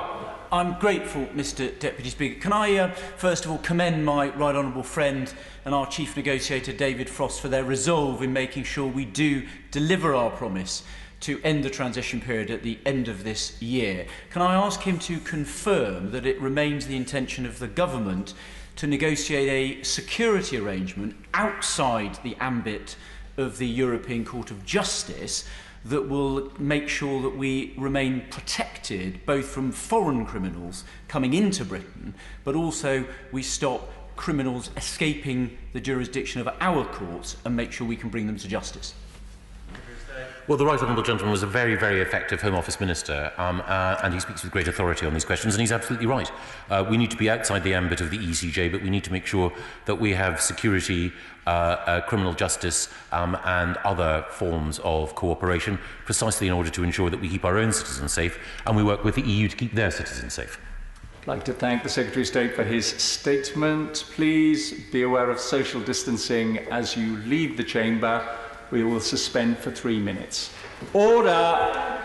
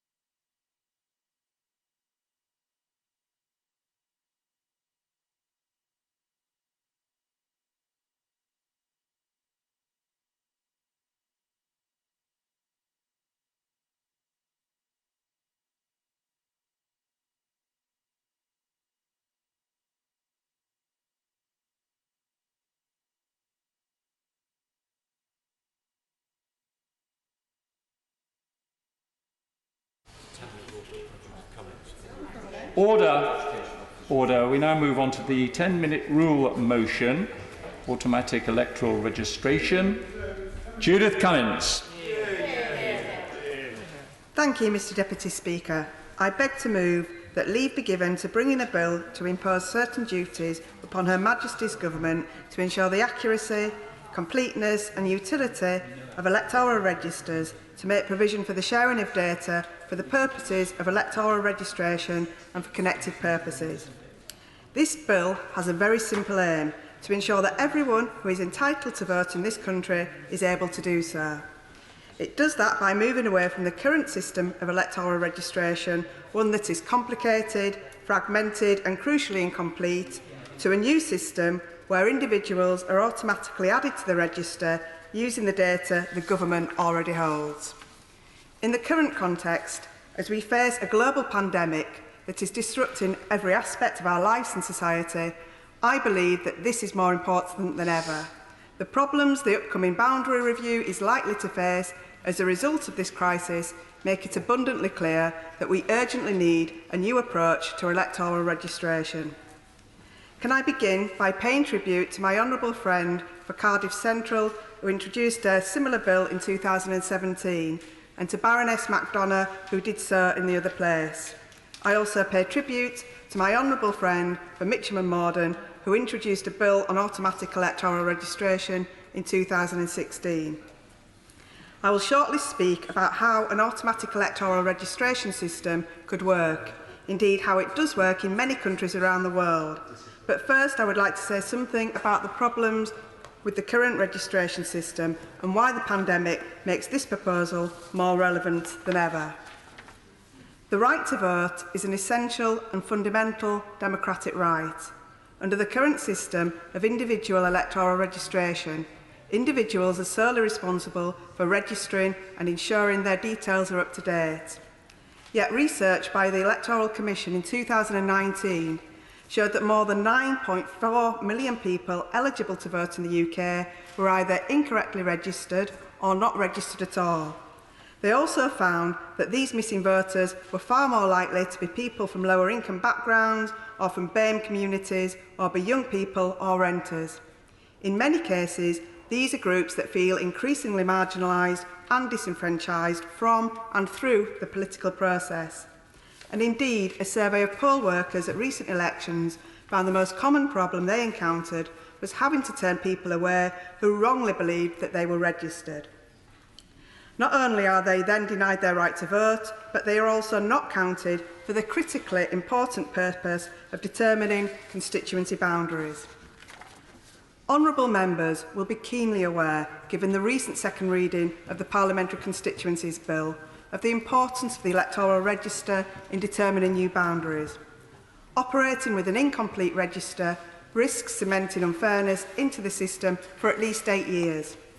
The current crisis makes this situation even more stark. As the Minister acknowledged in the second reading debate, the Government now faces a very challenging situation.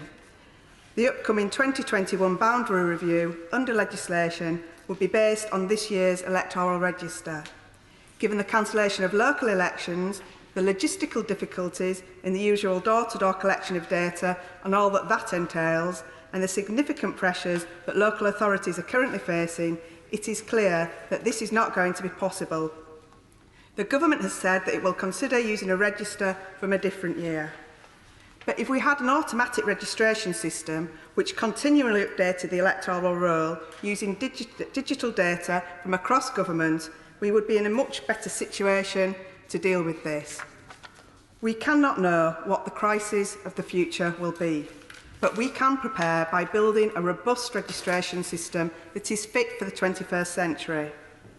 Individual electoral registration is failing, and it is time to seriously consider the alternatives. I believe my bill improves the resilience and reliability of the electoral system, as well as making it fairer and ensuring that every single person eligible to vote is able to do so. Automatic electoral registration is common sense, and current circumstances have shown that it is long overdue. Its fundamental principle is that the state should do all that it can to ensure the electoral roll is comprehensive and as accurate as possible. My bill would place a duty on the Secretary of State to ensure that all electoral registers in the UK are accurate and complete. It requires public bodies, including HMRC, the DVLA, the NHS, the Passport Office and local authorities, to work together and share information for the purposes of registering voters. It proposes taking data sets from across government and public services and using them to collect information for the electoral register. For example, someone could be automatically added to the electoral register when they are issued with a national insurance number, or when they update their passport or pay tax or claim benefits. A new integrated digital system would ensure that the register is continually updated to be as accurate and as up-to-date as possible. I believe this is one of the very great strengths of this system, and one the government surely welcomes, given its consistent focus on ensuring accuracy and reducing fraud. Finally, this bill would require institutions such as universities to collect the relevant information and register students living in halls of residences. Taken together, I believe these measures represent a straightforward and cost-effective way to modernise our electoral registration system. We would, of course, need safeguards to protect privacy and to ensure the security of the data collected. No one should be added to the open register without their explicit consent, for example. Automatic registration has received support from a wide range of relevant organisations. This House's former Political and Constitutional Reform Committee backed automatic voter registration in a 2014 report on voter engagement, while the Electoral Reform Society suggests allowing citizens to register to vote whenever they come into contact with the government. A report by the UK Democracy Fund found that implementing a form of automatic registration would lead to considerable improvements in the completeness and accuracy of the register, and they outline various options for exactly how this could be done. The Electoral Commission has also carried out extensive feasibility work on automatic electoral registration. They found that digital data sharing, including more automated forms of registration, could be implemented by building on the existing IER infrastructure, and that the reforms were feasible from a technical and operational perspective. And if we look around the world, Mr Deputy Speaker, we find that Britain is actually something of an exception, with almost all democratic systems using some form of automatic or automated registration processes. Australia and Canada have both recently implemented schemes of this nature. Mr Deputy Speaker, a few months ago, none of us here could have imagined the situation that we are now facing. The coronavirus pandemic is making us look again at many aspects of our society and our politics.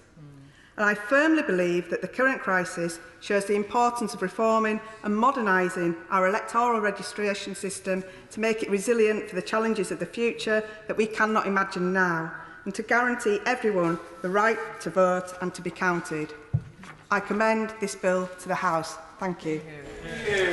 So I will now pose the question. The question is that the honourable member have leave to bring in the bill. As many as would have that opinion say aye. Aye. The contrary, no. I think the ayes have it. The ayes have it. Who will prepare and bring in the bill? Siobhan McDonough, Jessica Morden, Caroline Harris, Nick Smith, Karen Smith, Mike Amesbury, Chris Elmore, Chris Matheson, Martin Day, Peter Dowd, Tracy Brabin and myself. Judith Cummins. Automatic electoral registration bill. Second reading what day? Friday the 30th of October, Mr Deputy Speaker. 13th? 30th. Friday the 30th of October. Thank you very much. We now move on to the opposition day, 8th allotted day, free school meals, summer holidays. The amendment is not being moved, so we will now move straight into the debate. Can I just say a lot of members have shown interest in this particular debate, so please can I ask for both the opening and the response to this motion? Please be mindful that so many people do wish to participate in this debate. I call Rebecca Long-Bailey to move the motion. Thank you, Mr Deputy Speaker. I beg to move the motion in my name and the name of the Leader of the Opposition. And it's a pleasure to open today's debate on such an important motion, Labour's call on the government to provide free school meals over the summer holidays so that all children can have a holiday without hunger.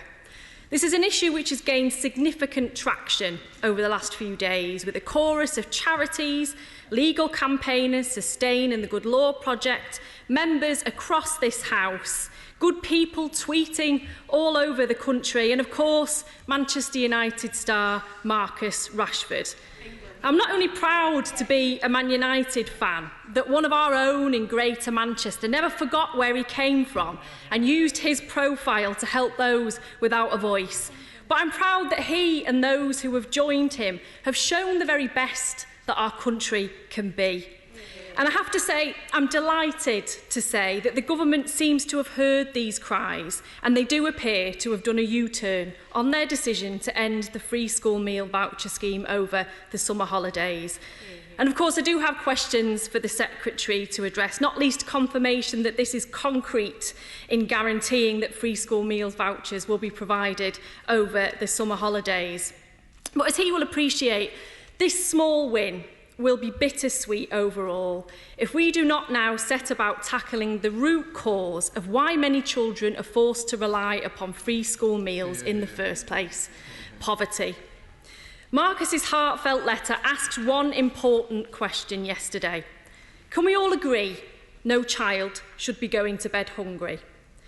If we could all agree on this principle, Mr Deputy Speaker, there would be no debate to be had today. And I know there are members opposite me today, and of course on this side, who do agree. They'll tell stories of the horrific hardship families in their own constituencies have had to suffer on a daily basis. They will illustrate that to succeed in life, a child must have a bedrock of security, love, and a full belly. They will transcend party lines to unify together in support of our children, showing the very best side of Parliament today. Yes. For giving way, and I agree with her about the importance of this debate and of working across the House. I'm sorry that this topic has become such a political football, because it is one that unites the House. But surely it's not the question of whether to support the most vulnerable children in our society, but how we do that. And we'll see acknowledge that the government is working hard with councils, with schools, with businesses, and crucially with civil society, to put in place a system of support and activity through this summer, so we ensure that children get the support that they need. Well, I thank the honourable member for his comments, and certainly I await with bated breath the details of the Secretary's summer scheme, and indeed I've got some ideas to suggest to him on how that might be rolled out, because there's a wider suite of support that our children will need throughout this pandemic and as we exit lockdown, and tackling poverty is just one element. Yes. I thank my honourable friend for giving way. She is surprised at me, as I was, that if the government had always intended to do this, why did they send out the Transport Secretary and the DWP Secretary to embarrass themselves defending the indefensible? I thank my honourable friend for making that comment, and all I'll say is that I'm happy we've reached the point that we have today, but it shouldn't have taken a public campaign from a well-known national hero to push the government into making this decision. But they have made the decision, and we take these small wins where we can find them. Yes. I'm very grateful to the Right Honourable Lady for giving way, and completely agree with her. It's really good news that we understand that the government is changing their position on the provision of free school meal vouchers over the summer. Would she agree with me, though, that the system to this date has been far from perfect, and that the contractor that's taken on this job has failed, for example, to provide children with the vouchers for the supermarkets in the village or the town that they live, and that needs to be fixed before we enter the summer period? Certainly, and I thank my honourable friend for his comments, and the Secretary will be well aware of the issues that have been raised with the Eden Red voucher scheme, the fact that many families have arrived at supermarkets and been turned away, the fact that many schools have had to step in when vouchers weren't readily available and fund school meals themselves, and in many cases they haven't received assurance from the government that they'll be recompensed for that monetary expenditure. So perhaps the Secretary can provide those assurances today. But if I can move on. Go on, one more. Thank you for giving way, and thank you for... So far, the Welsh Government and Assembly has agreed to do it. The Scottish Parliament has agreed to do it. The Northern Ireland Assembly has just, within the last 3-4 hours, have agreed to do it. And at long last, Government here has agreed to do it. Society is marked by its attitude to those that are less well off.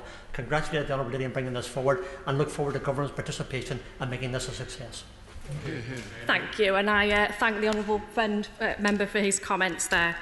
Now, these children are not just a statistic. The vast majority are children in working families, working around the clock to cover bills, but there is never enough.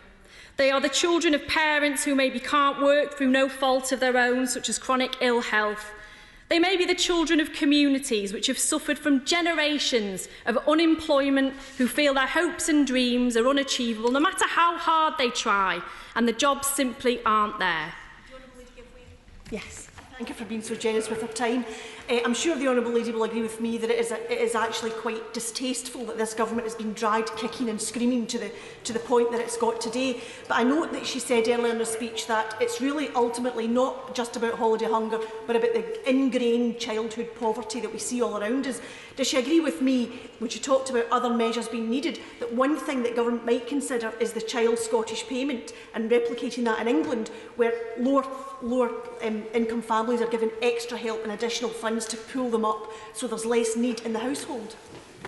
I thank the Honourable Lady for her comments and certainly welcome the comments that she's made. And I'd say this is that we do take these small wins when we find them, but I think this campaign has demonstrated how the government can be encouraged to change their position when we bring together our communities and key figures within sports and within entertainment around an issue that our communities are passionate about. So let's move on as a House and tackle the root cause now and move together in a unified way to really make lives better for these children. Now, Marcus was right when he set out in his letter yesterday. He spoke very emotionally about his own story. He stated, "My story to get here is all too familiar for families in England. My mum worked full-time, earning minimum wage, to make sure we always had a good evening meal on the table. But it was not enough. The system was not built for families like mine to succeed, regardless of how hard my mum worked." And he was right. The shameful reality is that for so many people in Britain today, no matter how hard they try, they cannot make ends meet. Opportunities are too few, wages are too low, and bills are too high. Before the pandemic, over 4 million children in the UK were living in poverty. That's 9 out of every class of 30. And this is expected to rise to 5.2 million by 2022. Child poverty is a pandemic of its own in this country, one that's gotten far worse, unfortunately, over the last few years. Child poverty reduced by 800,000 under the last Labour government, but the TUC found that in 2019, that progress had been completely reversed, with the number of children growing up in in-work poverty alone having risen by 800,000 since 2010. 47% of children living in lone parent families are in poverty. 45% of children from BAME backgrounds are in poverty. And 72% of children growing up in poverty live in a household where at least one person works.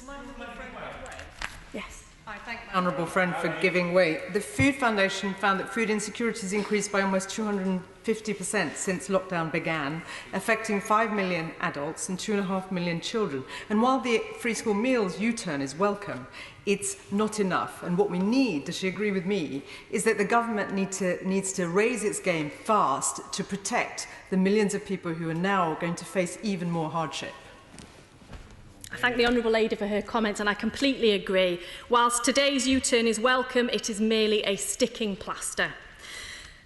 Now, work is often not a route out of poverty anymore, and living in poverty does not mean you do not work or work hard, as some would have you believe.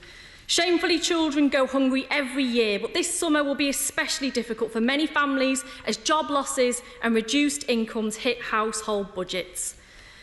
Research from the Food Foundation shows that more than 200,000 children have had to skip meals because their family couldn't access the food they need during lockdown.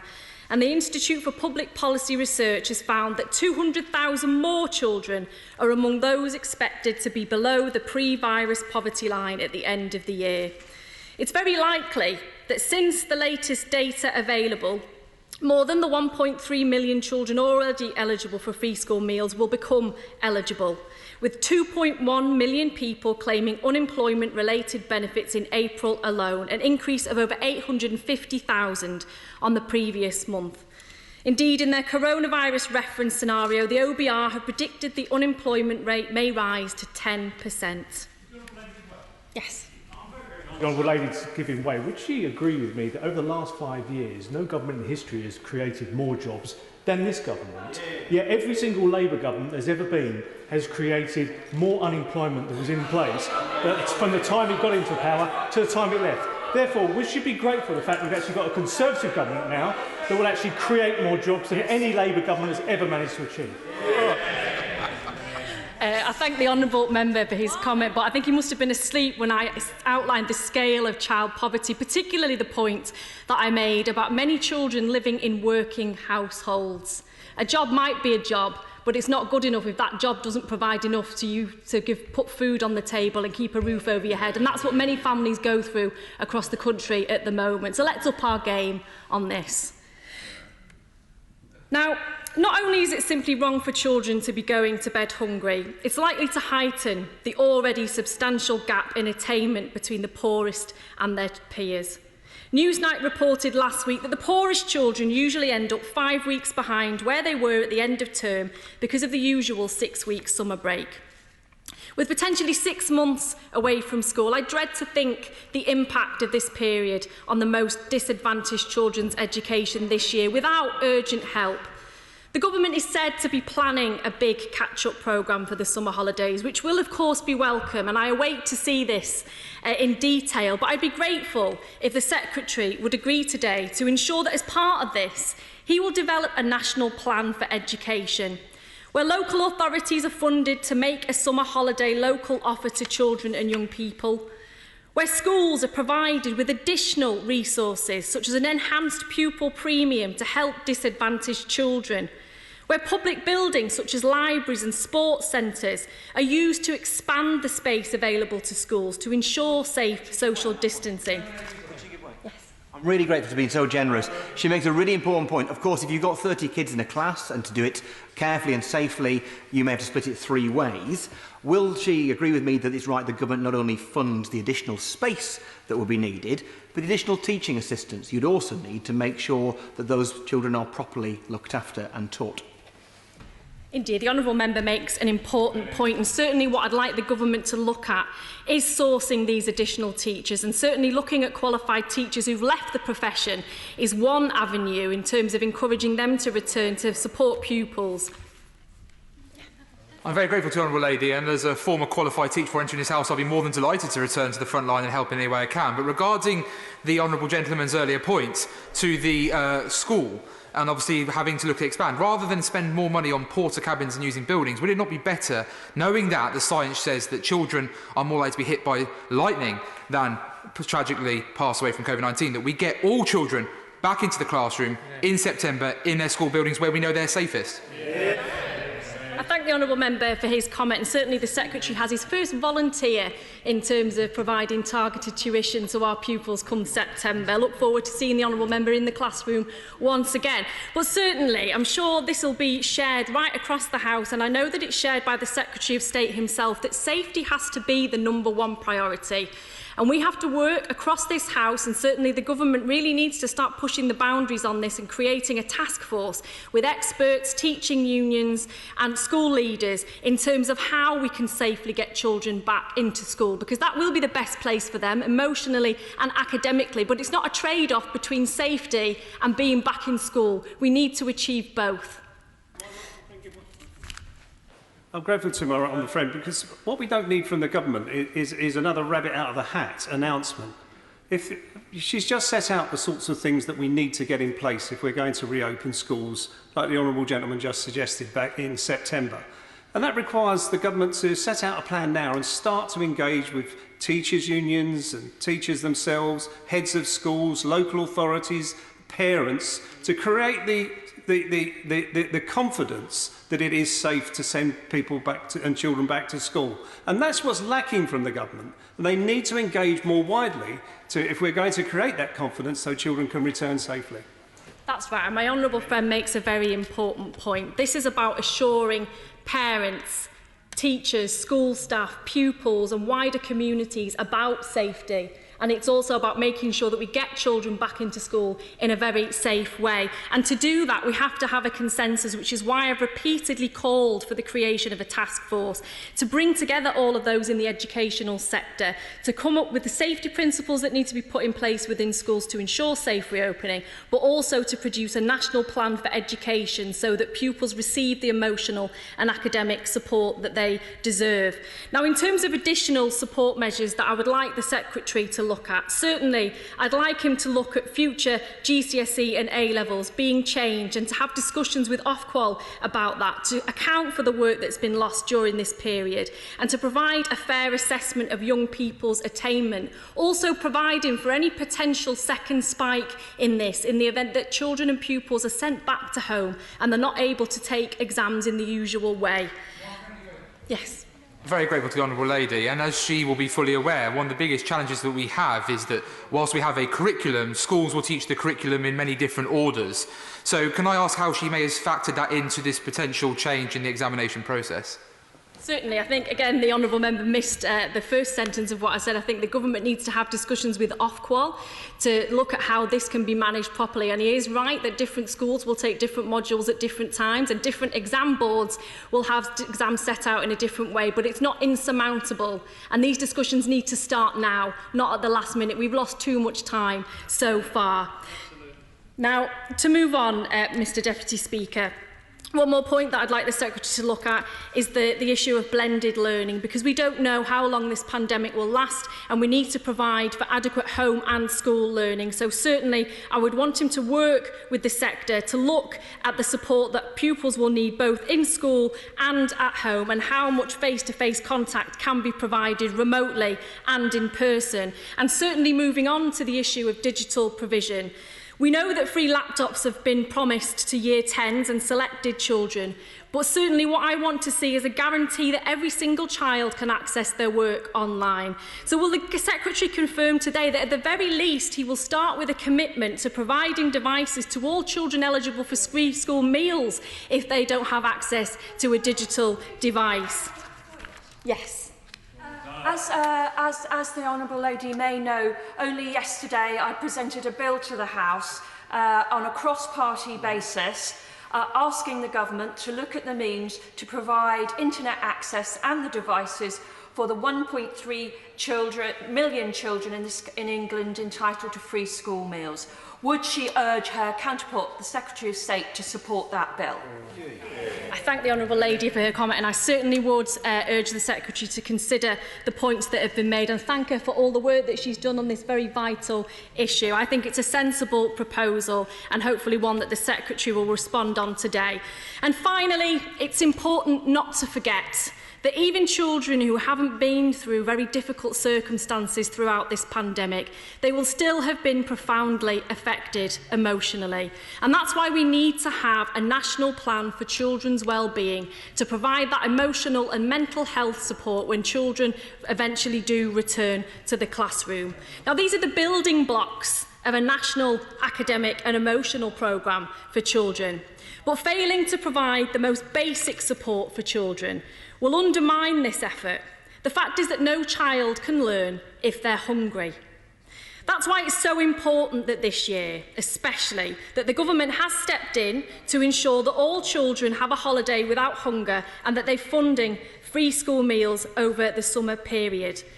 But now that there's a consensus emerging on the damage that child poverty does to the outcome of our children's lives, I now ask members to truly address this issue. The 2-child cap on child benefit, the 5-week delay to the first payment of universal credit, all cruelly blighting the lives of children and their families. Will members now pressure the government to address this? Decimated school and local authority budgets, the closure of Sure Start centres. Will members' concerns be heightened on these issues now? Last month, a survey of the National Education Union told harrowing tales of children without coats, with ill-fitting, ripped shoes, children who are tired and thin, children with mental health issues unable to get help, children with bedbug infestations and rats in their home. It's no surprise that these children often find it more difficult to learn. It's no surprise that during lockdown, they're likely to have fallen further behind than their peers. And it's no surprise that over 1 million of these children don't even have access to a digital device. Mr. Deputy Speaker, humanity has won a small battle today, but we've not won the war against poverty. And I'd say to every member here, remember why you are here. Remember who puts you in this place and why. We are ultimately 650 individual people elected by our communities to protect and improve their lives. We are the voice of the voiceless. That's the moral compass that should guide every one of our days in this place. And this summer, when you wander through parks and streets in the place that you call home, with every child that passes you by, innocently unaware of the vast power that you hold over their life, you'll wonder, are they hungry? Are they suffering? Did I speak for them when they had no voice? Now, we have the power to change those children's lives, to speak up like Marcus Rashford did, and we've seen the true power that campaigns can bring on encouraging the government to change its position. And we've got to now build a consensus across this House that this country will not tolerate child poverty, and that we will encourage the government to bring forward a raft of economic and social policies with one aim: to eradicate child poverty. Thank you. The question is, as on the order paper. Secretary of State. Thank you, Mr. Deputy Speaker. In this House, we all understand the profound impact this pandemic has had on people's lives. Supporting those on lower incomes and vulnerable families is at the heart of everything that we do as a government. We have taken unprecedented action to support individuals and also to support families. We've stepped in to pay wages of over 9 million people through one of the most generous schemes anywhere in the world. We've launched self-employed income support schemes. We've increased universal credit and working tax credit by over £1,000 a year, injecting more than £6.5 billion into the welfare system. This government has been firmly and wholeheartedly on the side of those who need help and those who need support at every stage of this pandemic. We've provided millions of families with the support they need to pay their bills, keep their homes and feed their families. But at times of crisis, we must think above all about the most vulnerable in our society. No one in this House, on either side of this House, ever wants to see a child go hungry. We're all united in that simple view. And I would like to remind honourable members of the Conservative Party's record on free school meals. From 2014, free school meals were offered to further education students for the first time ever in the history of a free school meals programme. We extended free school meals to all infant children in England's state schools, and an extra 1.5 million children are receiving a healthy school lunch as a result of that decision. And in our response to COVID-19, we have, for the first time, provided free school meals for those who are currently at home. We must remember that free school meals are not about providing financial support for families. They're there to support a child's education. Receiving a healthy, nourishing meal is a critical way of helping a child to focus and to learn in school. It helps to enable a child to fulfill their potential, and that is essential if we want to break that cycle of poverty that far too many children right across the country suffer from.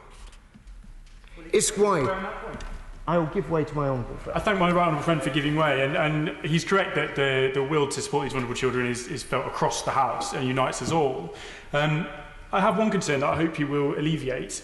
Many of the most vulnerable children don't live in happy, healthy households, and we often find that that those children, the ones that schools normally look out for, might be in a position where parents aren't necessarily going to use those vouchers in the right way, and the current system has no safeguards on that, so it seems. Can we ensure, and my constituency has one of the highest levels of domestic abuse, one of the highest levels of addiction anywhere in the country, can we add, before the summer, a scheme and mechanism to ensure that those vouchers are used for healthy meals for vulnerable children? I can assure my honourable friend that there are measures in place to ensure that the vouchers are not used for things such as alcohol, cigarettes or gambling, and that's an important protection, because my honourable friend touches upon an important point. There's actually one of the greatest strengths of a free school meal system about making sure that children get a free school meal in the school is ensuring this is a healthy meal and it's there to support the child. I'll give way to the honourable gentleman. Very grateful to the Secretary of State for giving way. I just want to press him on the same point I asked the right honourable lady, the member for Salford. The issue about the use of the free school meal vouchers so far, particularly in rural communities like mine, where you may live in Sedbergh and not have a supermarket that you're given the voucher for within 10 miles of you, can we look again to make sure that this U-turn, which I massively welcome, is actually valuable to every child, no matter where they live? I think the honourable gentleman would probably have maybe been aware that we'd already made it clear to schools that they have the flexibility and they'd be reimbursed on any costs if they needed to procure vouchers from a different retailer. If, in an example, I'll make some progress. If, for example, that retailer was in a sparse area and there are no other retailers that they're able to use, or we've in an area where the list of retailers aren't available to do. If honourable members would give me the opportunity to make some progress. It is, in holiday time, we've offered a wide range of we've understood that in holiday time there's always been a need for offering a wide range of support. This summer, tens of thousands of disadvantaged children will receive additional support through our holidays, activities and food programme, backed by the £9 million worth of government funding. I'll give way to my honourable friend. I'm incredibly grateful that disadvantaged youngsters in my area will benefit from this support, but recently my council was unsuccessful in a bid to the Holiday Activities Fund. I wondered if my right honourable friend would review this bid and whether he might meet with me so that we can guarantee that the most disadvantaged youngsters across Stockton benefit from a summer of experiences and opportunities. I would be more than happy to meet up with my honourable friend on this issue, and I think what we've been doing in terms of the holiday activities programme is this is an important step forward, and it's to pick up on something that the honourable lady of the party opposite raised. It's not just about feeding, it's about supporting young people in so many different aspects of their learning, their support and their broader health outcomes. I give way to my honourable friend. I'm very grateful to my honourable friend, and he will be well aware in Stoke-on-Trent we have the wonderful Hub Foundation run by Carol Shanahan, the owner of Port Vale Football Club. And linking on with the comments of the previous speaker, I would absolutely urge you the Education Secretary, to look at how we can expand the holiday programme so everywhere, every town, every city and every village has access in some way to these great programmes to look at not just the health and well-being, but also do some educational work to help the most disadvantaged in our communities. I'm very familiar with schemes that have been run in Stoke-on-Trent and had the opportunity of meeting Mrs Shanahan and commend her as well as Stoke-on-Trent City Council and the leader of Stoke-on-Trent City Councillor, Councillor Abby Brown, who've played such an important role in terms of the opportunity area that we've established in Stoke-on-Trent that's making a real difference to so many children's lives. And I'd be very happy to join my honourable friend to discuss with him in more detail how we can make sure that through holiday activity programmes, as well as my honourable friend, the member for Stockton South, about how we can make the difference to children's lives, not just through food, but also through activities. I give way to my honourable friend. Thank you very much. Further to the point that my honourable colleague from Mansfield made earlier, this government's done a huge amount on free school meals over the last 10 years. We should be proud of that. These are unprecedented measures for unprecedented times.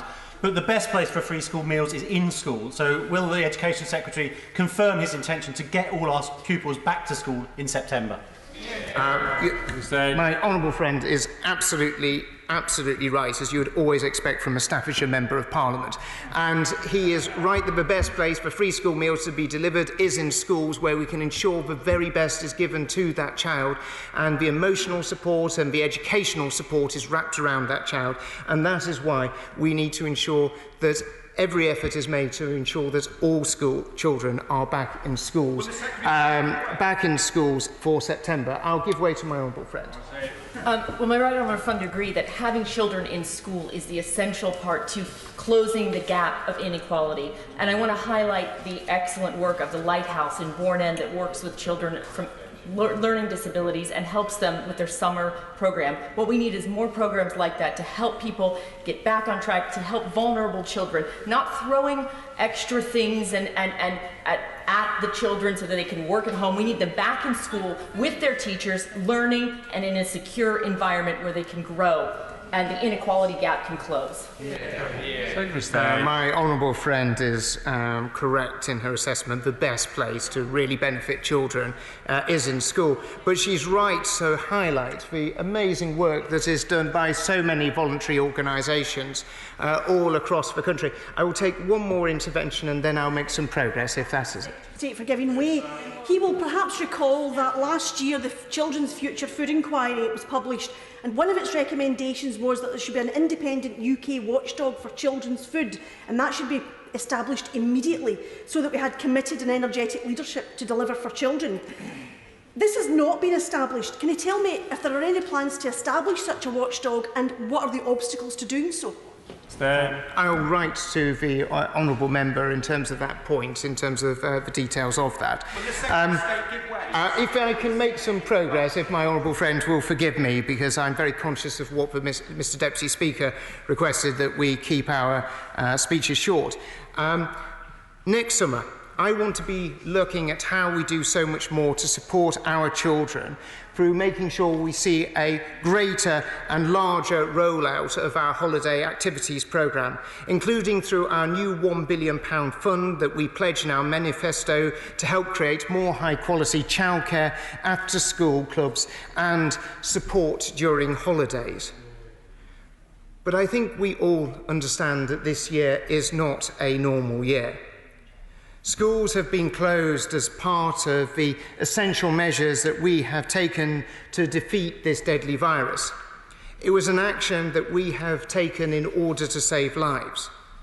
But I knew when we took this decision that our focus had to be on those who are most disadvantaged.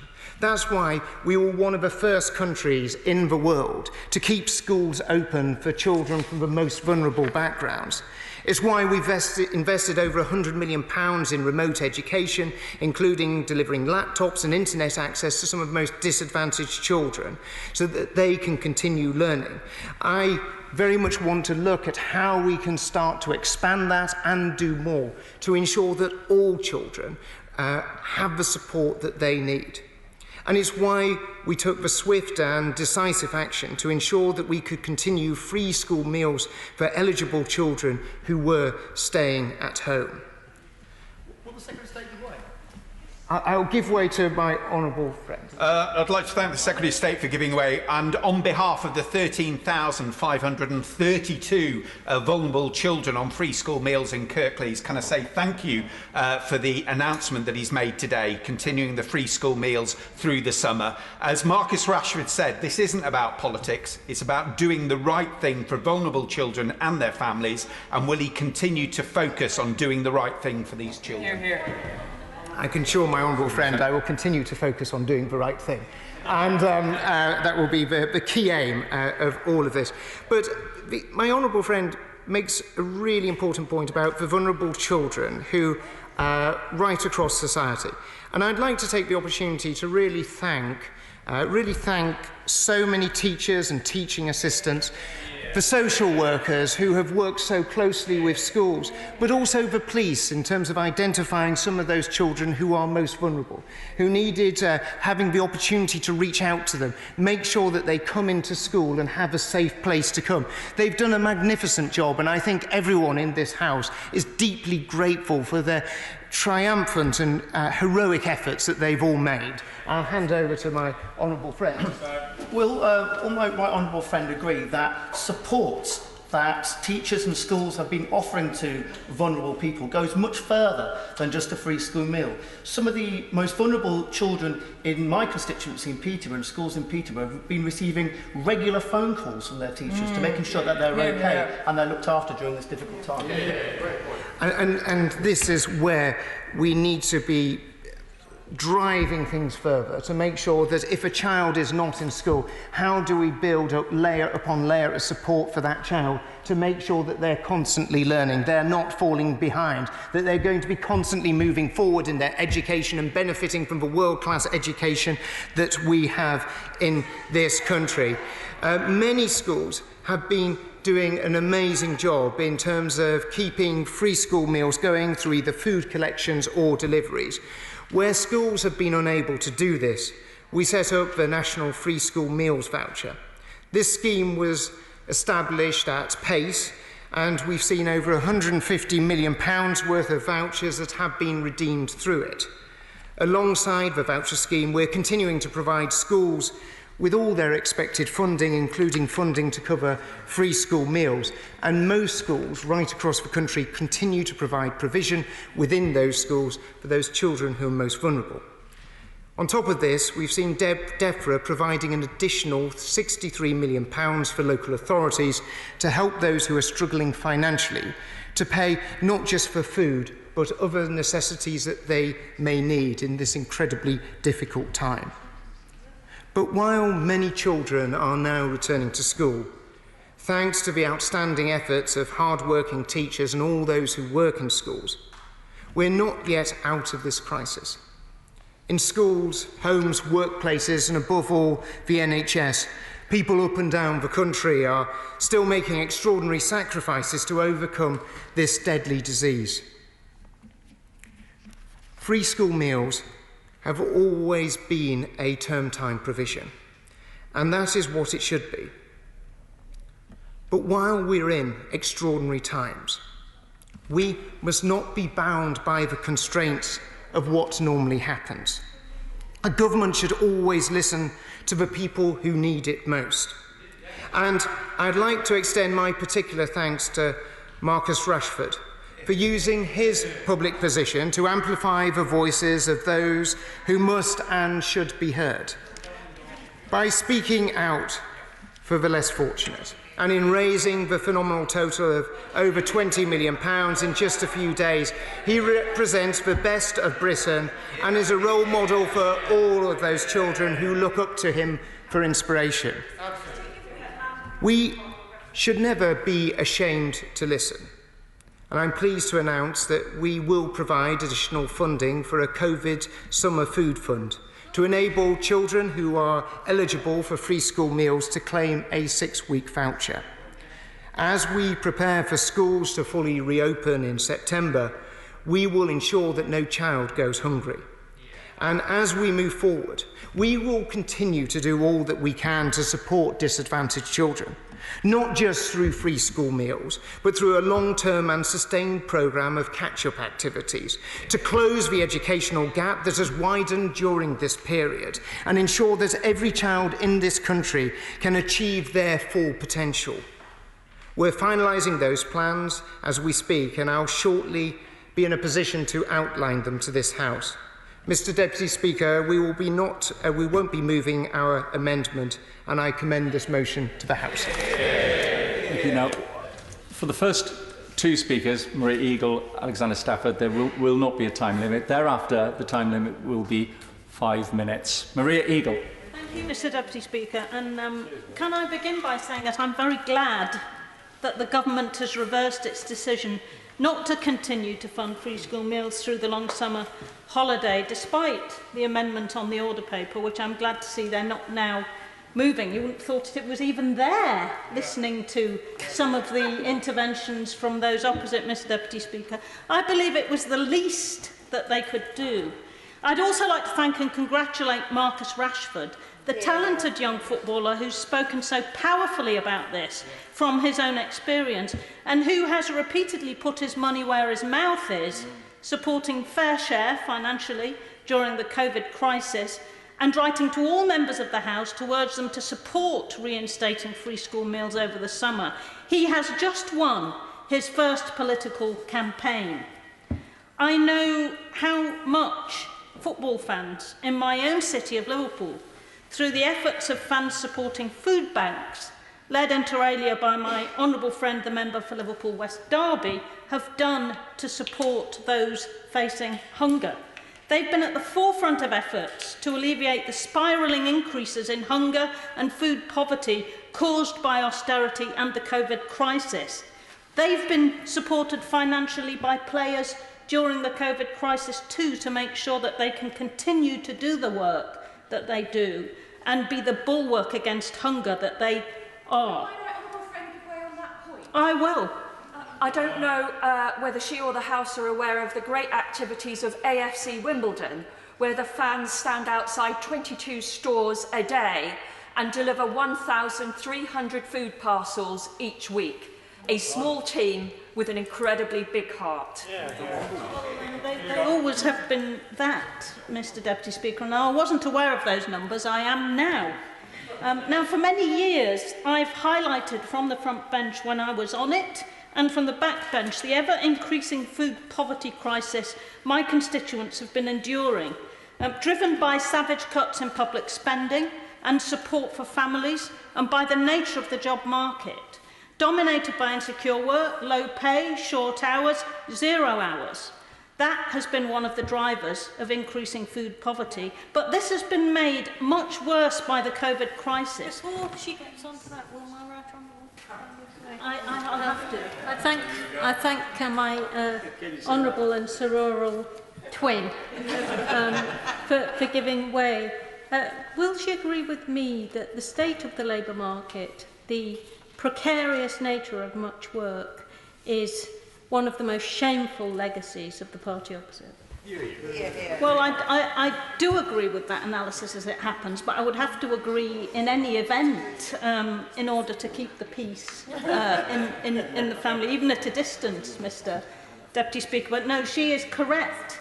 Precariousness in the labour market, particularly underemployment, as it used to be called, 0 hours contracts being a prime example, is one of the main causes of financial instability that lead to the kind of food poverty that I've seen increasing in my constituency over the last 10 years to a remarkable degree.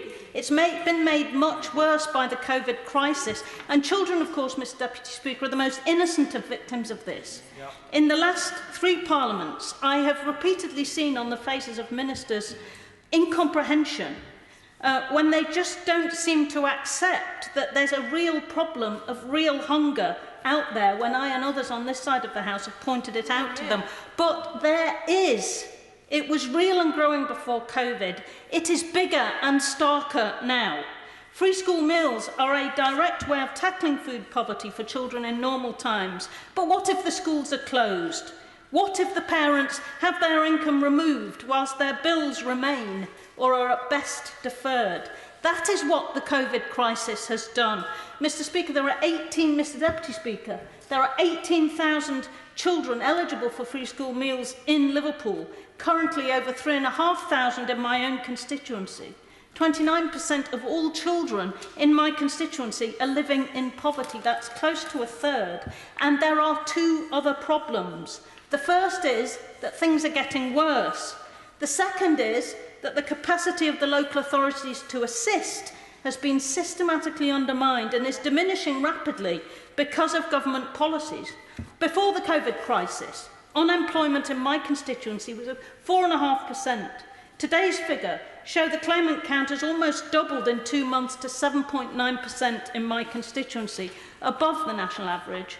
However, there are a further 11,500 jobs furloughed, some 18% of the working age population in my constituency, and 2,600 taking up support from the Self-Employment Income Scheme, Support Scheme. Now, those schemes are valued and important, and I congratulate the government for instituting them. But many of these livelihoods are severely at risk over the next 2 to 3 months as the government schemes are brought to an end.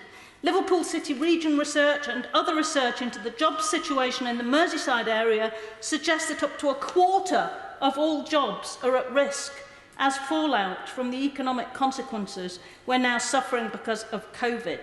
Mr. Deputy Speaker, the reality is that unemployment in my constituency is likely soon to be even higher. Unemployment over 10%, a quarter of jobs at risk of going. That reminds me of something, Mr. Deputy Speaker. It reminds me of the early 1980s in Liverpool. Truly the worst of times, and I remember them. I was there. Many of my constituents are now in desperate need, having found themselves unemployed, with bills still to pay and a financial reckoning heading straight towards them. In many areas, queues formed quickly outside retail outlets yesterday as non-essential shops began to reopen. But I'm told the longest queue that formed in Knowsley was outside a local pawnbroker's. There's been a 389% increase there in universal credit applications since before COVID, and as a universal credit has a passport benefit to free school meals, the need is obviously increasing hugely. Meanwhile, Liverpool City Council and Knowsley Borough Council are having their ability to respond and provide extra help removed by a government that has not even kept its own promise at the beginning of the crisis to pay them the full costs of COVID. Far from paying the two councils in my constituency what they've paid out, both have received only about half of the costs incurred, a recipe for removing their ability to further help children in need as the crisis of child hunger worsens. In Liverpool, the council was spending £180,000 a week funding a £10 voucher for children eligible for free school meals. It's a good job they did because of the chaos engendered at the beginning of the government scheme, which meant government vouchers were not forthcoming for weeks. Last year, they spent £250,000 providing citywide play schemes that included food for the children using them across the city. It's not clear if they'll be able to do this in 2020 because of the financial shortfalls. In Knowsley, the council has spent £360,000 funding meal vouchers for children, which they will not be getting back from the government. Now, Mr. Deputy Speaker, local councillors in both Knowsley and Liverpool have been using their discretionary funds and their volunteering time overwhelmingly during the lockdown to feed people, including children. This is all in addition to the food provided eventually by the government's shielding scheme. The Torrington Drive Community Association in Hellwood have delivered over 2,000 meals and are currently delivering 120 meals 3 times a week, including 150 packed lunches for children. In Belvale, there's been 2,600 food packs given out at 3 distribution centres, with new families still coming in and asking for help. In Cressington, local councillors have spent £9,000, or all of their discretionary funds, simply feeding people, including children, who need support, with the help of Can Cook Kitchen, a food poverty charity whose work I have highlighted before. So yes, I am glad that the government have seen sense and have decided to give help that will feed children over the summer holidays directly to their parents in the form of vouchers. And the party opposite should not, as some of them were close to doing, equate poverty with fecklessness. It is wrong to do so. And I know that the Secretary of State will not fall down into that trap. It is wrong to do so. Now, the government need to step up to the challenge of making sure that the next few years in Liverpool is not a rerun of the early 1980s. They could start by giving Liverpool City Council and Knowsley Borough Council the full costs of COVID, as they promised that they would. In the longer term, the government must address the underlying causes of holiday hunger, child poverty, low wages and insecure work. And it's only when they do that that this problem will truly be solved. Maiden speech, Alexander Stafford. Thank you, Mr. Deputy Speaker. Mr. Deputy Speaker, it is an incredible honour to speak in this debate and to give my maiden speech. Schools and the health and nutrition of our children are of paramount importance. No parent should have to worry about where their child's next meal might come from.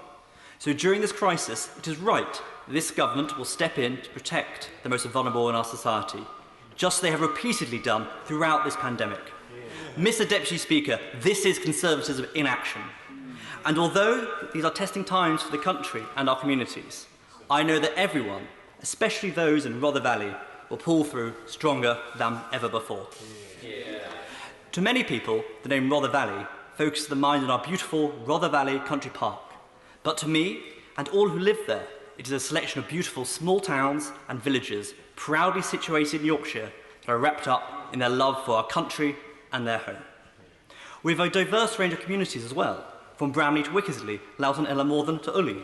And we even have our own Wales. Mr. Speaker, there is something for everyone. But it is our industrial heritage which is a great source of pride in Rother Valley.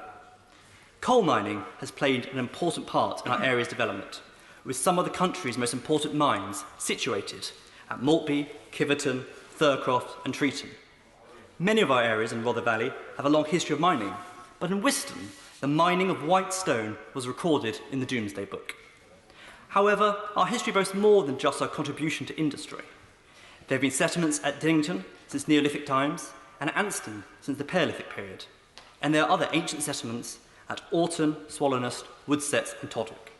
We've also had our share of historic houses at Thorpe Salvin, Hellaby, Aston and Furbeck, with the former owner of Furbeck Hall being a source of inspiration for the novel Ivanhoe.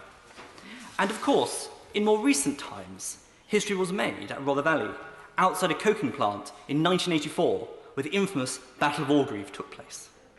We also have strong farming areas around Harthill and Houghton Levitt, and not to mention the majestic beauty of Roche Abbey, which fell afoul of Henry VIII's awful anti-Catholic measures. It would be remiss of me, though, to give my maiden speech without acknowledging that I would not be standing in this house today if it were not for the love and unwavering support of my family and friends. My parents, Teresa and James, who taught me from an early age that it's not where you've come from, but where you're going in life that matters.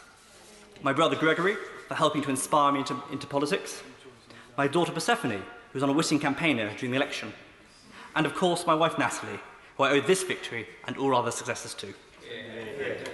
My predecessor, Kevin Barron, formerly Red Kev, as he was known, and more recently Sir Kevin, was first elected 4 years before I was born.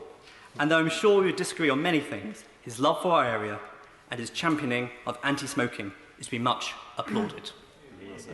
But one thing that surely separates me from my predecessors is the collieries. Whereas all of them had close ties to the mining community, either working in or for those that did, mine are more in the steel community, also key to our local prosperity. But Mr. Deputy Speaker, times have changed. And as times have changed, so have the people of Rother Valley. We look to a better, brighter future for our children and our children's children. Nevertheless, some things do remain constant, and that, Mr. Deputy Speaker, is what I espouse. The traditions of the Conservative Party, that of hard work, law and order, family values, Christian morals. These are timeless, classless, and ageless.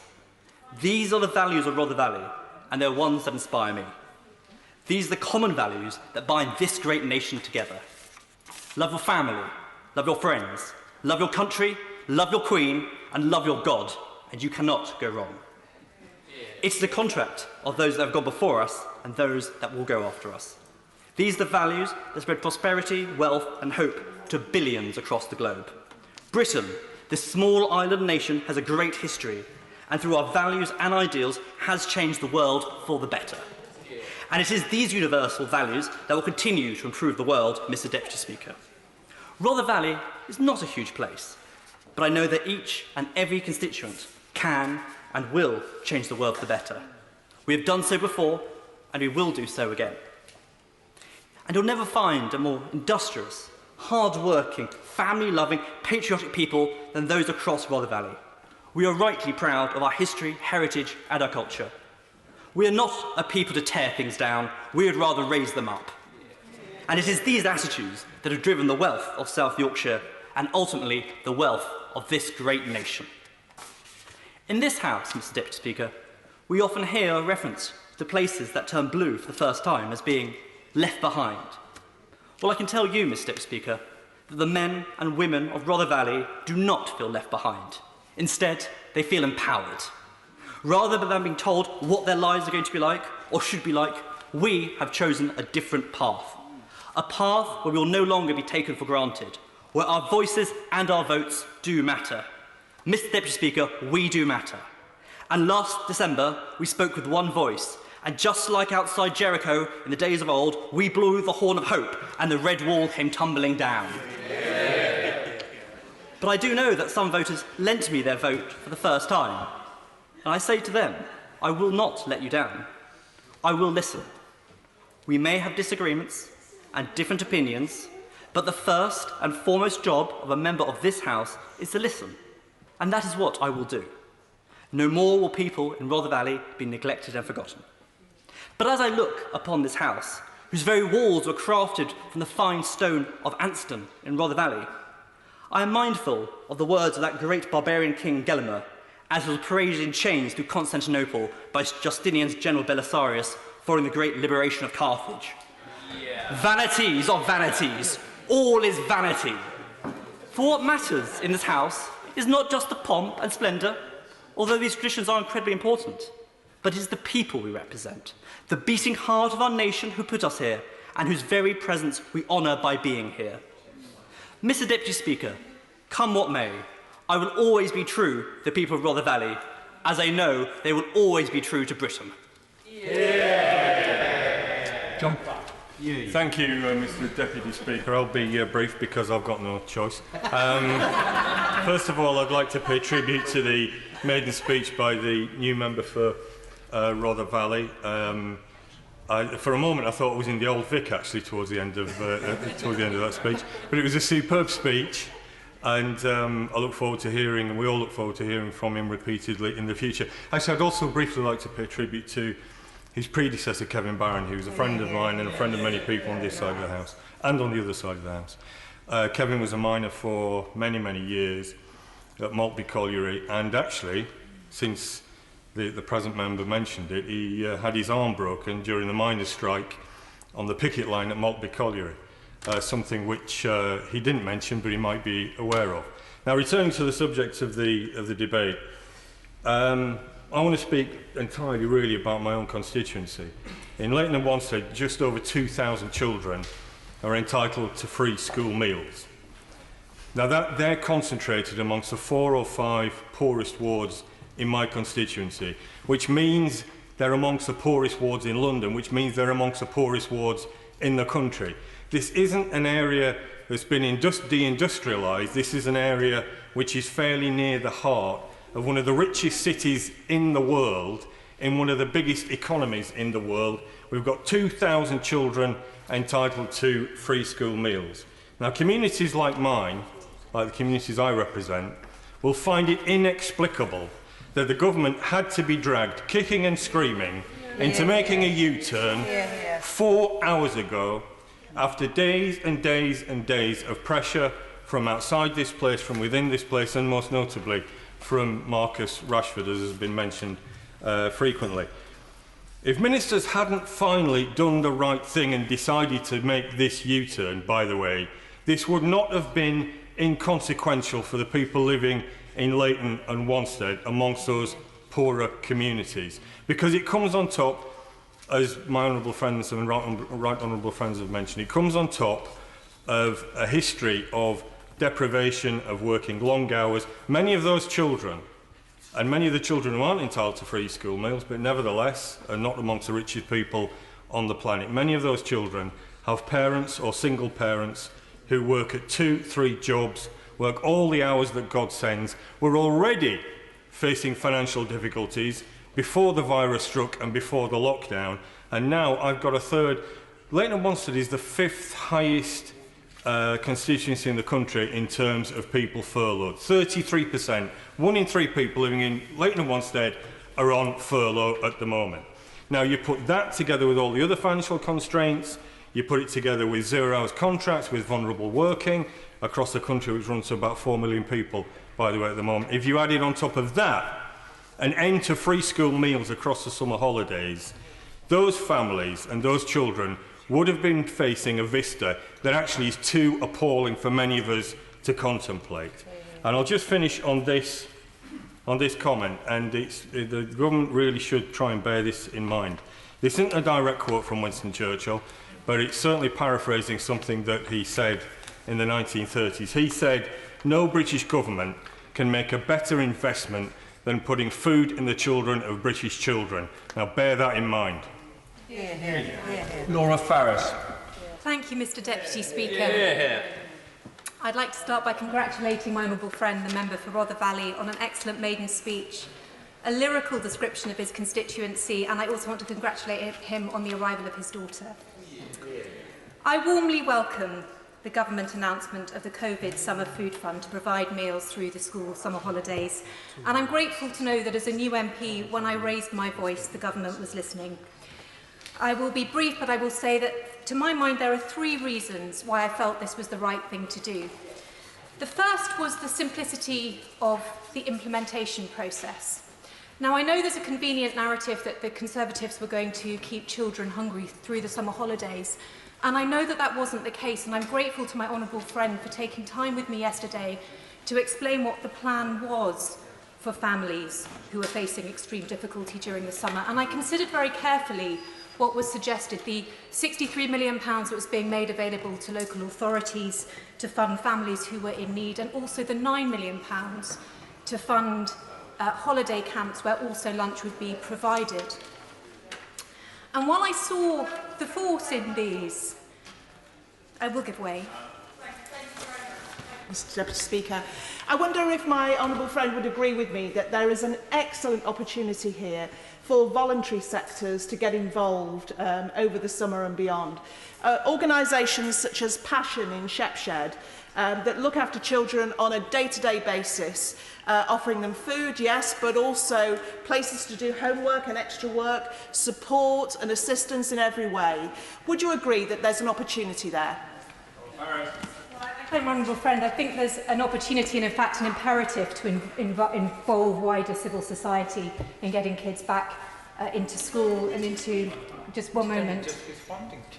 While I saw the force in the plans that my honourable friend was proposing, the simple truth to me was that they introduced a layer of, I thought, bureaucracy and administration, and I was concerned that there was a risk that some of that funding would be delayed, or it might vary or be uneven between local authorities. The fact of the matter is that 1.3 million children are eligible to receive free school meals. They have been identified, their eligibility has been confirmed. They are already either receiving the meal or a voucher if they're not in school at the moment. And it seems to me that if we have the capability and the will to help children through this period, then it is incumbent upon us to find the most direct and accessible means of doing so. And my second point is that it is absolutely right that 12 weeks into the lockdown, we fix our focus very firmly on children. And I've thought about the sequencing of how we proceeded through this period. And the government's starting point, which was absolutely right, was the extremely clinically vulnerable and their protection. And in fact, the provision of food was an integral part of that. I think there have been 2 million food boxes, I may be wrong, maybe more, but that have been distributed in the last 12 weeks. And then we turned our focus to workers and the unprecedented package of support, the 9 million people benefiting through the furlough scheme, the 2.5 million people through the self-employed income support scheme. And then we looked at charities and businesses and all across every sector, whether it was grants or business interruption loans or bounce back loans or future funds or discretionary loans. There was such an array of options. And yet the category of people that we know the very least about are children, and particularly disadvantaged children, because the fact is their emails don't fill our inboxes. I will give way. The Honourable Leader for giving way. In reference to the points that were made earlier in the previous intervention, we've all got very, very important charitable groups in our constituencies, and we could all ream off their names, and they do fantastic work. But does she agree with me that essential services, particularly regarding children's hunger, cannot be contracted out to charitable groups? That's really the government's job. And the reason these charitable groups have grown up is because the government has failed.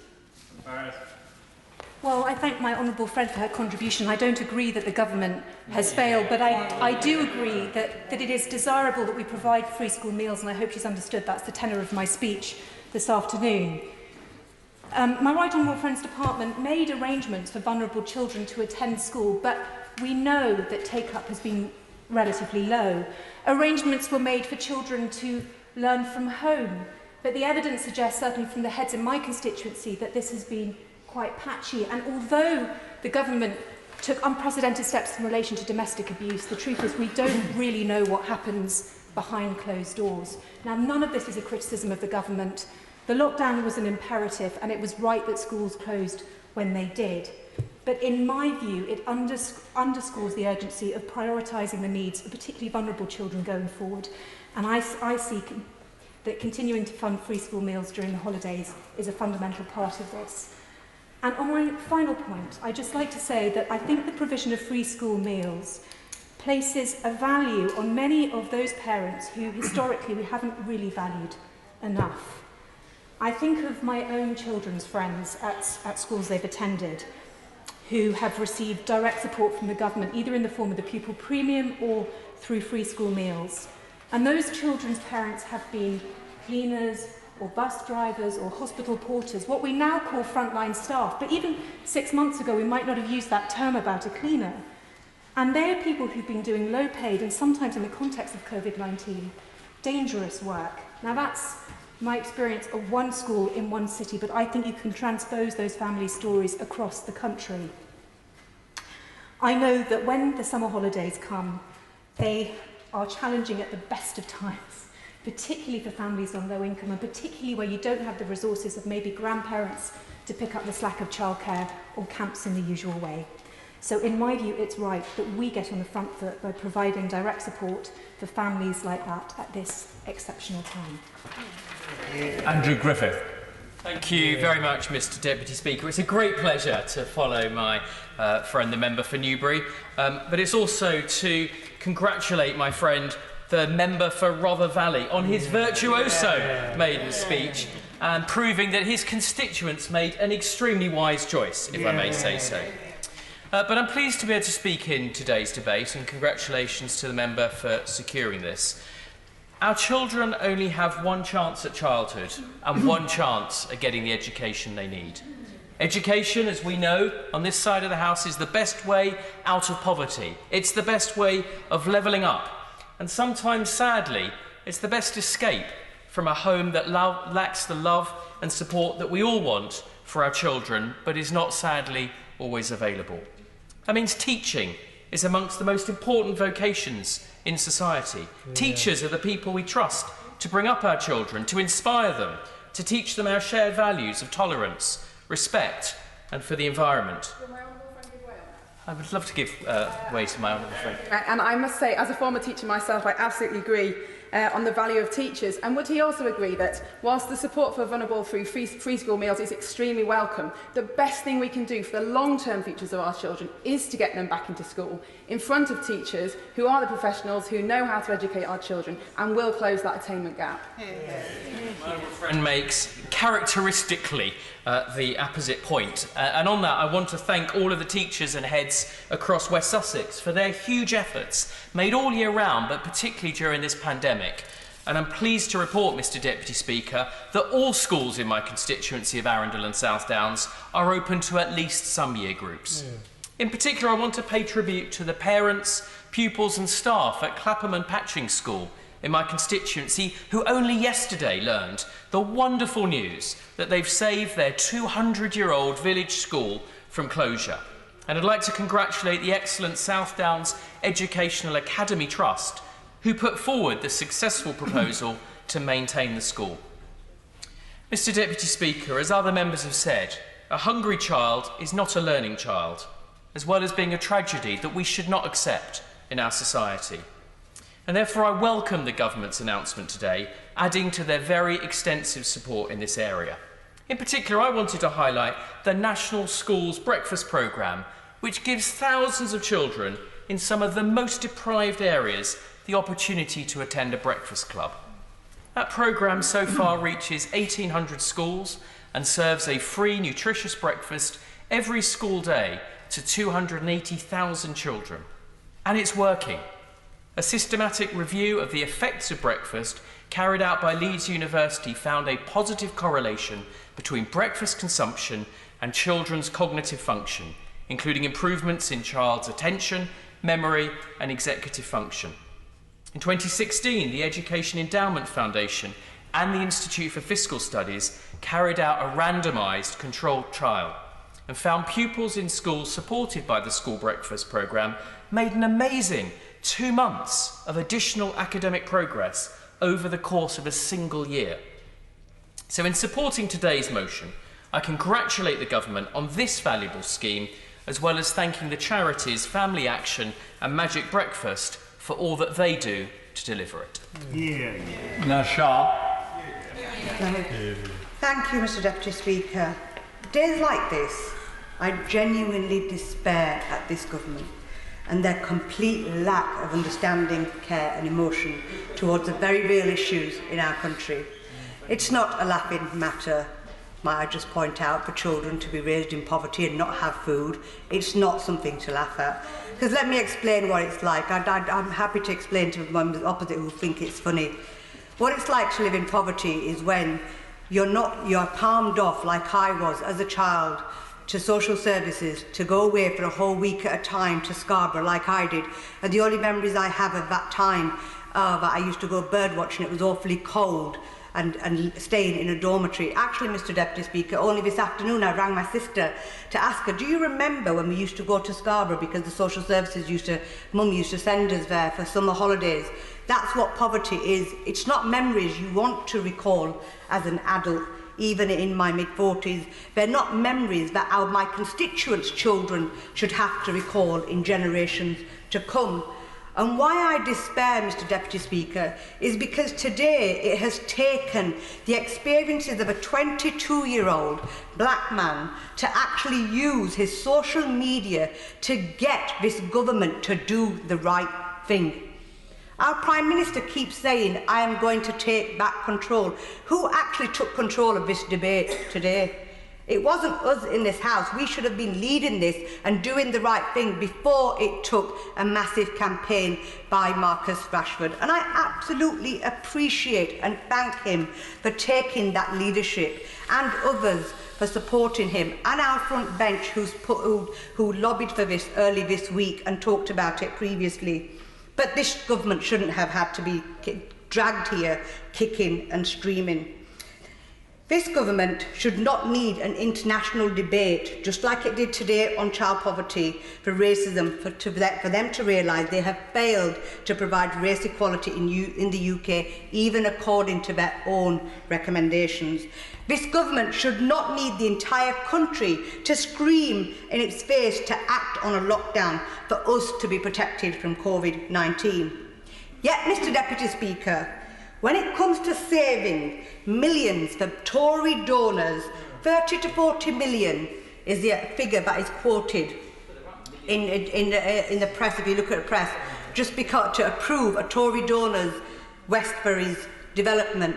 Yet we can't find 120 million for our children. I'll be making progress.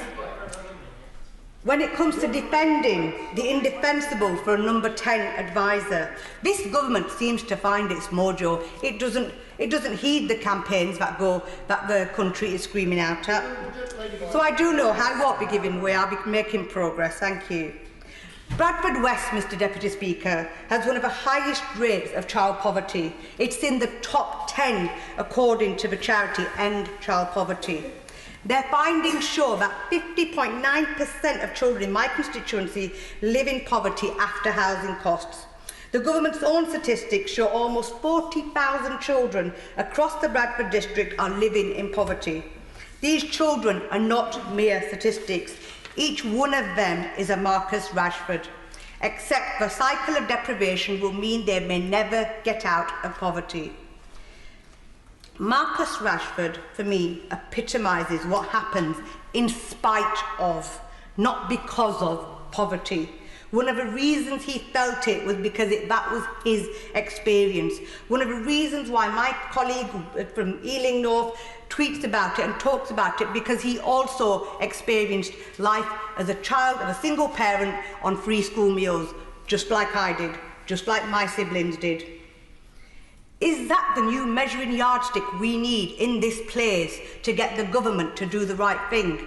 For a campaign by a footballer or somebody who has a social media following for us to do the right thing? Is that what the new measuring yardstick is going to become in this place, Mr Deputy Speaker? Because that would be a crying shame. Yes, the government can say that they are running pilot schemes in constituencies like mine. I'm happy to give way. Thank you, Lady, for giving way. Can I say to the Honourable Lady, I'm thankful that she shared her experience today with the Chamber, and I intervene on her as somebody myself who grew up benefiting from free school meals. Does she share my real disappointment that a year after the Children's Future Food Inquiry, which was about childhood hunger across the UK, that still the UK Government has not formally responded to that report? I thank my colleague for the intervention. Absolutely agree that these are the points that we need to continuously raise in this House. Yes, Mr Deputy Speaker, the government can say they are running a pilot scheme in constituents like mine, rolled out by the Department of Education, but they simply do not go far enough. The fight against child poverty and deprivation needs much more intervention. In 2018, the programme reached 2,000 children in Bradford, and though I welcome reaching every single one of those 2,000 children, I asked the Minister, what about the other 38,000? Businesses, charities and grassroots organisations in my constituency have been working tirelessly to the same. But I'm sorry, funding the NHS, protecting our streets and feeding hungry children isn't the responsibility of our charities. It is the responsibility for a democratic governments of the first world, not our charities. That is our responsibility. Maybe those in government don't know how it feels like to live in poverty, but they sure do know how to make U-turns. But you know, for once I can say I am glad for the U-turn this government made today. Paul Maynard. Thank you very much, Mr Deputy Speaker. It's a pleasure to be able to talk in this debate, which I think is such a fundamentally important issue. Can I thank the ministers for what they have said today? It has really helped me avoid my worst nightmare of having to vote with the Labour Party, which I spent the day fearing I might have to do. So I'm very grateful to that, if nothing else. Can I also put on record my thanks to the member for South Shields for all she has done over the years on this issue. I think it's been largely unsung and deserves much more praise than she gets. It's hard not to take an interest in this issue when you represent a town such as Blackpool. We have rated the 10 most deprived areas in the country when it comes to deprivation. 2 of them are in my own constituency. And no one will know my constituency better than the Secretary of State, the one who preceded me there as the candidate. And he will know that we probably don't face a V-shaped economic recovery in Blackpool, a fragile visitor economy where the impact of coronavirus will be felt not just this year, but for many years to come. But nor will we see a V-shaped recovery in educational attainment either, I fear, having had too many of our pupils away from education for too long. Too many of my primary schools see 50% of their pupils in each class change every year as families move around the town in insecure, short-term tenancies in poor quality housing, where the possibility of proper home education simply isn't going to ever occur. And that's why we see the inevitable spikes in food bank demand every time a summer holiday comes around. Despite the very best efforts of so many charitable organisations around the constituency, and I'll name Hannah Boyd, the curate at St Mark's, who's done so much on Grange Park. And that, I think, is why I really welcome what the ministers have had to say today. I think they are doing the right thing. Merely rolling over to yet another programme of free school meals over another school holiday doesn't really tackle, I think, the fundamentals of this. We would merely be having this debate every time we face a school holiday. People asking, are you going to roll it over yet again and again and again? Now we actually have a chance to try to tackle some of the more fundamental issues that I think we face, that I know the member for South Shields and many others have been focusing on. I want to see a much more decentralised approach to tackling holiday hunger. We don't need yet another national, overly bureaucratic attempt that tries to fit our young people and our communities into a one-size-fits-all solution. Blackpool's needs are going to be very different to Staffordshire's needs and to the needs around Bradford and many other communities. And I think this represents an opportunity to think a little more deeply as to what we want to achieve in terms of holiday hunger, because really holiday hunger is a symptom of many other issues, not least that of financial insecurity. We still have too many people in absolute poverty. That means their families are below the poverty line for 3 years out of 4. That's a real concern of mine in Blackpool, and there are so many ways that that can be done that I could easily spend the next 20 minutes talking about. But tackling financial insecurity is the first step to then tackling food insecurity. We need to address issues like food deserts. That means some of my poorest families can't access good value food and cheap fresh food in particular. We also need to, I think, promote ideas like community shops that were around a couple of years ago and seem to have now disappeared into nothing again. There is so much, I think, that we can do. It's very true, I think, that the lockdown and coronavirus has acted like an accelerant on the fire of so many of the burning injustices that the last Prime Minister spoke of on the steps of Downing Street. And whether we call it social justice or compassionate conservatism or levelling up, I really don't care. I just think it happens to be the right thing to do. Many, many people across the country, in some of the most deprived communities, actually voted for us for the first time last December. That's why we got to hear a maiden speech from the member for Rother Valley today, frankly. And they didn't vote for us for any particular reason. They voted for us because they wanted to see a bit of change. I wanted to feel that they were special. And we shouldn't just see them as pawns to be exploited in pursuit of one particular political objective. Actually, we need to make sure that we represent them. They may have lent us their votes, but they deserve our full attention. And I think, when we read of what William Hague was saying in the Telegraph today about a lockdown causing an era of inequality and social tension, we have an obligation now, not just for the economic recovery from coronavirus, but a social recovery too. And what the Secretary has pointed out today is the first step in that. Eagle. Mr Deputy Speaker, it's a pleasure to be called to speak in this debate. I'd like to compliment my front bench for calling an opposition day on this issue and forcing the government to confront the decision, inexplicable decision that they had made to abandon the programme of food support over summer. So I welcome the U-turn, although it would have been very difficult to learn from the Secretary of State's contribution that there'd been a U-turn at all, and it was almost like they were always going to do this. But it did take a huge campaign to do it, and I, for one, welcome that the government have conceded that over this summer the school voucher scheme will go on. I also agree with the comments that have been made that this kind of approach, this ad hoc approach, is not good enough in a way to tackle the issues of holiday hunger. We know that, as honourable and right honourable members have said from this side of the House, this has been caused by the problems in our labour market, by low pay, by precarious work, by the fact that we've had a period of austerity, so benefits when people are on them aren't good enough or generous enough to supply them with the basics. And we also know that this hits the most vulnerable. So we know that 200,000 children have skipped meals during lockdown. We know that child poverty has increased since 2010. We know that 7 out of 10 of those in poverty are actually in work. We know from the Trussell Trust that there's been an 89% increase in the need for emergency food parcels in April, and we know that there's been a 107% increase in parcels given to children. In my own constituency of Wallasey, 3,910 students were eligible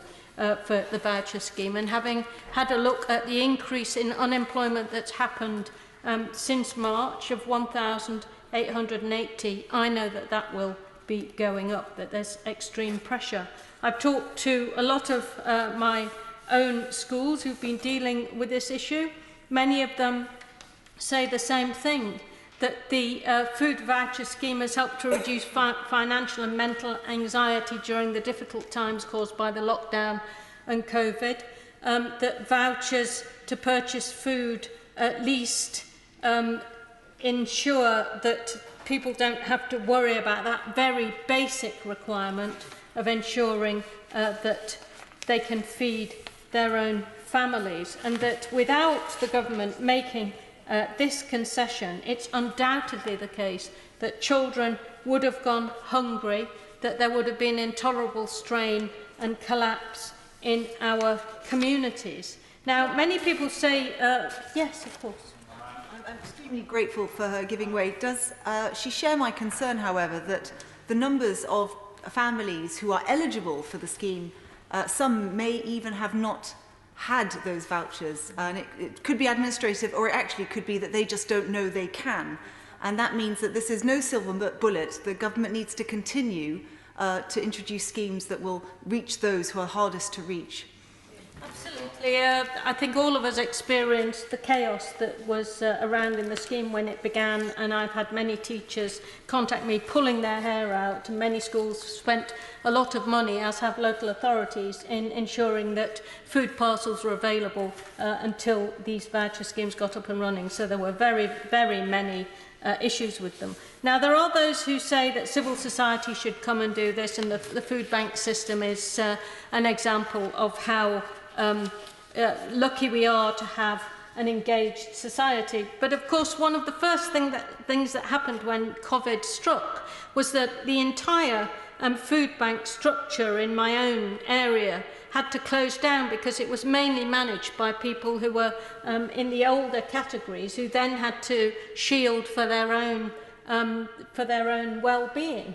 And so the local authority had to take on a lot of the central distribution of the food bank structures which had grown up, which feed thousands of children in Wallasey over every summer. And really the government needs to pay great attention to how much support it gives to the structures that are there to ensure that something as basic as access to food is available for the most vulnerable children. It means, of course, that they can study, that they can learn, that they get a better chance than they would otherwise have if they're wondering where their next meal is going to come from. So I think that what's happened with the COVID-19 crisis has shone a not very flattering light on the plummeting levels of social justice that we've seen in this country through the years of austerity.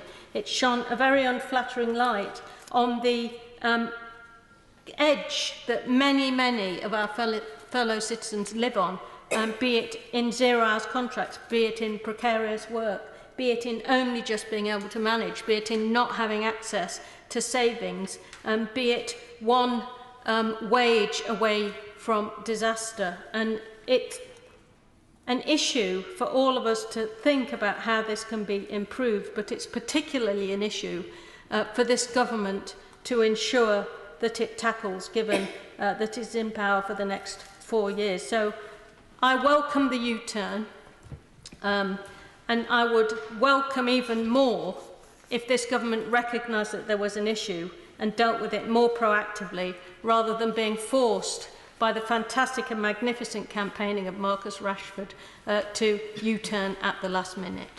Gareth Johnson. Mr Deputy Speaker. Mr Deputy Speaker, we all want to do the right thing for struggling families. We all also want to ensure that there is fairness for the taxpayer, and so it's important that the right approach is adopted. Mr Deputy Speaker, this government has been financially very generous throughout this outbreak. We have seen the multi-billion-pound furloughing scheme, which has saved the livelihoods of millions of people in this country. Assistance has been given for the self-employed, and extra money has been invested into the NHS to help cope with the battle against COVID-19.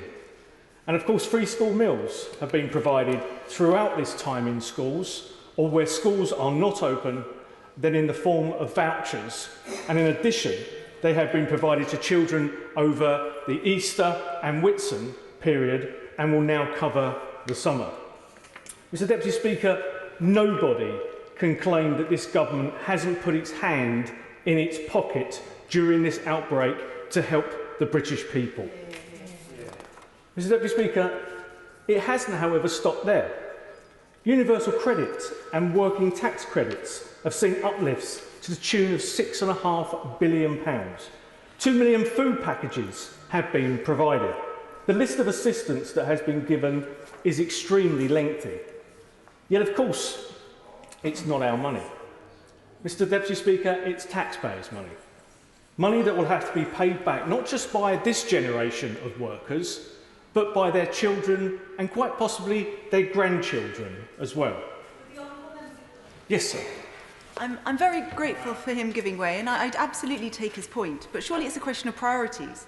And would he not agree that the taxpayer would much rather that £120 million was given to feed hungry children than, say, a Brexit festival?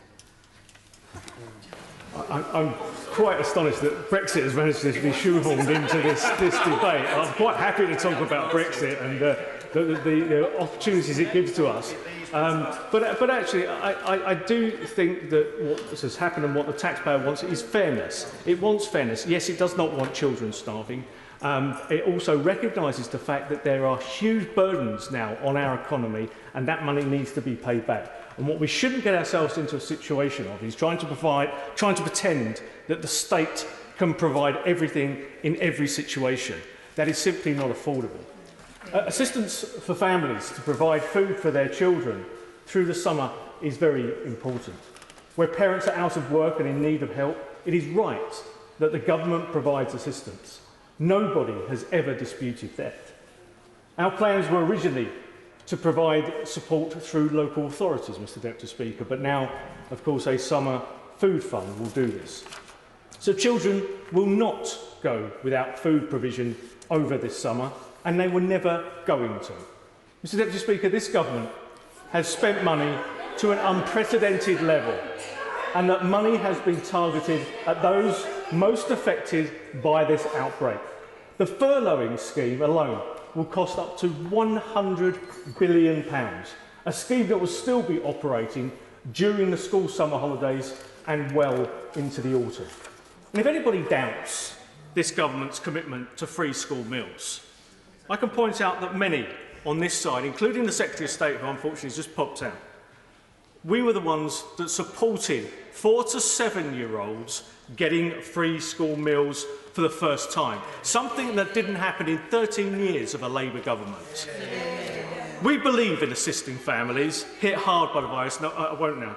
Not just over the outbreak, but not just over the summer, Mr Deputy Speaker, but throughout the entirety of this outbreak. Assistance has been given for children to stay well nourished, and various schemes have and will be implemented. These schemes will provide for children and ensure a safety net exists. Mr Deputy Speaker, most importantly of all, we have financially been there for people during this outbreak. This government hasn't shirked responsibility when it came to giving people in work a helping hand and assisting those who are not in work.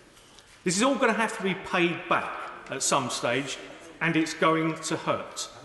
but it is right that we step up to our responsibilities during this dreadful time. Thank you, Mr Deputy Speaker. I wanted to speak in this debate today not just as a proud Welsh Labour MP, but as a former teacher and a single parent. We once again find ourselves in a position where a high-profile campaign has forced an embarrassing U-turn from this government. A U-turn that will benefit thousands of children from some of the most disadvantaged homes. And I want to echo the sentiments of my colleagues in recognising the work and dedication of Marcus Rashford in forcing this change of policy. He is exactly the kind of role model I want for my son, even though my son is a Man City fan, and for all of the children in my constituency of Gower and in Wales. Now, I started my teaching career in the autumn of 1997 at Standish Community High School in Wigan. I saw firsthand the impact that a Labour government had on lifting children out of poverty. When I later returned to teach in Wales, it was obvious that the well-being of pupils was at the forefront of the decisions made by the Welsh Government. And I'm proud that making sure all children in my school did not start the day hungry. That was a priority for the head teacher and governing body at Bringwyn School in Llanelli, where I last taught. They were inclusive, caring and looking to provide for all pupils who came into their care. This is not something new in Wales. But until today's screeching U-turn from this government, children in England would have been losing out on support that they desperately needed. I'm proud that kids in receipt of free school meals in Wales will always have that support from a Welsh Labour government. The challenges faced by these children and their families across the UK during the holidays are many. The cost of extra meals, finding free extra activities, worrying you can't afford new uniform or the right shoes, school bag or equipment. That feeling of dread, I know it very well, and it's not just parents of children on free school meals that need the help and support. It is also working parents on low incomes, single parents and all of those recently affected by COVID-19. Since becoming an MP, I have focused in my community on supporting parents and children in Gower over the summer period. My office and I have run schemes to recycle uniforms for local schools, put together back-to-school bags and make and distribute packed lunches over the summer holidays, like many Welsh Labour MPs. We work together with the Welsh Labour Government and a Labour-led Swansea City Council who make huge contributions every year to helping families in Gower and across Swansea. We create and give that extra support for those, and it goes beyond just free school meals. It's also very pertinent to note the level of support in Wales is significantly higher than anywhere else in the United Kingdom. An allowance of £19.50 per child per week is £4.50 more than in England and up to £9.50 more in some Scottish council areas. This can make a huge difference to these families and to the feeling of worth of these children. But what message does it give to our children when the Secretary of State for Transport said this morning that there are more important things than feeding school children? Or when the Secretary of State for Work and Pensions tweets Marcus Rashford making a flippant comment, attempting to correct him, and other members opposite demean Marcus's own personal life experiences and the experiences of others like him. The lack of empathy and an inability to relate to the problems families are facing across this country is endemic in the party opposite. And really, how can a government be so tone deaf to an entire country? There are members in this House who will have known the challenge of putting food on the table. Many of us are driven by our own life experiences to help people, to pull them up the ladder and not to push them down. I would like the government to recognise what the Welsh Labour government has put in place. It is the least it could do. Doesn't it make sense to see what works well in other nations instead of ignoring a problem, hoping that it will go away, only to be eventually humiliated into doing the right thing? Yes, I will. Grateful for her giving way. Would she join me in recognising the efforts of Kirsty Williams, the Lib Dem Secretary of State as part of the Welsh Government, who is the person who has driven through these reforms. I think potentially the Secretary of State could have some things to learn from the way she has brought everyone together and solved a lot of these problems before they became big issues. I thank the Honourable Member for her contribution. It is indeed working together that we achieve great things, and we have and we continue to achieve great things in Wales. And I'll end on this point. I'm proud that a Labour government in Wales is committed to prioritising the well-being of our future generations. And although I am pleased the government has reversed their position, it does beg the question, Mr Deputy Speaker, why didn't they think our kids were worth it before? Sally Ann Hart.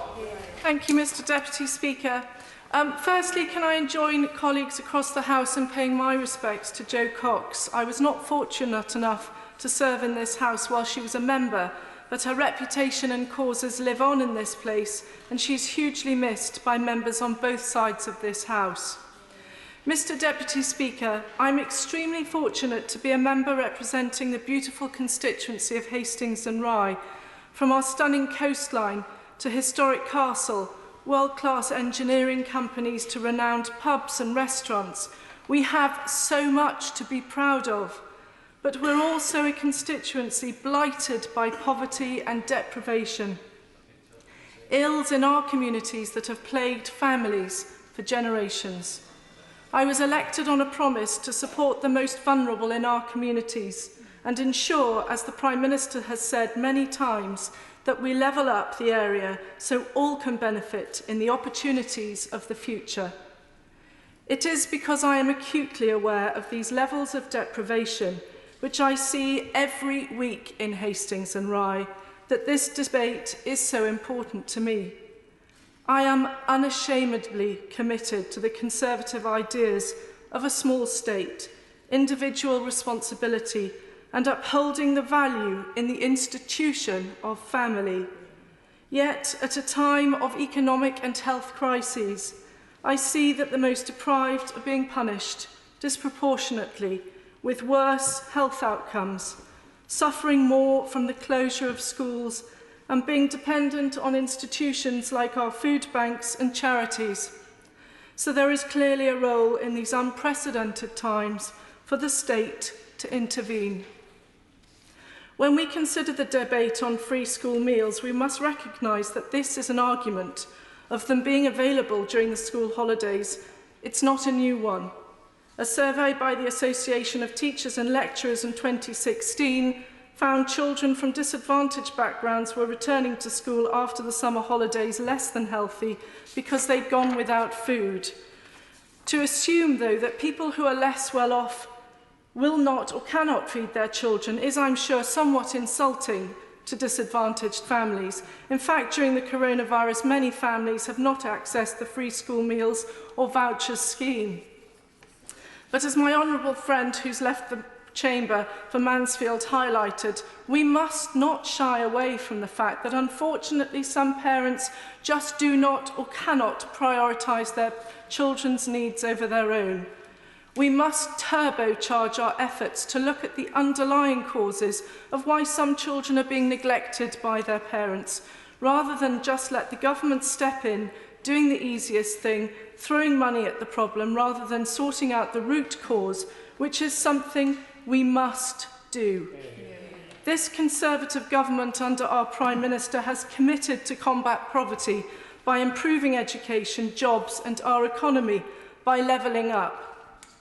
As I've said as a Conservative, I believe in a small state which protects individual freedoms and allows people to take responsibility for themselves and their families. A small government may sound uncaring, but it is not. A big state is much more callous, as it engenders dependency and therefore ultimately lacks accountability to the electorate. I do believe that we cannot let the state take over a parent's job. A parent's most basic responsibility to feed and keep their children safe. It cannot be right that government usurps the domain of the family and the most basic role of parenting. We cannot excuse people from the basic responsibility to their children. It is fundamental to being a good parent. We cannot have a culture which encourages the government to take over the most basic roles of parenting. And we cannot have a culture where parents expect the government to feed their children so that they can have money for other things. We cannot take away a parent's opportunity to take a responsibility for themselves and their family. As Conservatives, we have a good track record in government of supporting the most vulnerable with access to work, increasing the tax threshold, free school meals, the living wage and providing more free childcare. We have shown through other policies that we are committed to helping the most vulnerable.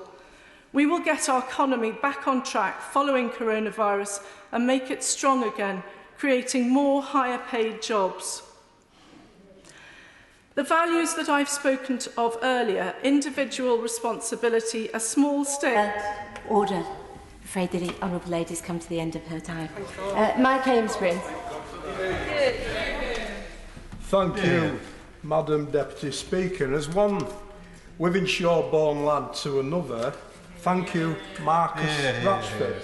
And as one United fan to another, it's been a pleasure to see so many people united from across the football family and well beyond, taking a powerful stand for children. Madam Deputy Speaker, Marcus stated very passionately this was about humanity and not politics.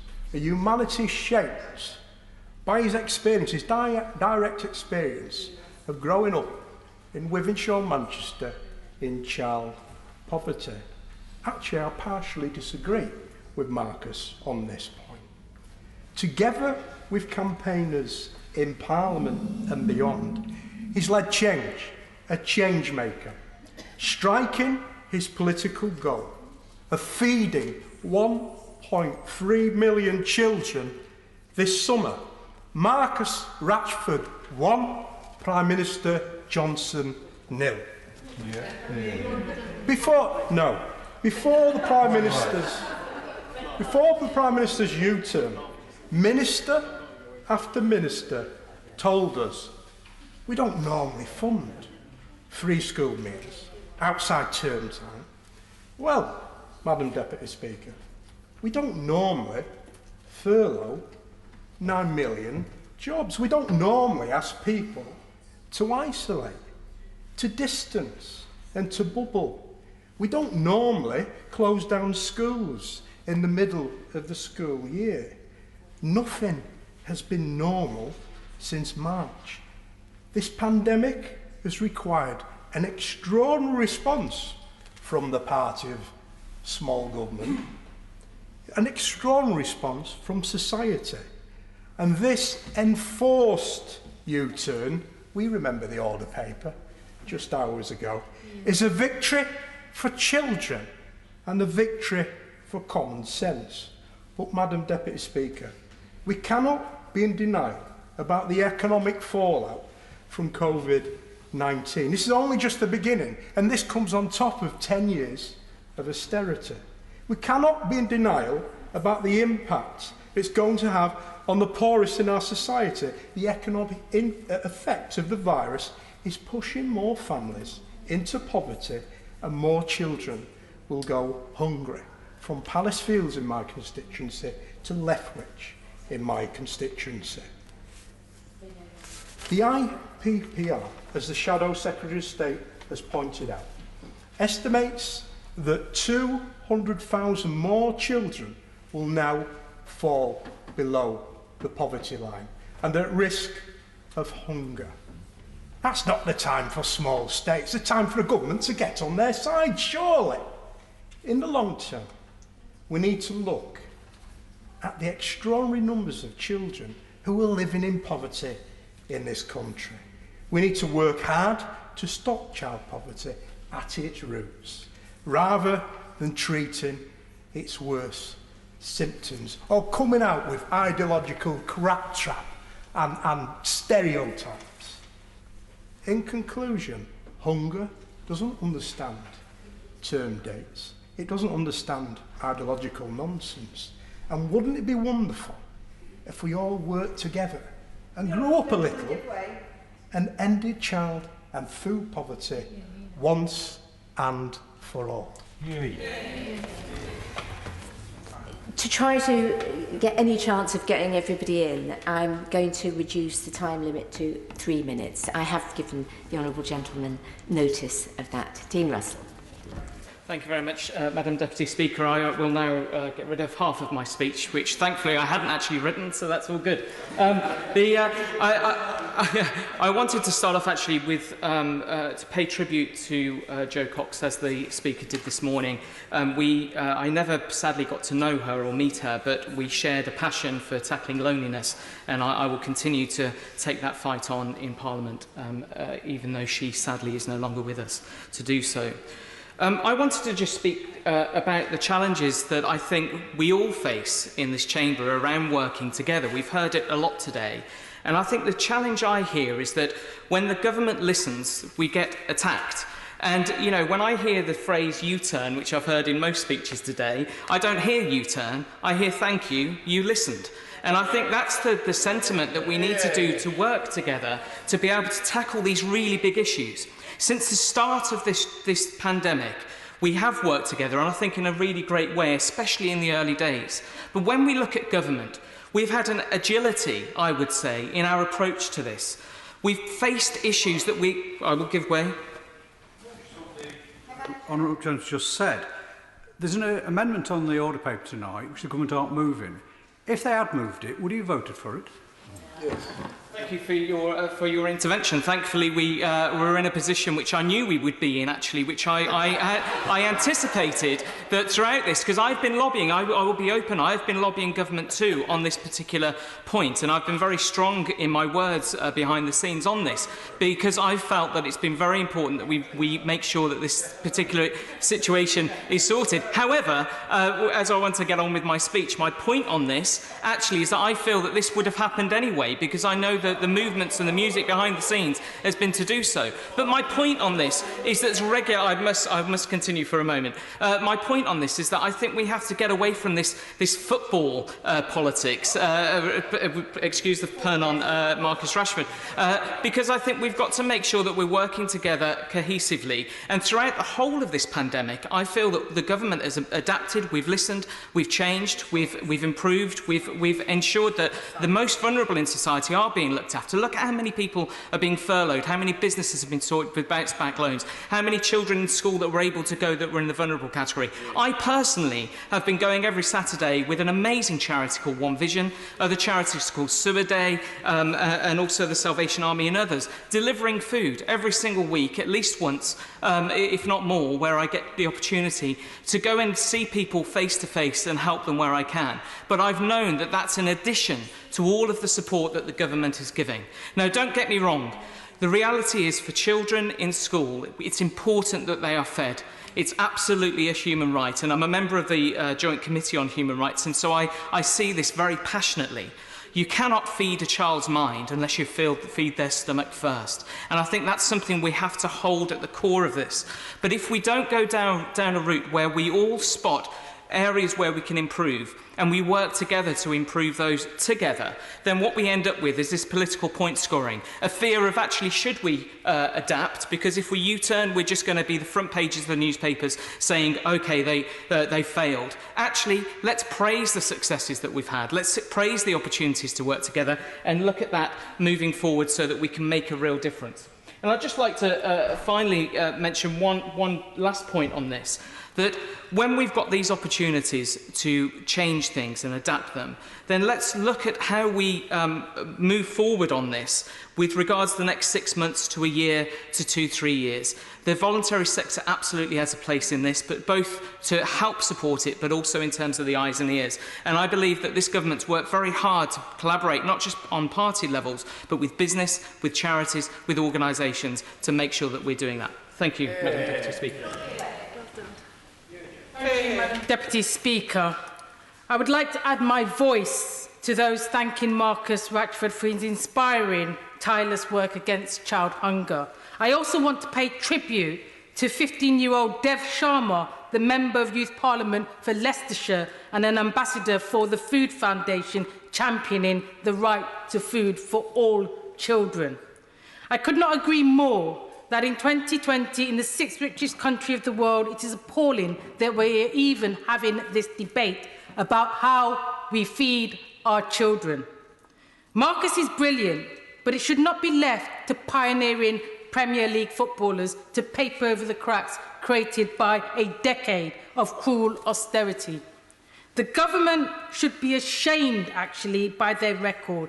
200,000 children going hungry, 45% of African, Asian and minority ethnic children living in poverty, 1 million more children projected to be in poverty by 2022.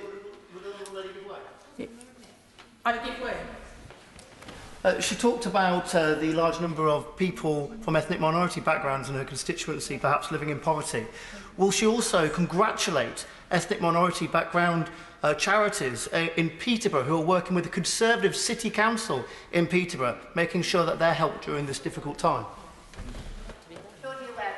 Thank you, Madam Deputy Speaker. Indeed, I praise all voluntary organisations, particularly in my own constituency, that have stepped up to put on food banks at a time when poverty has been stark, and the many faith organisations that have stepped in to help in this times. I know from my own experiences, Madam Deputy Speaker, that despite both parents working, what it's like to be a child on free school meals and what it means for survival, for progress and for opportunity. In communities like mine, this government has normalised hunger, poverty and hopelessness. In Leicester East, 42% of our children live in poverty. Years of austerity combined with insecure employment means an estimated 44,000 children in Leicestershire are living below the poverty line, even though the vast majority, 31,000, have at least one parent who has a job. The fact that a job no longer provides a route out of poverty or even guarantees that your children will be fed represents an unforgivable breakdown of our social contract. Indeed, prior to COVID-19, Madam Deputy Speaker, an area in my constituency had 51% of its children in child poverty, and that was before this unprecedented crisis. Indeed, nearly 6,000 households in Leicester East were in fuel poverty, meaning 14% of school children in my constituency are living in a situation where parents are forced to make the impossible choice between keeping their family warm or going hungry. Beyond school meals, this government has completely failed young people in Leicester, of course, in terms of education. I give way. Lady for giving way. It's clear from the order paper that the government was not intending to support this motion today. But one of the reasons we were told was because £120 million would be the approximate cost and it might set a precedent. Does she agree with me that setting a precedent in feeding hungry children at school is quite a good precedent to set? I do.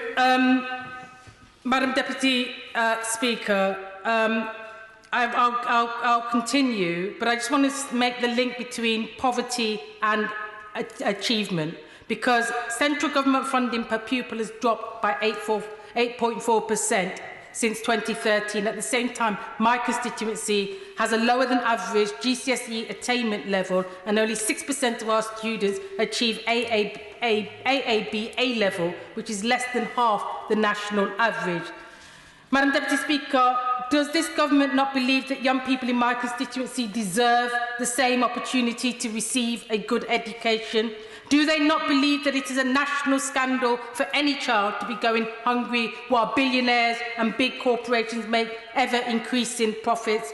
2/3 of the current cabinet, as we know, were privately educated, yet they systematically deny working-class young people the opportunities that they were afforded. That this government of the super-rich, by the super-rich and for the super-rich could have listened to these figures and still even thought about denying vulnerable children the security of a daily meal is beyond callous. Madam Deputy Speaker, this government would have known from its own equality impact assessment that to have done so would have impacted black communities worse. Therefore, the government would have lent itself to the charge of institutional racism. The government would have known that the right thing to do is to take the data and follow the evidence and change the outcomes towards the transformational change that Black Lives Matter demands. Instead, it was left to Marcus Rashford and young people like Dev Sharma from Leicester to present the case for humanity. Thank you, Madam Deputy Speaker. The point I'm trying to make is that if people take interventions, it gives them extra time, but it will prevent others from speaking, because we will not be able to get everybody in. That is why I'm saying people need to think very carefully before they take interventions, because it honestly does stop others from speaking. So do bear that in mind. Dame Diana Johnson. Thank you, Madam Deputy Speaker. And can I just start by saying the reason why the government are in the mess they're in on this issue is because they did not put together a strategic plan around education and children at the start of COVID-19 in the way they did for the economy, and I recognise the work they've done on that and furloughing, etc. I of course want to congratulate Marcus Rashford and all those who've campaigned for many years to make sure that children during school holidays actually can receive food if they need it. And I think it's rather sad that it's taken the COVID pandemic to force the government to acknowledge that holiday hunger has existed for many years. And people like my honourable friend, the chair of the all-party parliamentary school food group, my honourable friend, the member for Gateshead East and Washington West, and campaigners like Lindsay Graham have been talking about this for many years. And it's also worth the House knowing that actually in the 1960s and the 1970s, a provision was made during holidays for children who were on free school meals. So this idea that it's something that's never happened is not correct. Now, this is something I care deeply about. 24% of children in Hull are on free school meals, and that's against a national average of 15%. 1 in 3, at least in my constituency, children live in poverty. 3,600 children are on free school meals. Now, in previous years and previous Labour administrations, Hull City Council introduced free school meals for all children in primary and special schools because they recognised that for children to do well academically, they needed to have good nutrition. And I pay tribute to the work they did. And I also want to remind the House that in 2009, I was an education minister in the last Labour government. And one of the things we did then was to introduce universal free school meal pilots in Durham and in Newham. And very sadly, when the coalition government came in, they scrapped those pilots, but they showed that link, that clear link in what we all want to do is see our children do well and grow up healthy and with a good education. My questions for the government are this. I want to make sure that my local authority gets its fair share of money. When will the allocations be made? Secondly, will schools who found the Eden Red system very difficult to deal with, will they be reimbursed for the work that they're doing to support children and families? And will this continue indefinitely? Now we recognise that holiday hunger exists. And very finally, I want to ask the government why it is that their £9 million scheme for holiday activities has, although Hull has applied and we're the 4th most disadvantaged area in the country, has never received a penny. Yet 999,000 has gone to Suffolk and 766,000 to Hampshire, and only Leeds in Yorkshire and the Humber has received any money at all. Alison McGovern. Thank you, Madam Deputy Speaker. I rise on the 4th anniversary of the death of my friend Jo Cox, and we remember her every day. I want to say thank you to England's Marcus Rashford. Oh, go on then, Mike. Man United's Marcus Rashford. We're all very grateful to him, and I want to thank the Secretary of State for answering his call. That will undoubtedly make a difference. Although I suspect he's now having a word with the Health Secretary for taking a pop at our footballers, Madam Deputy Speaker, at the beginning of the COVID crisis, which has now come home to roost, hasn't it? Now, this is not a singular or new problem, this issue of holiday hunger. The root of holiday hunger at the end of the day is insufficient family incomes. The cause of that is labour market fragility, which the member for Liverpool Garston spoke about, and the problems in the job market we know are about to get much worse. Add to that rising prices in crucial areas such as childcare, and my focus in the minute I have, the harm to the power of the welfare state in this country. Now, the Conservatives have been in charge for 10 years. They've had enough time to show us their priorities. And here, Madam Deputy Speaker, is what their priorities have been. The shutting of Sure Start, the end of the Child Trust Fund, the cancelling of the Health and Pregnancy Grant, which foreshadowed George Osborne's £12 billion worth of welfare cuts. They ripped the Child Poverty Act from the statute books. They introduced the two-child poverty, which sent a message to children in families of 3 or 4 kids that the state doesn't care. And they introduced the benefits freeze that told families of all sizes that the state doesn't care. Child benefit has been cut by £350 per year for a family of 2 kids, and the local housing allowance has simply failed to keep up with rents. The forcing of people off tax credits onto universal credit, even if that has made them worse off, has demonstrated their priorities, Madam Deputy Speaker, and all of that on top of low wage growth, which for many, and compounded for single parents, with the inability to work ever more hours, because for Madam Deputy Speaker, for families in this country, there are simply not enough hours in the day. These are the choices that have been made. Holiday hunger is simply the consequence of all of that. It's the consequence of a government picking holes in the blankets of the welfare state for 10 years. Each and every one of those policy choices has had consequences, and here we are. At the end of the day, it's about money in people's pockets or not. My party, Madam Deputy Speaker, has lost 4 elections in the past 10 years, and that is on us. Meanwhile, 4 Conservative chancellors have put 600,000 children in this country into poverty, and that is on them. Emma Lilbert. Thank you very much, Madam Deputy Speaker. I'm pleased the government has scrapped actively pursuing a policy direction that would have seen 3 million children going hungry this summer.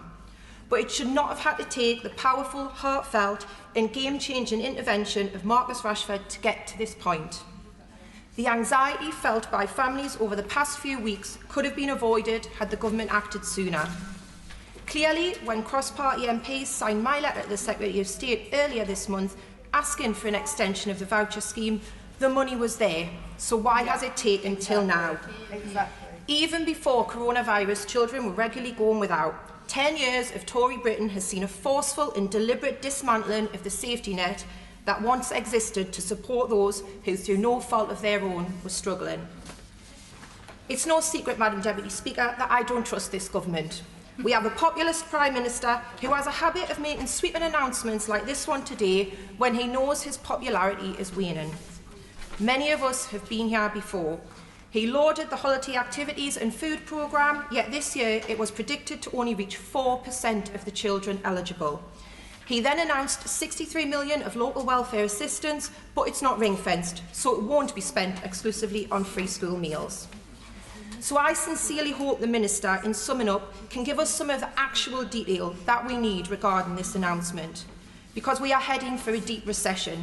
This money will help us this summer, but the government must start being honest about the drivers for food bank use. They need to start releasing the reports they are burying on food bank usage and ensure that no child goes hungry, let alone in one of the richest countries in the world, because quite frankly, too many have already. I sincerely hope today is a serious turning point. Nick Smith.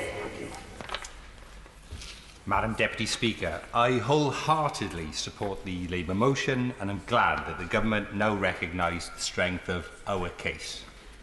It's important at this time that children who need help will be fed over the summer. I want to illustrate my point by referring to a crisis that my sisters and I experienced when we were young. We were children in a single-parent home in the South Wales Valleys. We benefited from free school meals and clothing grants through our early years. At those times, those meals were a godsend. When I was 14, our mum had a terrible mental health episode. She moved away and left me and my 2 younger sisters to fend for ourselves for a few weeks. Then my dad came back from being a seafarer to look after us. Mum did leave us with a £10 note, which was a big help. But though she was in a terrible state, it was the start of an ongoing, very poor health for her, and she was to die at 42 years of age. I vividly remember the day after my mum left. I worked as a paper boy, and there was a muesli promotion with one of the women's magazines, so we had packets of muesli for breakfast for the next few days. Over that few weeks alone, we 3 kids pulled together, relatives stepped in, and we managed until my dad came back. At school, we had free school meals. Those meals kept us going. Now, of course, this is a very unusual situation, but so is a global pandemic, earning 80% of your normal wages and having to feed your family, and surviving on £95 a week if you're on sick pay. This summer, too many families will find themselves in poverty, and some will have to deal with a crisis. They may need that school meals lifeline. Madam Deputy Speaker, my message is simple. The government told us at the start of this pandemic that no one would be left behind. We should stand up for children who, through no fault of their own, need our support. I'm glad that the Labour motion will now receive all party support tonight. And finally, well done, Marcus Rashford. Thank you, Madam Deputy Speaker. Thank you, Madam Deputy Speaker. I would also like to add my comments to those that have already been made in the House regarding the reports of the government's U-turn today, and also pay tribute to Marcus Rashford and his powerful testimony of his own experiences of free school meals growing up in a single-parent household. All of this that comes after so much campaigning and arguing for something that is so simple, making sure children who need food get it. And all of this comes after years of austerity, which has had a devastating impact on ethnic minorities, and that around 45% of BAME children now live in poverty. Madam Deputy Speaker, it's imperative that we join up the dots, as it were. The Public Health England report, which has finally been published into the disproportionate impact of the COVID-19 crisis on certain groups, does in fact now recognise that factors such as racism and social inequality may have contributed to increased risks of BAME communities catching and dying from the virus. In truth, it has been clear to anyone who wanted to know for some time now that these systemic economic inequalities mean that ethnic minority communities are at higher risk of being in poverty and so particularly disadvantaged by the health crisis we have endured. It has now been weeks since the part-censored review, reluctantly commissioned by the government, finally officially identified major inequalities, including the alarming statistic that Bangladeshi people face around twice the risk of death. Many of us are very concerned as to why it has taken months for the government to formally recognise what has been widely noted and commented, and that no action still seems to have been taken. Yet decisions and policies are still going ahead without it clearly being examined transparently as to how they will affect particular groups, and without confirmation that the situation for BAME people will not be made worse. I was astonished to understand that a full regulatory impact assessment has not been prepared for yesterday's statutory instrument on health regulations. This is just basic stuff. And let me be clear, this is not about what is technically correct according to bureaucratic rules, but about what is morally just and correct. This isn't about the game of power, but rather a question of justice. Can the Secretary of State clarify what assessment his department has made of the impact of the original decision to not roll out the national voucher scheme over the summer on Black, Asian and minority ethnic children and their families, and those with other protected characteristics as per the Equality Act 2010? Will the government commit to taking the message that the people across the world are crying out for those in power to understand? That if Black Lives Matter, every policy should be assessed as to how it will impact on different groups before taken forward. This should be a meaningful and comprehensive process, and it should be made public. Thank you, Madam Deputy Speaker. Nadia Return. Thank you, Madam Deputy Speaker.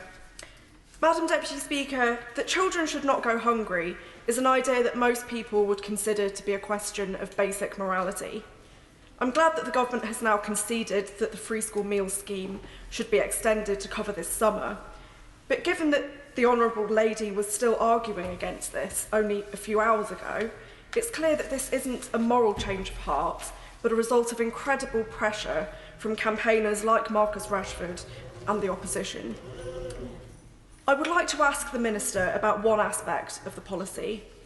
There are many, many children in this country who have committed no crime but the crime of being migrants, an accident of geography, and who therefore have no recourse to public funds.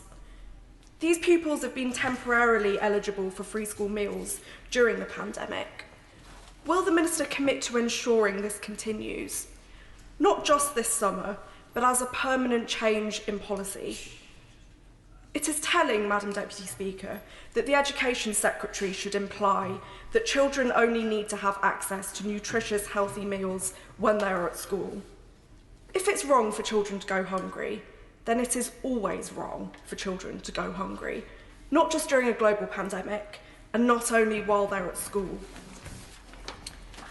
Despite the very welcome U-turn, this government is by no means let off the hook for its shameful and damning record on child poverty and hunger. Madam Deputy Speaker, in the 6th richest country in the world, there is no excuse for letting a single child go to bed hungry. When 1.3 million children are routinely receiving school meals, it shows that something is deeply wrong. We're a wealthy country, but that wealth is not fairly distributed. The wealthiest 10% in our country have about 45% of the wealth. And that inequality is only increasing. Wages for the majority have been stagnant for the last decade. Employment is increasingly insecure and precarious. And we have a standards of living slide, all while the rich get richer. Even though they may be fed for this summer, we still have approximately 1/3 of children living in poverty. While the government typically responds to this by saying that the best route out of poverty is through work, this is simply a meaningless platitude in light of the fact that most children who live in poverty have at least one parent in work. Madam Deputy Speaker, the Conservative Party is the party of the food bank and the zero-hour contract. The Living Wage Foundation calculates the real living wage, not the government's made-up living wage, based on what people need to get by. It's set at £9.30 per hour outside London, and that means that anyone paid below is on a poverty wage. Thank you, Madam Deputy. Mike Hill. Thank you, Madam Deputy Speaker. The North East has the highest proportion of children and young people in receipt of free school meals. Indeed, Action for Children have recently calculated that 71% of children in the North East were living in families with no or little savings to see them through the current pandemic. In Hartlepool, the numbers were significantly high prior to COVID and have risen since the lockdown. And while the efforts of ending furlough and potential job losses has yet to be calculated. Madam Deputy Speaker, the situation is such that according to the End Child Poverty Coalition and research by Loughborough University, Hartlepool has been named the 3rd worst for child poverty in the North East, with more than a quarter of children living below the breadline. In fact, child poverty has increased by 7% since 2015 in Hartlepool. And the situation is being exacerbated by COVID and the economic effects of the lockdown on families who are struggling to cope. And this has raised real concerns about holiday hunger. So I'm pleased that despite the heavy financial burdens placed upon my local authority, they were prepared to step up to the plate well before the government changed its position on this motion and run their holiday hunger programme as they have done for years at a cost of between £50,000 to £60,000 per week. Madam Deputy Speaker, councils like Hartlepool have recognised that the problem with this problem with child poverty for years. It's wrong and needs to be eradicated. The government needs to do more, and that work must start today. Thank you. Kate Osborne. Thank you, Madam Deputy Speaker. Brought up in a single-parent household, I imagine I'm one of a small number of MPs who receive free school meals. I know exactly what it is like to struggle to make ends meet. No child should have to go without food, and a child's concentration, alertness and energy are greatly improved with a nutritious meal inside them. As one of the richest countries in the world, we must question why, in the year 2020, families are struggling to put food on the table, heat their homes or clothe their children. No family should have to deal with this, and no parent should have to choose between feeding themselves or feeding their children, because sadly, this is often the choice they face. But that is exactly what would have happened right across the country had this government not made yet another U-turn today. It is a sad fact that 1 in 3 children in my constituency of Jarrow are growing up in poverty, and it's shameful that countless families have to endure this painful struggle day in, day out. And I see this struggle firsthand on a daily basis. My inbox regularly contains heartbreaking emails from families forced to rely on food banks to eat and struggle to pay their rent. And it's actually quite staggering that food banks have become normalised in society. I remember being outraged when they first started to pop up and couldn't quite believe that people were needing to access charitable donations because they don't have enough money to buy food. Now we all expect that in the supermarkets there will be a donation box for food banks that we can donate to. We need to end the normalisation of food banks and to work towards a society where every family have enough money to live on.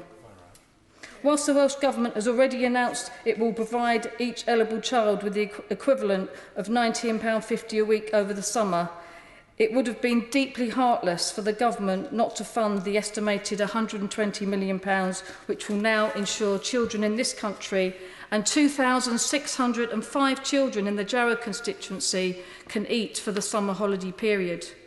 Not for the first time, the Prime Minister and his government have found themselves on the wrong side of the argument, and I welcome that they have made yet another U-turn. This issue is not about politics, it's about doing the right thing. Marcus Rashford, in his efforts to persuade the government to see sense on this issue, should be applauded, and I'm glad the government has listened to him, listened to MPs on both sides, and listened to the whole of the country who have called for this. If the government can find billions of pounds to support businesses during this pandemic, then it's only right that £120 million has been found to ensure families and children are provided with food this summer. Thank you. If honourable members can be slightly less than 3 minutes, we might be able to get everybody in. So if we're thinking of each other, that is the way to do it. And as I've said before, having interventions not a good idea because it will take away from others. Kerry McCarthy. Thank you, Madam Deputy Speaker. I want to start, of course, by congratulating Marcus Rashford for spearheading this campaign. He is an amazing role model, both on pitch and off. Him speaking out on how his mother struggled to make ends meet and how he'd turn up at his friends' houses in the hopes of being fed resonated across the country. And there are still far too many other young kids like Marcus out there. Last year, I was one of the MPs who served on the Children's Future Food Inquiry, and we heard devastating accounts from children, not just about raw and real hunger, but about living on leftovers, scraps, or cheap food with little to no nutritional value. It shouldn't take a famous footballer to speak out about his experiences as a child. The government should have listened to those children back then, in April last year, and implemented the Children's Right to Food Charter. Of course, I welcome this U-turn, but we need to embed it so we don't have to have this argument every time the school holidays come round. And this alone will not be enough. For far too many children, their free school meal is the only decent meal they get. The under-5s don't even get that. In Bristol, we will still be running our Healthy Holidays scheme this year, which is about far more than just providing a meal. But it looks like we'll have to do so without government support. Feeding Bristol was fortunate enough to be a holiday hunger pilot in 2018, but last year we weren't so lucky and we don't know why. We got nothing from the government, but we raised £100,000 and we did it ourselves, albeit to a more limited degree than we would have liked. In 2010, we again missed out, apparently by just 1 point. Again, we have no idea why. The Mayor of Bristol and I both wrote to the government asking why some cities and towns were getting 6-figure, even 7-figure sums, but Bristol was getting nothing. And we suggested why not spread the money more evenly so you could pump prime many more schemes. We haven't had a response. We know that COVID-19 has made many more families financially vulnerable, and those who were already vulnerable even more so. And I want to pay particular tribute to Fair Share. They've been absolutely fantastic throughout this crisis. And again, let's congratulate Marcus Rashford for raising £20 million for their national effort. In the last week alone, 80 tonnes of food came into Bristol via Fair Share South West. But, Madam Deputy Speaker, this is not, as the party opposite would have it, just about this summer, about coping with the fallout from this pandemic. People have been attending food banks in record numbers since the economically illiterate, morally bankrupt policy of austerity was adopted a decade ago. The government has consistently refused to acknowledge the sheer scale of the problem, to engage with those working on the front line and to address the underlying causes of food poverty. And it's time they did. Carolyn Harris. Thank you, Madam Deputy Speaker. Holiday hunger is not a new phenomenon, and since summer of 2017 in Swans East, my team, the Swans and Ospreys, football and rugby clubs, local businesses, community groups, Bidford and Castle Howell, who are members of the Wholesale Federation, have been providing food for local children, not just during the summer but over the Christmas holidays. And I've lost count of the families that we supported, but it is easily in excess of 30,000. This summer we had thought our lunch club would have been able to stand down as the Welsh Labour Government recognised the issue and introduced a continuation of free school meals throughout the holidays. However, my planned quiet summer has been interrupted by coronavirus, and this summer, and indeed over the last 12 weeks, we have been busy preparing and delivering over 20,000 meals to vulnerable families across Swansea. Again, this has been achieved with the support of Swansea Council, wonderful volunteers, Mecca Bingo, and huge food donations from members of the Wholesale Federation. Ironically, one of the few sectors not to have received any government pandemic support.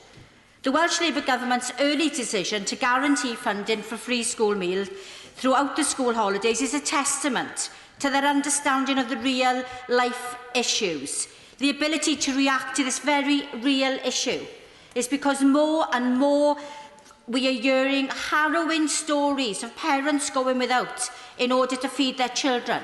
Not because they're making thoughtless decisions on what to spend their money, but because they haven't got the money in the first place. Almost 2 months ago, the Welsh Labour Government made their announcement about continued funding for free school meals during the summer holidays. And I welcome the fact that today the Prime Minister and his government have finally, after immense pressure, U-turned on their original decision, again following Wales's lead. Although I do still question why they didn't make the obvious and compassionate decision in the first place, as this would have saved many families a lot of anxiety in recent weeks. Many families concerned that during the school holidays they'd be sending their children to bed with empty bellies. Welsh Labour led the way, and I'm very proud to be the Deputy Leader of Welsh Labour. Thank you. But I wonder, without the huge pressure from these benches, his own backbenches, an international football star, public outcry, would the Prime Minister ever have come to the right decision and made a U-turn on this policy? That's food for thought, but I'm afraid the jury's out to lunch on the answer. Thank you, Madam Deputy. Daniel Seidler. For some, the free school meal voucher scheme rollout has been nothing short of a disaster, and I know of 16 schools in my constituency that have reported problems with the system managed by the private company Eden Red. And when they got quite enough on their plates, head teachers were literally pulling their hair out. School after school told me how the system crashed, with error messages appearing, how parents received some vouchers but not others, and the impossibility of having a conversation with Eden Red. And at the height of the problems, staff at the North Cambridge Academy were getting up at 6 o'clock in the morning to try and log on before the system became overwhelmed. And that was when they'd been waiting 2 weeks for vouchers. Frankly, if it takes the intervention of the local MP to make something happen, something has gone wrong. And to add insult to injury, the vouchers don't work in many city shops. My local food hub told me about the despair of a mum of 4 children from Chesterton. She put credit on her phone to receive the vouchers, then asked a friend to print them, as she doesn't have a printer at home. She then walked to her local shop with her children in tow, shopped and queued, and finally reached a checkout, only to be told the national vouchers weren't redeemable in the co-op. She was inconsolable. All the food had to be put back. She had no way of paying for it. Think how that must feel.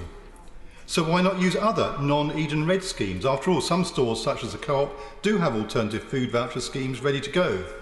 But schools are nervous, especially after the government encouragement to use Eden Red, meaning schools dumped better functioning schemes for the government's preferred provider. There needs to be clarity about the financial support schools will receive if they choose not to use Eden Red. The government needs to stop penalising well-managed schools. Yes, some do have cash in the bank and reserves, but it's for a purpose, like investing in buildings and books and computers. The government guidance that schools with a budget surplus in the current financial year cannot reclaim the cost of providing vouchers needs to be rethought. Now, some will say Cambridge is prosperous, and in many ways it is. But even before the COVID crisis, there were already 1,741 children eligible for free school meals, and that figure's going up. I'm told since April an additional 265 children joined their ranks. Now, we're fortunate to have the Food Poverty Alliance in Cambridge, backed with funding from the Labour City Council, and volunteers cook and deliver meals, including 70 families for the kitchens at Cambridge Regional College, and they cooked 2,000 meals last week. And while we're talking football, although Cambridge United have sadly been forced off the pitch, their Here For Us scheme was enough to get me cheering again, and I understand that their bread and butter pudding has been a particular hit. So, Madam Deputy Speaker, the government's U-turn is welcome, but until we get through this crisis, have a real living wage and job security, I fear there will continue to be need. At one time, we had a government that sought to make poverty history. Now we have a government that all too often seems indifferent to growing hunger, but at least they've been shamed into doing one thing right today. I'm afraid I'm going to have to reduce the limit to 2 minutes to get everybody in. Florence Ashlami. Thank you, Madam Deputy Speaker. And like so many we've heard from today, I was also in receipt of free school meals when I was at school. And for me, I remember having to go to reception on a daily basis in the morning to collect my voucher and hand it over to the dinner ladies. And I remember the bullying and the stigma I faced as a child because of that. But that was in the late 80s and early 90s. And it's shocking that we still need free school meals today. In my constituency of Vauxhall, there are over 4,000 children on free school meals, and it's unimaginable that their families have to choose between putting food on the table or keeping a roof over their heads. I welcome the government's U-turn on this, but the fact that Labour had to put forward this debate in the first place shows a huge blind spot by the government when it comes to child poverty. Madam Deputy Speaker, I would also like to highlight the Co-op Group's announcement that they've taken the decision to extend a free school meal scheme over the summer holidays in all co-op academies. This means that 6,000 students across 25 schools in the Co-op's Academies Trust will continue to receive £20 vouchers every week, which is also higher than the £15 provided by the Department of Education. We all know the financial impact of COVID on our families, and this will have a big hit over the summer holidays.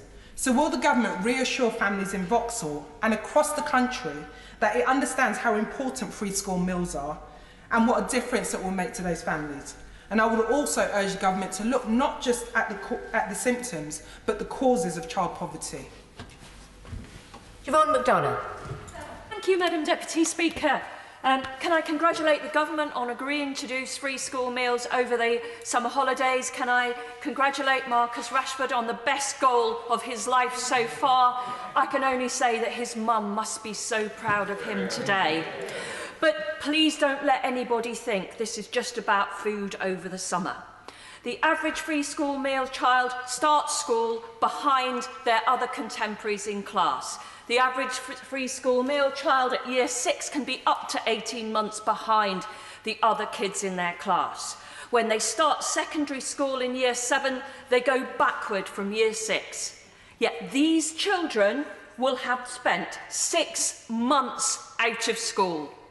700,000 of them not doing any work in the last 6 months. 700,000 of them no access to the internet and no access to a tablet or a computer to do any work at all. The size of the crisis in our schools is huge. Many of these children, if we are absolutely honest, will not be going back in September to do full-time schooling, will not get the additional particular small group classes they need.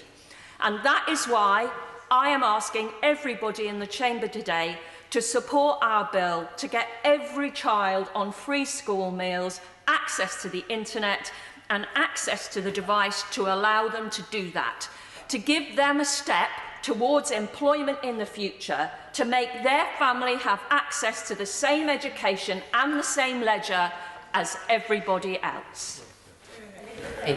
Thank you, Madam Deputy Speaker. I would like to take a moment to remember Jo Cox, a fellow Yorkshirewoman who was such an inspiration and stood up against inequality and the loneliness that often accompanies it. I welcome the government U-turn on free school meals over the summer, and I pay tribute to Marcus Rashford for his leadership over the last few days. Perhaps the people opposite could take some lessons from that.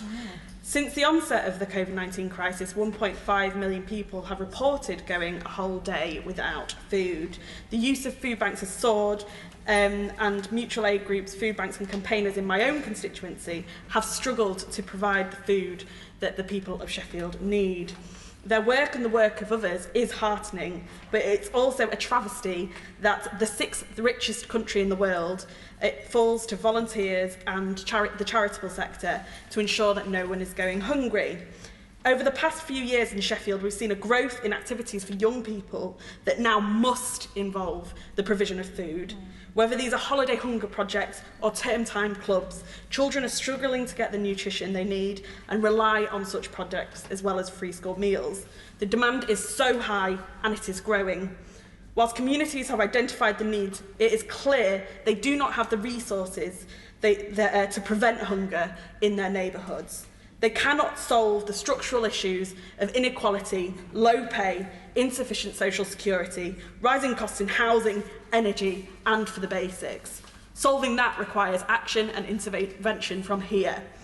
The pandemic hasn't created this crisis, but it has shone a light on the weaknesses that already exist. According to the Trussell Trust's State of Hunger report, 8 to 10% of households in recent years have experienced food insecurity, leading to 1.5 million units of emergency food parcels. Order. Rashinara Ali. Thank you, Madam Deputy Speaker. At the start of this crisis, the government ministers said they would do whatever it takes to get the country through this crisis. And yet the reality is that this government's been dragged kicking and screaming because of the heroic campaigning of charities and the amazing Marcus Rashford. But what this crisis shows is that this is a government that is morally bankrupt, because the fact that it even considered starving millions of children in this crisis, the fact that it didn't have the instinct to protect those children, and it took those campaigners and members of parliament on this side of the House to get them to see sense, shows a moral bankruptcy that beggars belief. And I hope that ministers will reflect on it and learn from this experience. 200,000 children have had to skip meals during this lockdown. And in Tower Hamlets, we face the highest child poverty in the country. In my constituency, the second highest. And my local authority has lost £50 million of income. 30 million of that is costs related to COVID and 30 million towards income lost. So the local authorities struggle to make the ends meet and protect people. Madam Deputy Speaker, the government must take urgent action, not only in relation to child poverty and child hunger during the summer, but to deal with the deep-rooted causes, such as scrapping the two-child policy limit, dealing with the housing costs in cities like London that condemn families to poverty. We need a new settlement post-COVID to recognise that inequalities are literally killing people. And we've seen that with the spectre of the high numbers of Black and Asian and minority ethnic people in terms of death rates, and also white disadvantaged people who are twice as likely to die in this crisis than wealthier white people. We need the government to step up and protect all those who need our help. Yvette Cooper. Thank you, Deputy Speaker. We remember Jo Cox today. She would have been speaking with great passion in this debate. Since the coronavirus crisis began, St Mary's in Pontefract has delivered food parcels to help nearly 250 children. And thank you to David Jones, Denise Pallett and all the volunteers. In Castleford, we've been delivering food parcels and kids' activity packs with great leadership from Kath Scott and Sally Nkubi. We've talked to families, though, where children are making do with snacks for lunch. Something sweet and cheap to eat because there was no food in the house. Paul Green and the volunteers at Kellingley Club have been doing an amazing job supporting families in Nottingley, and in Normanton, Michelle Newton and Ash Samuels and the Well Project have been helping families across the town. And our councillors and volunteers are the best of Britain. Part of a proud tradition in our towns of people rallying round when things are tough. It's also been the best of Britain that we've seen this phenomenal personal campaign from Marcus Rashford, but also from hundreds of thousands of people across the country joining the campaign to end holiday hunger. And today's U-turn from the government is welcome. But we need action all of the time to stop child hunger and poverty, not just when there is a big campaign.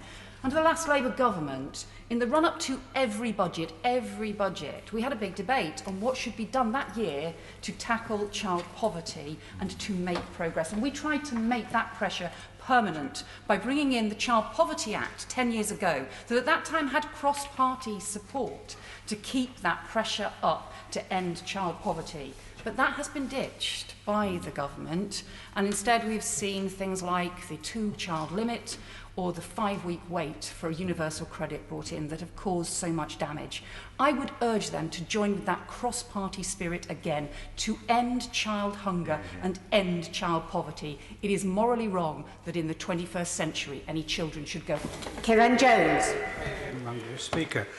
On the 27th of March at the early press conference, the Right Honourable for Surrey Heath said that the coronavirus doesn't discriminate. Well, we know that's not true, Madam Deputy Speaker.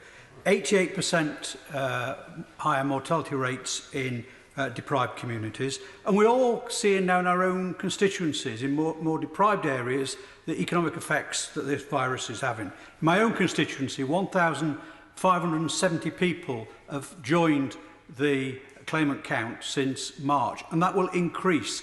Their families, who are hard-working, dedicated individuals, who through no fault of their own have found themselves, and will find themselves, struggling. The member for Hastings and Rye is not here. I'm sorry, the state does need to intervene in these situations because these people pay their tax in normal, are proud individuals. They need our support now. Now, in terms of the listening to Conservative members today, it's as though there was not an amendment on the order paper tonight saying that we're going to oppose free school meals over the summer.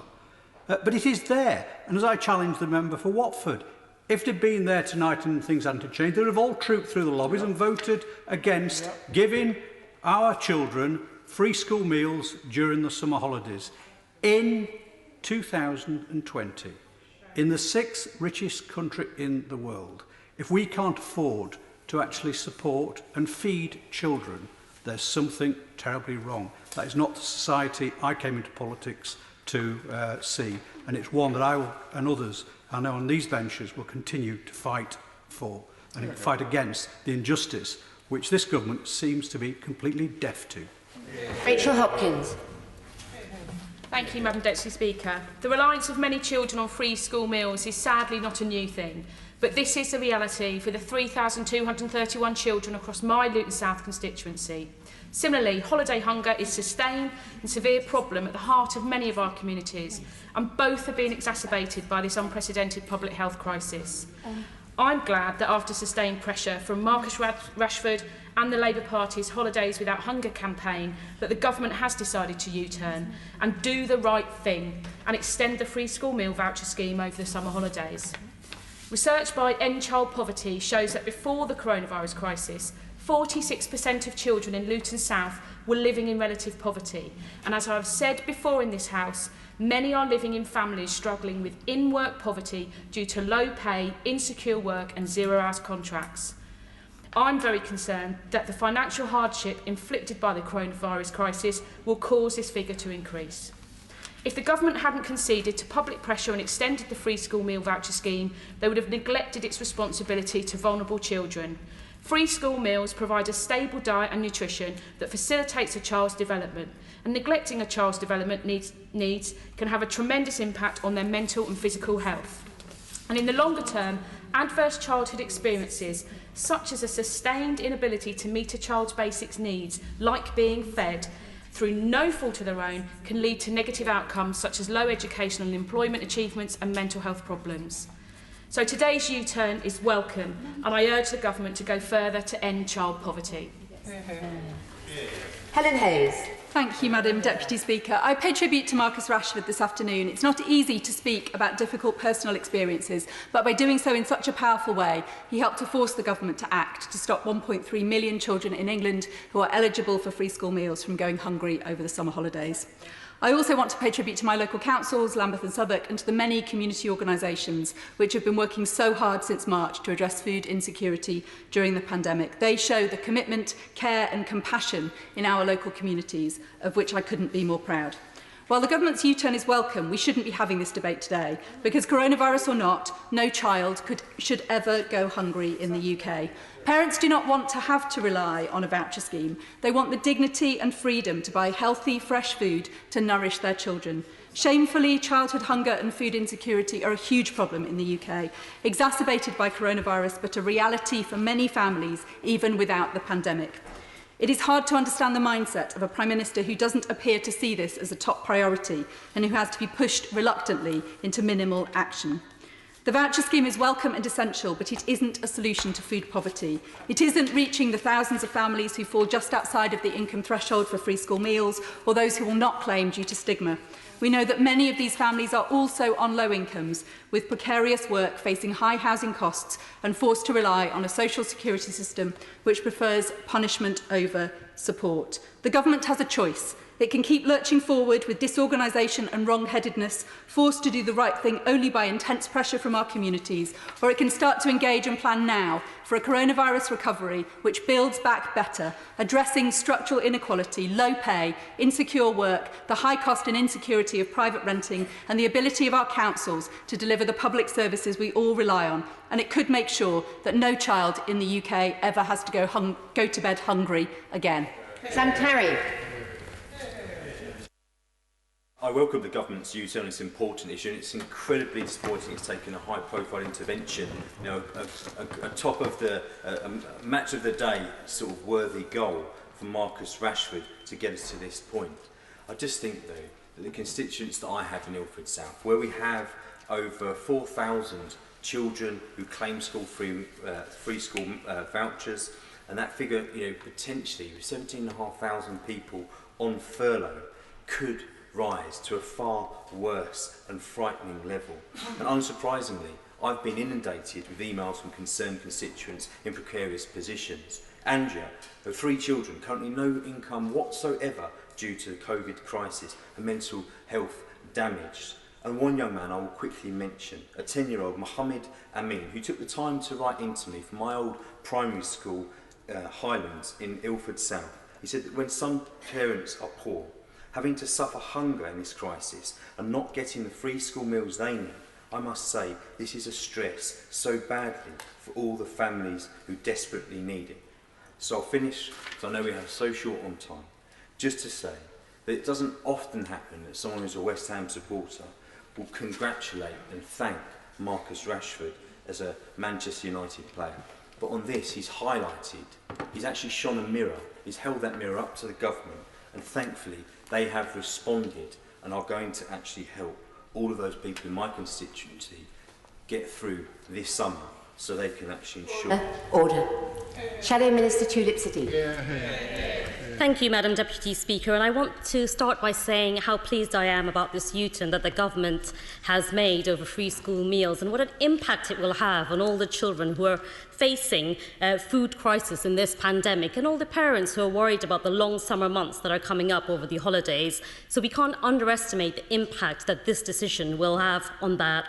And today's debate has really highlighted how necessary this U-turn was. And forgive me, because I won't be able to mention every single person who's spoken in this this debate, but there's been some very powerful speeches made from both sides, including the Shadow Secretary of State for Education, who really exposed the shocking extent of child poverty in the UK, the member for Garston and Halewood, who showered powerful stories of child poverty from her own constituency, and the members for Bradford West, Poplar and Limehouse, Nottingham East, Jarrow and Vauxhall, who talked movingly about their own personal stories when it comes to free school meals. There have been so many excellent contributions, and I'm afraid I can't go through all of them, but it would be remiss of me not to mention the members for Weaver, Vale, South Shields, Washington and Sunderland West, who've been campaigning on this issue for a very long time now, well before the government decided to do their U-turn. And from the opposite benches, I want to congratulate the member for Rother Valley on his maiden speech, as well as his new baby. I also want to take this opportunity to thank the brilliant organisations who've been campaigning on food poverty in this crisis and calling on the government to extend free school meals. No campaign ever happens single-handedly, and I can't name all of them, but I wanted to give a quick mention to School Food Matters, the Child Poverty Action Group, Feeding Britain, the Food Foundation, Sustain and the Good Law Project, but there are so many more. And Madam Deputy Speaker, if you'll indulge me, I'd also like to thank the Education Minister opposite for making this U-turn in the knowledge that her big boss in number 10, Dominic Cummings, previously said that free school meals were a gimmick. We know what happens to ministers who cross him, so I hope the Honourable Lady is in her position next week. I also want to pay tribute to the schools, councils, food banks, community groups and others who have been doing everything they can to support children during this pandemic. And one of the things I want to highlight is that we heard some very chilling statistics in this debate about food insecurity. But behind every chilling statistic is a personal tragedy. And if you just indulge me for one moment, Madam Deputy Speaker, I want to speak about a young woman who lives in a council estate not very far from where I live. And I met her during the election, in which she told me she has small children, just like I do. And she told me that every day when she picks up the children from school, she just wishes and prays that one of their friends would invite them to their house for dinner, so that when it comes to dinner time, she doesn't have to tell them that she doesn't have enough food to feed them. She told me that she feels inadequate as a mother when she deals with them. And I've long thought about Rebecca when I think about free school meals and how much this will benefit her during the summer holidays. Every story like this is a family's personal tragedy, and that's before we consider the long-term impact on children going without food. And what I find so scary is that we won't know the full impact of rising food poverty in this crisis on children for some time.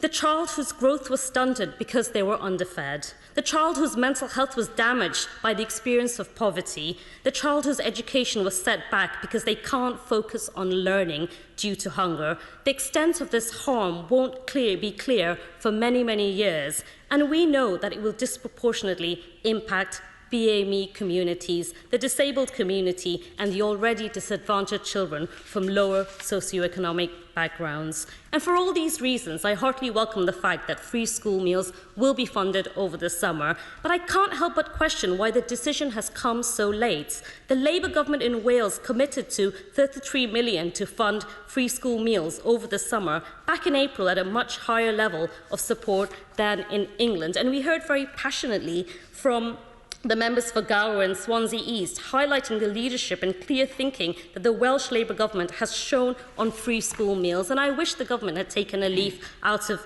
their book. But nonetheless, a win is a win, but the debate should not end here, and I would be grateful if the Minister could answer a number of questions about this U-turn. How will the Ministry ensure that the administrative problems we have seen with the voucher scheme to date will not be replicated over the summer?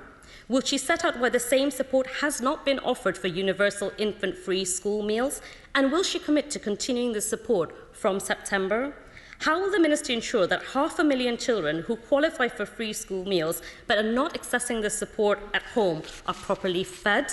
And what plans does the government have to get support to the millions of children who do not qualify for free school meals but are nonetheless facing food insecurity? I know time is of the essence, Madam Deputy Speaker, so if you would just indulge me while I say that when it comes to, you know I'm a London MP, but when it comes to football, my heart and soul rests at Anfield. So normally, I would not be echoing the Manchester United words in a chamber like this, especially when this potentially record-breaking championship season for Liverpool, I would have shown him the red card. But I don't need to consult VAR to see that hungry children are more important than club loyalty. So if you just indulge me for 1 minute, I want to read out a message that Marcus Rashford has sent, where he thanks all the MPs in the chamber for coming together and making sure that we put our loyalties aside and did what was right for hungry children. Thank you. Minister Vicky Ford. Thank you, Madam Deputy Speaker. Can I start by thanking everybody who has spoken in the debate this afternoon? It is an incredibly important issue.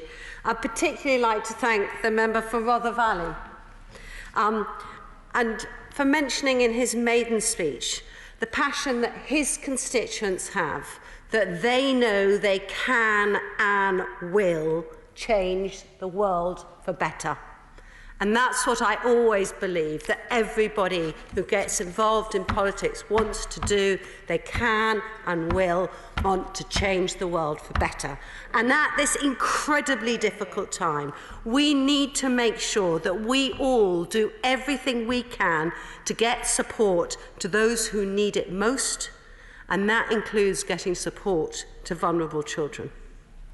It is right that we ask schools to keep their kitchens open where possible, or to deliver food parcels to those who'd normally get a free school meal.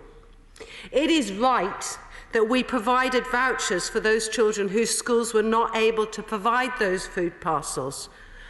And never before has a system like that been set up in such a short time period.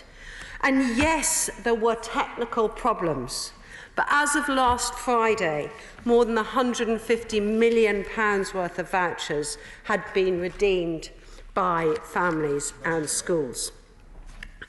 It is also right that we will provide additional funding for a COVID summer food fund so that children who are eligible for free school meals receive a 6-week voucher this summer. And it is right that we listen.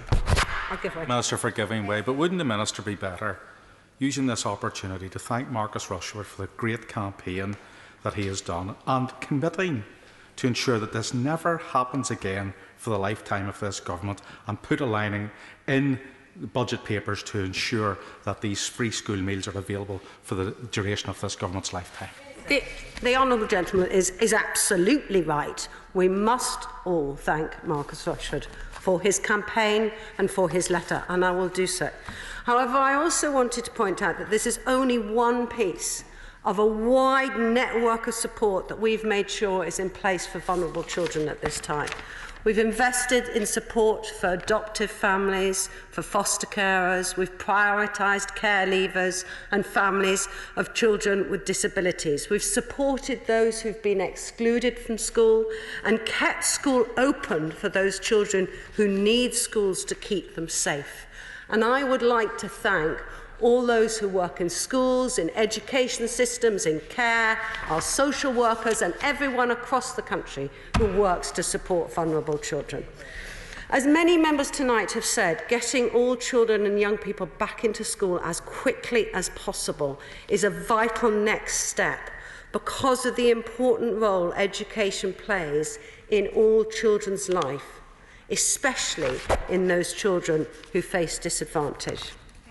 And yes, it's right that we all thank Marcus Rashford for his letter. I would like to thank him for his letter, and I especially like to thank him for the work that he's done with Fair Share to provide food support. The government has also invested £16 million in food support through frontline food charities, including Fair Share. Marcus tells a heart-wrenching story of his early childhood. And it is absolutely right that low-income families should be prioritised for support at a difficult time.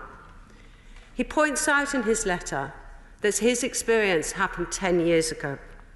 And since then, the government has introduced the national living wage, increased wages and reduced taxes for those on lowest incomes, so they have more money in their pockets. the lowest paid working full-time could in real terms be better off by over £5,000 than they would have been back in 2010. But we know that this summer is exceptional. It will be a very difficult time for many families. And as well as making sure that vulnerable children are safe at this time, as well as making sure that their learning is supported as best as possible, we've also made sure that those that are eligible for free school meals can access food either via local arrangements provided by their schools or via a voucher scheme. And I'd actually like to thank the member for Arundel South Downs, who also gave that shout out to the breakfast clubs, Magic Breakfast and Family Action, that have supported so many. The member for Mitchell and Morden raised an important point on the attainment gap, the difference between the educational attainment of those from more disadvantaged backgrounds compared to their peers. And the good news is that over the past decade, that attainment gap has narrowed at every single stage of education. But we know that it risks widening now, which is why we are committed to a long-term sustained programme of catch-up to close that gap again, and we will always focus on the disadvantaged first. Let me be clear, giving families a voucher... Madam Deputy Speaker, I do beg to move that the question be now put. The question is that the question be now put. As many as are of that opinion say aye. Aye. The contrary, no. I think the ayes have it. The ayes have it. The question is, as on the order paper, as many as are of that opinion say aye. Aye. Of the contrary, no. I think the ayes have it. The ayes have it. I will now suspend the House for 3 minutes so that to ensure the safe exit of honourable members and the safe entry of honourable members for the next debate.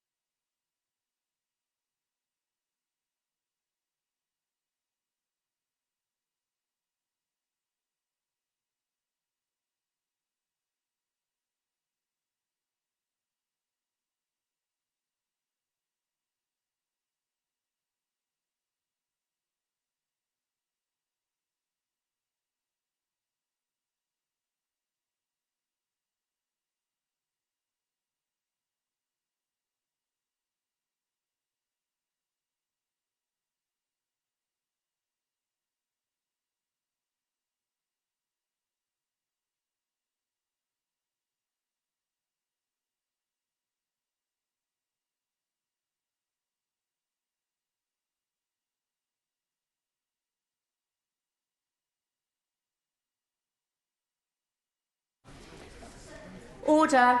Order. We now come to motions 3 and 4, and I understand it is the will of the House that motions 3 and 4 be taken together. The debate will last up to 90 minutes. When motion 3 has been decided, I will call the Minister to move motion number 4 formally. If a member objects, the motions will be taken separately. I will now call Minister John Glenn to move motion number 3 and to speak to both motions. I call the Minister to move motion number 3 as on the order paper. Thank you, Madam Deputy Speaker, and I beg to move that this House considers the draft over-the-counter derivatives, central counterparties and trade repositories, amendment, etc., and transitional provision, EU exit regulations 2020.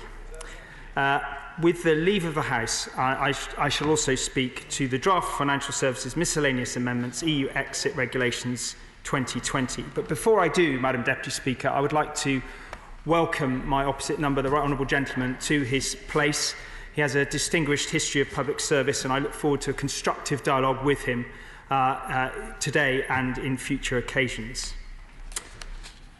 Madam Deputy Speaker, as the House will be aware, the Treasury has been undertaking a significant programme of financial services legislation since 2018, introducing almost 60 SIs under the European Union Withdrawal Act 2018, and it's been an enormous privilege for me to do the vast majority of those.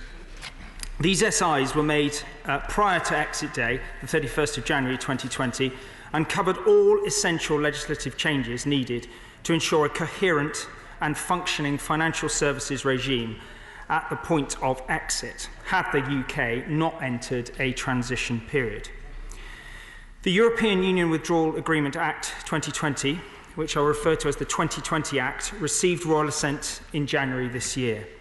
And the 2020 Act contains a general rule that delays those parts of the SIs that would have come into force immediately before, on or after exit day, so they instead come into force by reference to the end of the transition period when we leave the transition period at the end of this year. Over the course of this year, the Treasury will therefore, where necessary, continue to use powers under the European Union Withdrawal Act 2018, as amended by the 2020 Act, to prepare for the 1st of January 2021. And this will involve the Treasury bringing forward a small number of SIs, which in particular will ensure that recently applicable EU legislation will operate effectively in the UK at the end of the transition period.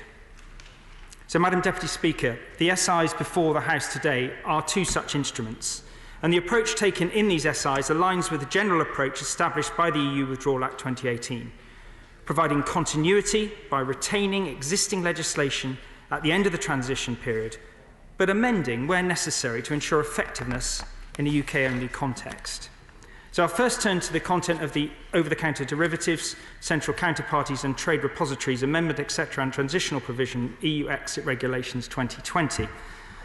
I will refer to this instrument from now on as the OTC-SI. In preparation for the UK's withdrawal from the EU on the 31st of January 2010, Parliament approved several EU exit instruments to ensure that the European Market Infrastructure Regulation, known as EMIR, would continue to operate effectively in the UK at the point of exit. EMIR was updated by a regulation known as EMIR 2.2 on the 1st of January this year, which now applies in the UK. And the OTC-SI, which we are discussing today, addresses deficiencies within the UK's post-transition framework arising as a result of that update. EMIR is Europe's response to the G20 Pittsburgh commitment in 2009 to regulate over-the-counter derivative markets in the aftermath of the last financial crisis.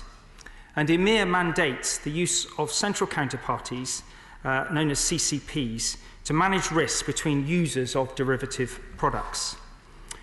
EMIR has been effective in increasing the safety and transparency of derivative markets, thereby reducing the associated risks that users may face. And UK CCPs play an essential role in reducing systemic risk and ensuring the efficient functioning of global financial markets.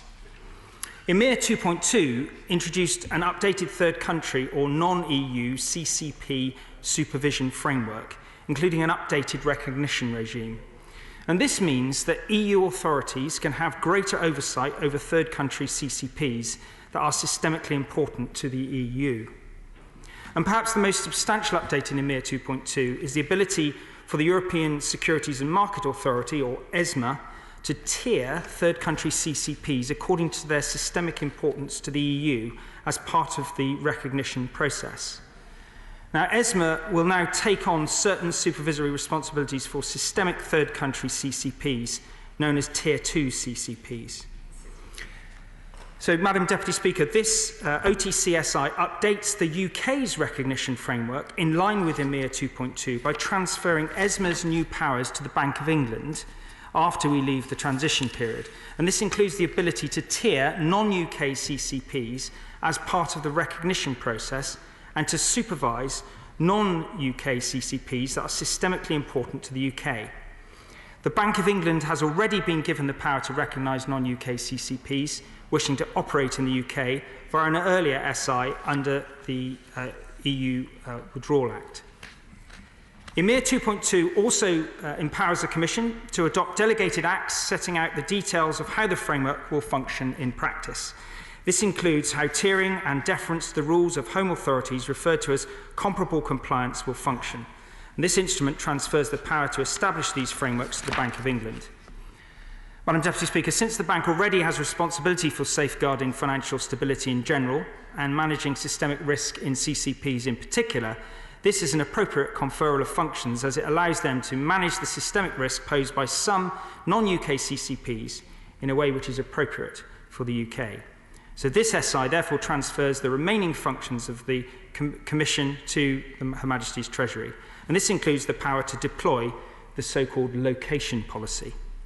Under EMIR 2.2, ESMA can recommend to the Commission that a third country CCP, which is felt to be substantially systemically important, should lose permission to offer some services to EU clearing members unless those services are offered from inside the EU.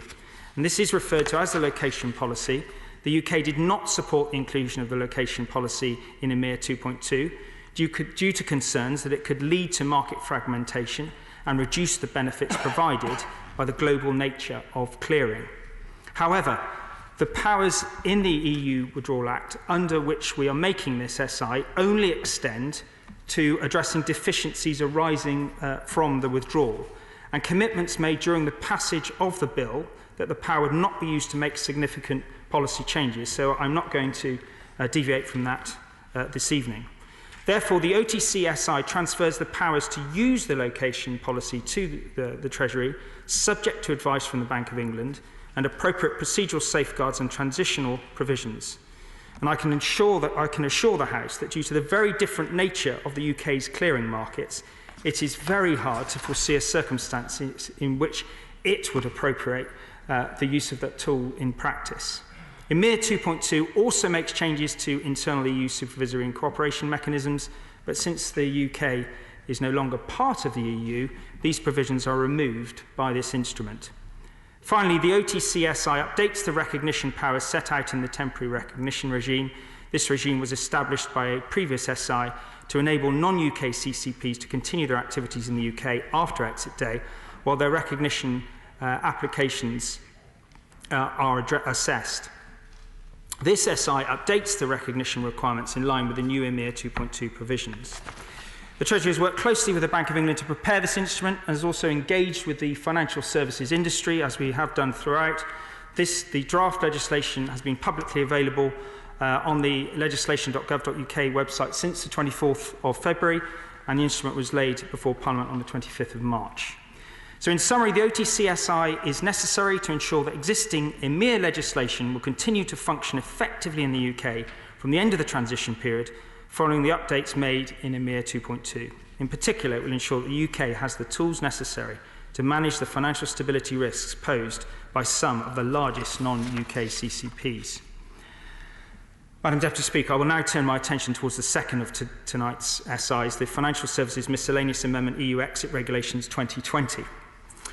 Whilst this SI makes amendments to approximately 20 pieces of legislation, the number and nature of these amendments are modest and minor. They act to preserve the effect of recent changes to EU legislation in the UK, and in doing so limit any impact on business that would otherwise arise at the end of the transition period. Primarily, this SI fixes deficiencies in recently applicable EU legislation. This is congruous with the Treasury's approach to previous financial services EU exit instruments and the approach required by the EU Withdrawal Act 2018. It also revokes pieces of retained EU law and UK domestic law that would not be appropriate to keep on the statute book at the end of the transition period. This SI does contain a small number of minor clarifications and corrections to previous financial services EU exit instruments, and the House will be aware of the unprecedented scale of the legislative programme that the Treasury has undertaken, and this has been carried out with rigorous checking procedures. However, Madam Deputy Speaker, it is unfortunately the case that errors are made on occasion, and when they do arise, it is important that they are corrected as soon as possible. This has happened previously, but I will continue to be completely transparent when such shortcomings become apparent. I would like to also note that this SI also includes provisions initially included in the Cross-Border Distribution of Funds Proxy Advisors Prospectus and Gibraltar Amendment EU Exit Regulations 2019. This instrument was laid using the made affirmative procedure in October 2019 when, at the time, it was necessary to ensure that the SI was in place prior to the previous exit date of the 31st of October. The SI subsequently ceased to have effect. However, it is important that those provisions, which include amendments to the UK's prospectus regime to ensure it remains operational in a wholly domestic context, are in force before the end of the transition period. And these provisions have therefore been included in this SI. I'd like to take say a few words on the amendments this SI makes to previous EU exit instrument, the equivalence determinations for financial services and miscellaneous provisions amendment, etc., EU exit regulations 2019, which I will now refer to as the equivalence SI. And the equivalence SI allows the Treasury to make equivalence directions for EEA states during the transition period for specified provisions. Today's SI adds additional equivalence regimes to the scope of power for the Treasury to make equivalence directions for EEA states during the transition period. And this is through the inclusion of provisions relating to central securities depositories, which are entities that hold financial instruments, and trade repositories, which collect and maintain records of derivative trades. This SI also amends the existing drafting on the length of the direction power to tie it to the end of the transition period, and this will enable ministers to make directions during the transition period to come into force at the end of the transition period, granting equivalence to the EEA for those regimes. Finally, Madam Deputy Speaker, this SI clarifies that the Treasury can impose limitations on the application of state-level equivalence decisions when granting equivalence to the EEA, for example, in response to EU conditions placed on the UK. As with the OTC SI, the Treasury has been working closely with the financial services regulators in the drafting of this instrument and has engaged with the financial services industry. And in summary, and in conclusion, Madam Deputy Speaker, the Government believes that these instruments are necessary to ensure that the UK has a coherent and functioning financial services regulatory regime at the end of this year when we leave the transition period. And I hope the House will join me in supporting these regulations, and I commend the regulations to the House this evening. Thank you. Thank you. There you have it. The question is, as on the order paper, Shadow Minister Pat McFadden. Thank you, Madam Deputy Speaker. And like many people who've spoken in the Chamber today, on the 4th anniversary of her death, my thoughts are very much with her former colleague Jo Cox and her family. As we could hear from the Minister's opening statement, these statutory instruments in front of us are quite technical in nature. And I'd like to thank the Minister not only for his welcome, but to him and his officials for providing some briefing on their meaning and effect. Overall, these instruments seek to replicate at a national level the regulatory regime for financial services to which we currently subscribe and which in many cases the UK designed at an EU level. Until the end of the transition period, of course, we continue to follow the EU's regulatory rulebook. This is about what happens in January if, as the Government confirmed last week, the end of this year marks the end of the transition period. As the Minister outlined, the regulations cover areas such as money laundering, supervision, central counterparties, the cross-border distribution of funds, and the desire to maintain the pre-Brexit relationship between the UK and Gibraltar on financial services. In most of these cases, they are taking the supervision of these rules governing these areas from EU bodies today and transferring them either to the Treasury, the Bank of England or the FCA. Now, on the detail I have a few questions I would like to put to the Minister. On the money laundering provisions, why is a current duty to cooperate with supervisors in other countries removed and replaced with a weaker power to cooperate if we so choose? In what circumstances would we not want to cooperate to tackle money laundering, which can fund everything from international terrorism to the drugs trade? On cross-border distribution of funds, can the Minister confirm that these statutory instruments enshrine the loss of passporting rights for our financial services, which result from the government's decision to withdraw from the single market as well as from the EU itself? And on equivalence determinations, can the Minister confirm that although these SIs create a regime for the UK to make decisions on the regulatory regime in other countries, as yet we have no guarantee that our own regulatory regime will be regarded as equivalent by the rest of the EU? We can only hope, Madam Deputy Speaker, that this exercise in taking back control is a little bit more convincing than last week's decision on border checks from the Cabinet Office, where after 4 years to prepare, the government dropped its plans for border checks on goods because we simply couldn't implement them, even though our own goods will be subject to border checks when we export them overseas. Paragraph 36 of the political declaration on which the current negotiation is based says that the UK should have concluded its equivalent assessments by the end of this month. Can the Minister tell us, if we're only now legislating to take the powers to do this, can this exercise possibly be completed in just 2 weeks' time?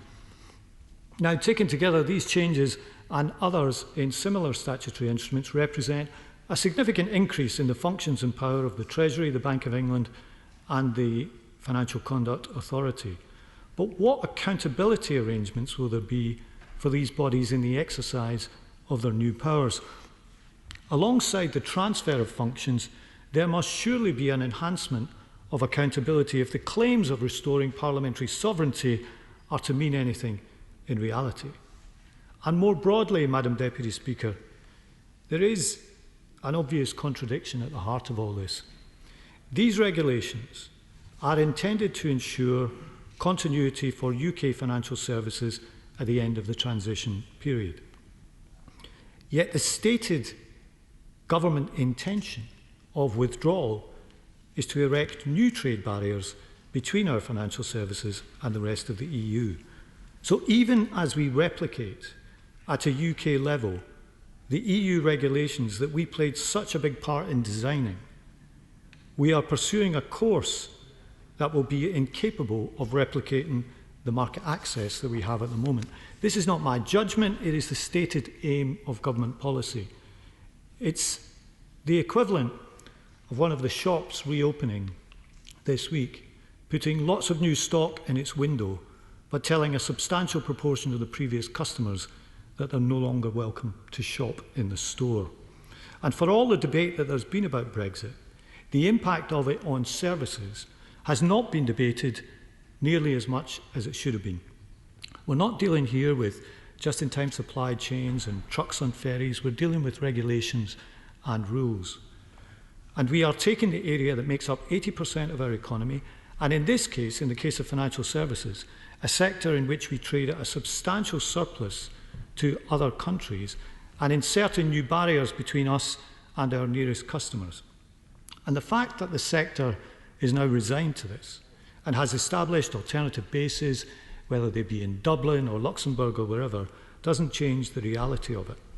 Now, we don't intend to divide the House on these measures this evening because regulatory continuity is better than not having a regime in place at all.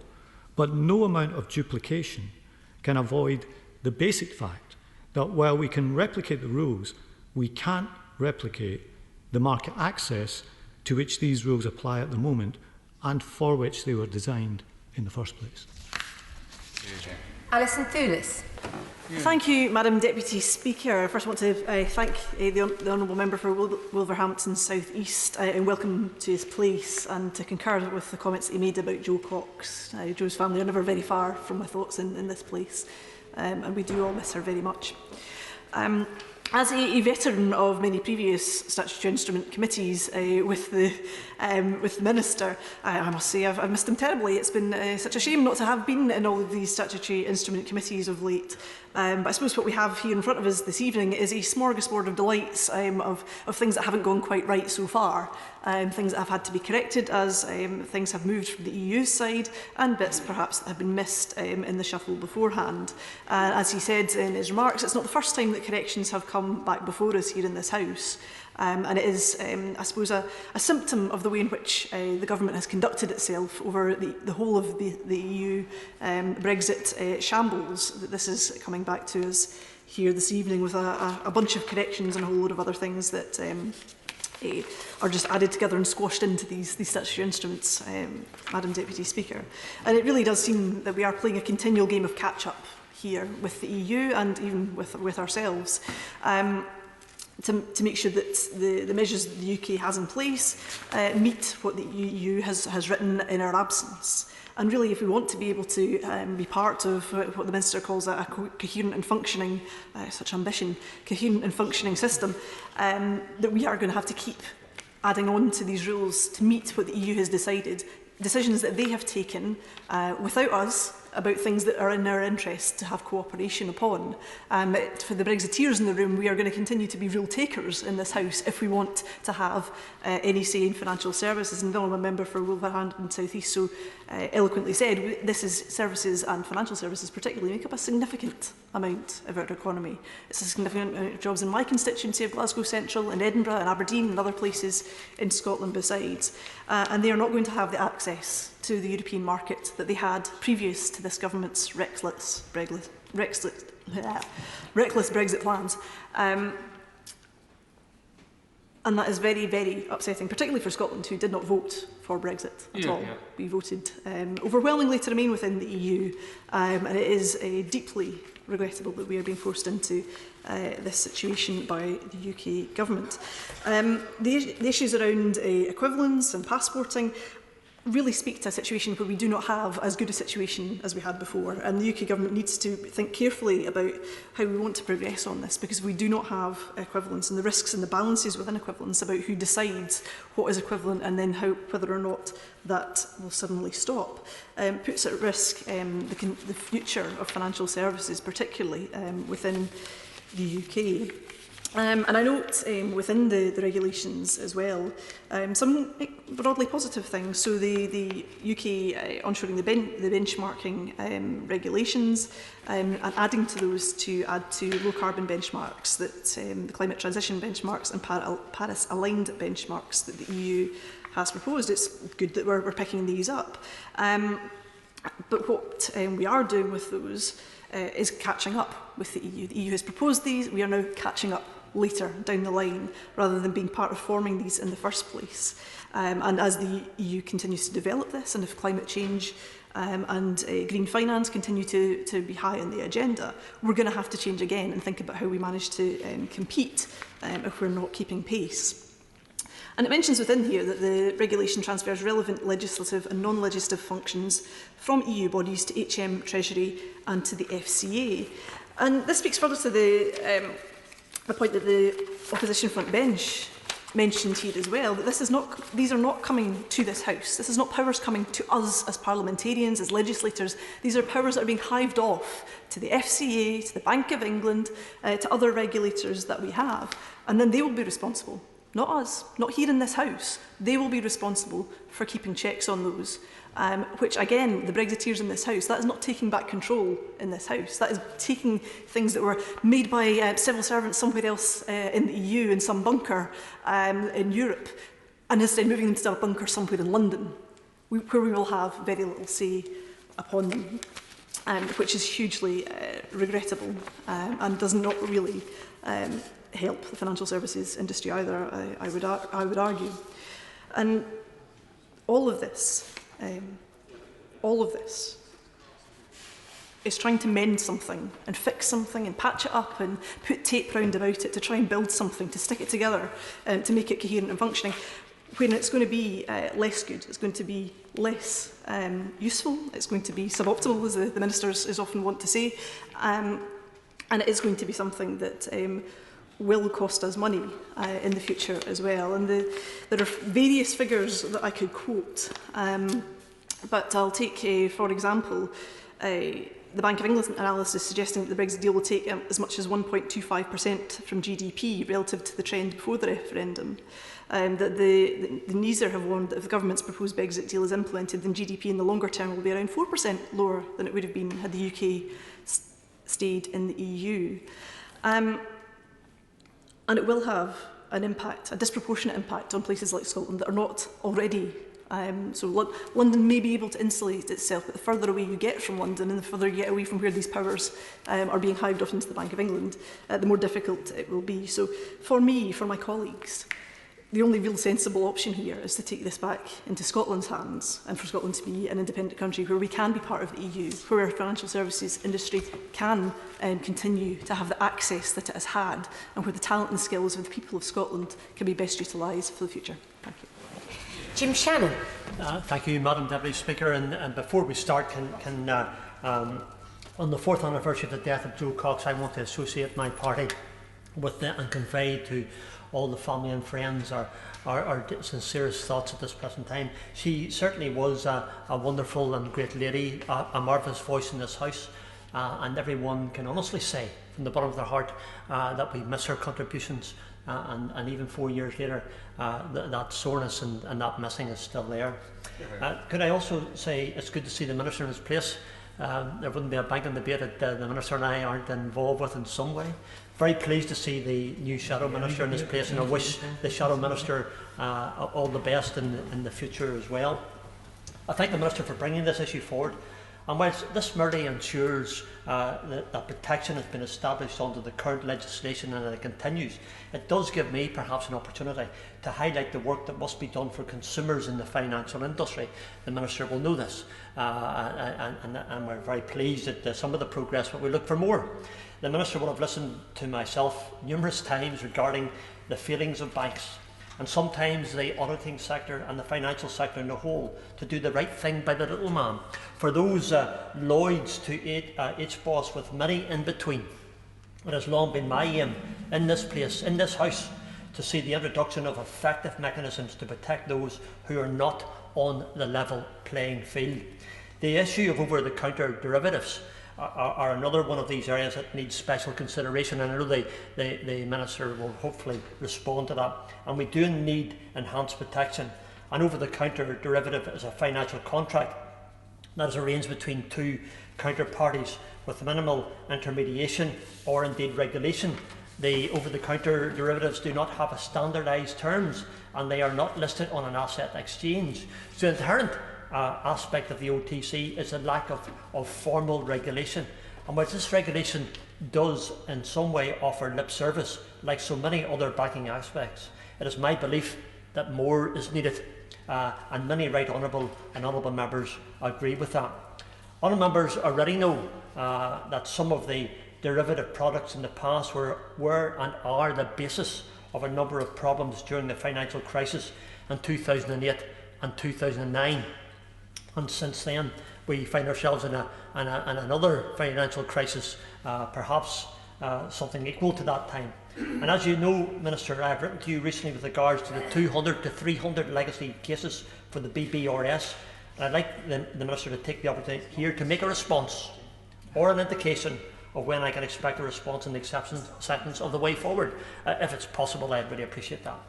This debate is about our position post-Brexit, and therefore Westminster will have control. It is our responsibility as elected representatives and the responsibility as a government and legislators to ensure that the FCA and other regulatory bodies have the appropriate regulatory powers in the future for consumer protection. And I look forward to the Minister's reply on BBRS. The legislation is great to continue, but I do believe it would need more, and it's not enough. Although it's a giant step in the right direction. Madam Deputy Speaker, thank you. Minister. Thank you, Madam Deputy Speaker, and it's a pleasure to be able to respond to the points made by the Right Honourable Gentleman Member for Wolverhampton South East, the Honourable Lady from Glasgow Central, and indeed the Member for Strangford. I shall start with the Member for Strangford. He made a number of points concerning the conduct issues around banks and his exchanges with me on the BBRS. I'm very sensitised to the fact that in the context of the loans and the interventions the government have made, that there are conduct challenges, but I think it would be appropriate for me to address that on a separate occasion, and I note his correspondence. The Right Honourable Gentleman, I think, made three clear questions, addressed three clear questions to me. One was concerning the money laundering reference and the language there. Because we don't have an obligation, it doesn't mean to say we don't have a desire to cooperate. And the bottom line is that if there isn't a reciprocal obligation on the other side, then it would be perverse for us to insert language creating that obligation. But we have consistently, as the Right Honourable Gentleman made clear, been leaders in regulations in financial services in particular, and we would look to continue to press for the ever higher standards in that regard. The Right Honourable Gentleman's second point concerned the issues of the loss of passporting and the nature of the cross-border dynamics. Now, clearly, we are in a situation where we are going through the equivalence process. The government is committed to that, and we are working through that. We are working closely with the Bank of England, the PRA, and the FCA. But this these SIs are required to ensure that the UK has this functioning equivalence framework during the transition period, and they're not linked to the ongoing UK-EU negotiations on financial services. I will come to his further points at the end, and the Honourable Lady's points about the bigger picture, if I may. But on the third point he made around equivalence and the ability for us to make decisions, we have really just updated what we have on the basis of changes that have happened since we left. So a mere 2.2, the location policy, which was introduced, something we voted against, we're obliged to now have, because those are the terms of reference that we adopted through the passage of the legislation. But as I said in my remarks, Madam Deputy Speaker, I think it's improbable that we would use that. We hold most of the systemic CCPs, and we wouldn't have a need, most probably, to use that in an offensive way.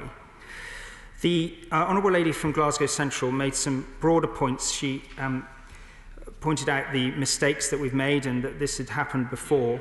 I would just point out that during the 60 SIs that I think she's participated in, the vast majority of them, these have been the exceptions, and this legislation was laid out in advance. It was available and accessible to everyone, and my officials and officials from the regulators have worked very hard, but I concede that these mistakes need to be rectified.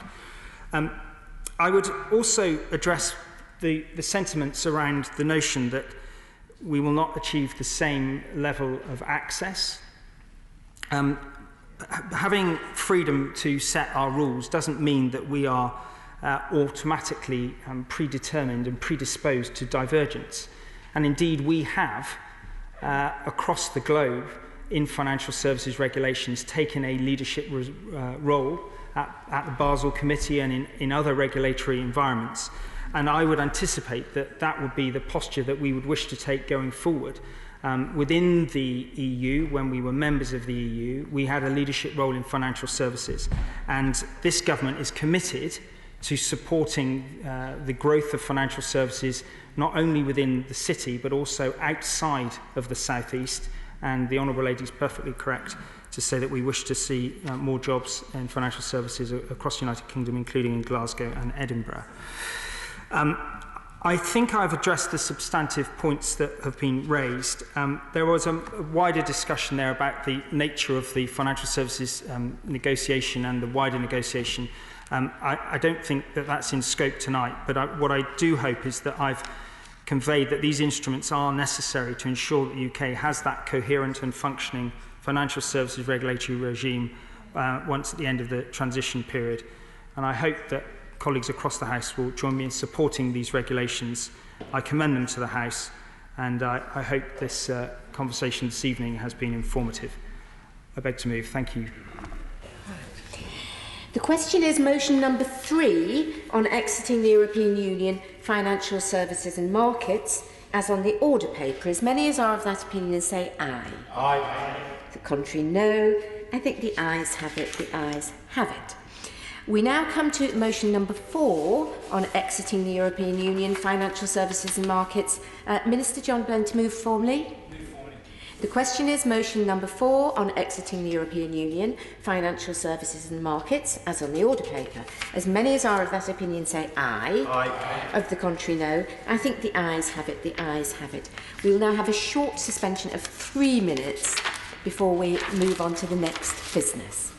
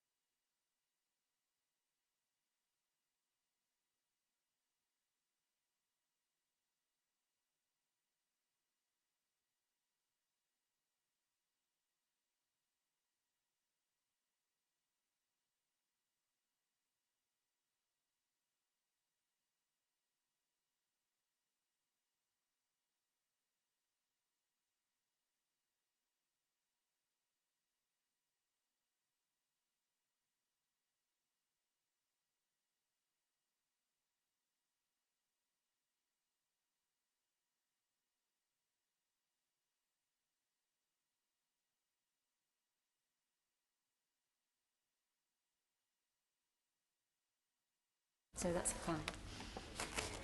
Order. We now come to motion number 5 on public transport, public passenger transport. Do excuse me. Minister Rachel Maclean to move. Thank you, Madam Deputy Speaker. I beg to move that this House has considered the draft Public Service Vehicles Open Data England Regulations 2020. These draft regulations are being made in order to provide new legislation to require bus operators of local bus services across England outside London, including cross-border services, to openly publish data electronically about their services, including timetables, fares and location data. This is open data that's published electronically. It's publicly discoverable and can be used by those who wish to do so without restrictions on its use and disclosure. Open data has transformed other sectors, for example rail, with open data feeding customer-facing apps such as Trainline and National Rail Inquiries, simplifying journey planning and ticket purchase. Bus open data will allow app developers to create applications, products and services for passengers so that they can plan journeys, find best value tickets and receive real-time service updates. This is absolutely essential if we are to encourage the travelling public to use their local bus services and make the switch to public transport, which is vital to reducing congestion and improving air quality. Since 2007, TfL have made all of their bus and transport network data freely available through the London Data Store.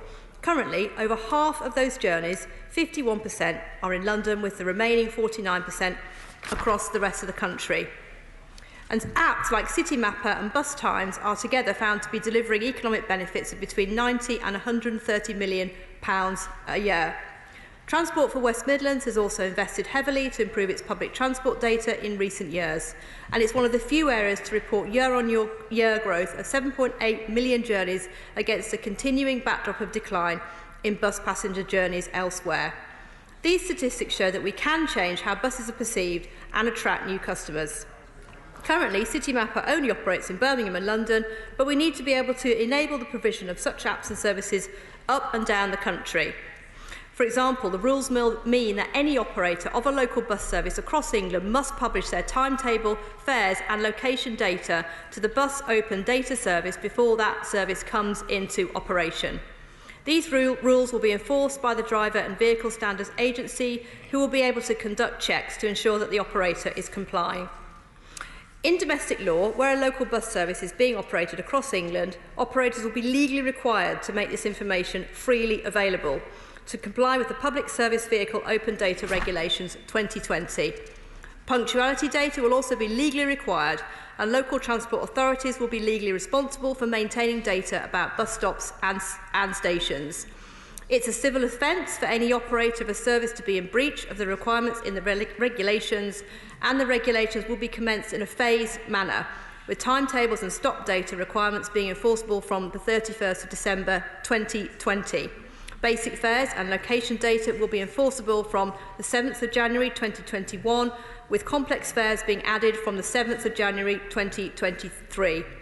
Breaches of the requirements by operators can be enforced under existing provisions in Section 155 of the Transport Act 2000. And this draft instrument ensures that those operators who breach the new requirements may be faced with financial penalties or removal of their licence. These fines can be up to £550, and this sum might be multiplied by the number of vehicles operating under all of the PSV operators' licences held. The policy area of public service vehicles open data is devolved, but both Scotland and Wales are currently preparing equivalent legislation. In summary, these regulations are essential for ensuring that operators of local bus services are compelled to make freely available essential information to help passengers plan their journeys. These rules are at the heart of improving the public transport experience, digitally transforming the bus sector and the levelling up agenda. I'm sure that members share my desire to ensure they can be fully enforced as soon as possible. I commend these regulations to the House. The question is, as on the order paper, Shadow Minister Matt Rodder. Thank you, Madam Deputy Speaker, and it is a pleasure to respond in today's debate on behalf of the opposition. I'm grateful to the Minister for the detailed technical briefing she offered me from the department. We will not be calling for a vote on these proposals. I will respond to the specific measures the new powers set out in this SI, but I also want to comment on how the proposals help address the wider issue of how we can improve our bus services, which outside London and a handful of other areas have faced deep cuts in recent years. Madam Deputy Speaker, before I respond, I want to put on record my support for our bus services, for the workforce which has been on the front line during the coronavirus crisis. I want to pay tribute to our bus drivers and other transport workers. They are key workers who've kept vital public services running during the most serious and sustained crisis this country has faced since the Second World War. The public is immensely proud of our key workers, and I hope the House will agree that it is important that bus workers are recognised as key workers and that they receive the support that they deserve. It's also important to remember that a number of bus workers and other transport workers have sadly died during this pandemic. I want to offer my deepest condolences to their families, and I hope members from across the House will join me in their support of these and other key workers who paid the ultimate price in our struggle with the coronavirus. Madam Deputy Speaker, I would now urge the Government to look again at both health and safety on bus services and also the financial support which is available for families of those workers who lost their lives. This is vital in the coming weeks. I am pleased that the Government has now listened to calls from Labour and the unions for passengers to have to wear masks on public transport, and I should say I was one of those passengers today. There is more to do to improve health and safety, such as tackling the risk of infection from drivers having to handle cash on buses and to provide improved facilities for hand washing, which I know that the Minister's colleague in the Lords is very interested in supporting. I should say that I'm also pleased that at a time of national crisis, we've been able to, as the official opposition, work with the Government, with trade unions and bus operators to consider these important problems. And I look forward to ministers coming forward with further urgent improvements to health and safety.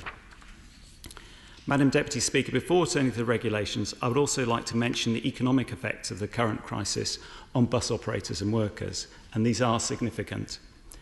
We welcome the government's financial support for bus services during the coronavirus crisis and as the lockdown eases. However, I want to underline the importance of this being applied fairly and that support needs to be maintained while demand for bus travel returns to normal, which could take some months. The current funding package is welcome. However, it's offered to bus companies on a flat rate per mile, which is then multiplied by the distance of the routes that they travel.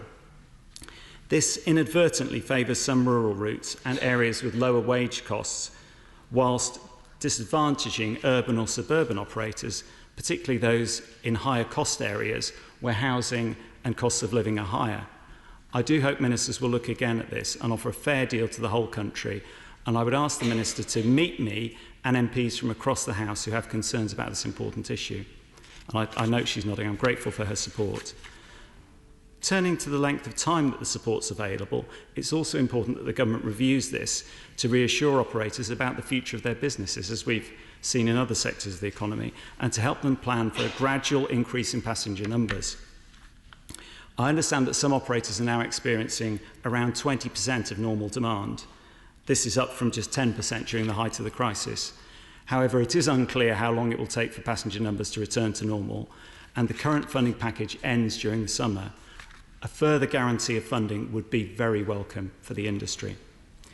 Madam Deputy Speaker, I now want to turn to the substance of the regulations which are intended to help the bus sector. It is positive to see the government's interest in our bus services, and this hasn't, I'm afraid, always been the case in recent years. That is despite buses being the most common mode of transport for commuters and indeed a lifeline to older and vulnerable people. Since 2010, government funding for bus services has fallen by 45%, and hundreds of routes have been lost, largely because of government cuts to subsidies for socially vital services, as many members will know. This policy has led to a steep decline in bus use and, I'm afraid, increasing isolation and other social problems, and indeed greater damage to the environment. I should add that things have got so bad that two major bus operators have thought about selling off large parts of their businesses. However, ministers now say, I will give way. The best way for the government to address those matters is to urgently introduce a national bus strategy that will put in place a hydrogen technology programme that would allow for the development of a new bus building programme that would be free from carbon footprint totally. Order. I am anxious that we actually stick to the substance of the regulations. Matt Rodder. Thank you, Madam Deputy Speaker. I'd like to thank the honourable gentleman for his intervention, and I'm actually going to cover the environment and other forms of innovation later in my speech. I will try and address that later. Ministers are now trying to find ways to address the need to grow bus use, and the regulations address one small aspect of this, which is to allow greater sharing of bus data on timetables, fares, reliability, and indeed the location of buses in real time. The department hopes that making more information available to app developers will lead to more information about bus services being available to the public, which in turn will increase passenger numbers. And there are hopes that these measures could lead to around a 2% growth in bus use based on the effects of this policy in London. I would, however, add a note of caution. First, I would ask the Minister to reassure the House that the government's intention is not to allow disruptive businesses like Uber to try to unfairly entice passengers away from bus services, which could risk undermining some routes, indeed some which are a lifeline to older people and many people who are vulnerable. I hope that she will address this point when she sums up and offer some specific reassurance upon it. Secondly, I would also urge the Minister to see the measure of one of a series which I hope will support our bus services and allow them to grow, both now and in the future. Going forward, I hope the government will offer the same level of interest and support to a series of other measures which have been shown to increase bus use and improve services. Now, one of the best known of these is to allow councils to regulate services, which has been associated with much greater bus use in London, where there's a dramatically different picture in the level of bus patronage. I would ask the Minister to look again at this and indeed to allow all councils to explore this option, not just those with elected mayors. The other measure, which is strongly associated with growing bus use, is for councils to run their own bus companies, something which used to be common for both Labour and Conservative-controlled authorities. Council-owned companies in my own town of Reading and in Nottingham both have seen strong growth in bus use over many years, something which is almost unique in England outside London. Municipal buses offer low fares, frequent services and modern vehicles which are very popular in their communities. And I would invite the Minister to come to Reading. I understand, Madam Deputy Speaker, and I'm going to proceed rapidly through the rest of my speech. Having mentioned Reading... Simply to make sure that the Honourable Gentleman is addressing the regulation. I will come back. This is part of the wider picture, the need for investment as a whole. There are a range of other measures which I hope ministers will reconsider along with the regulations, Madam Deputy Speaker.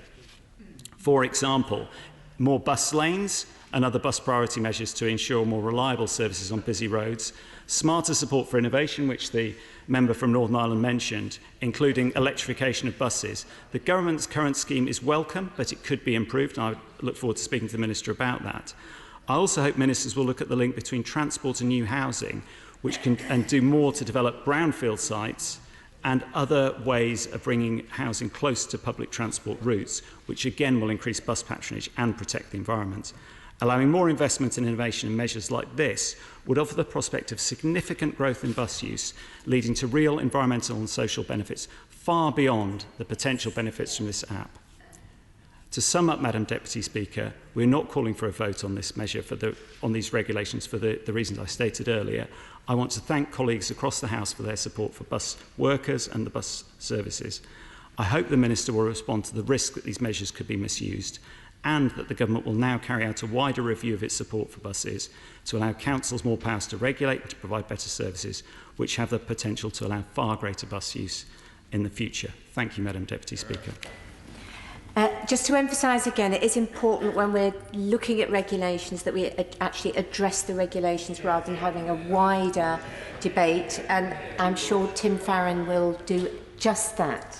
Madam Deputy Speaker, I'm very, very grateful.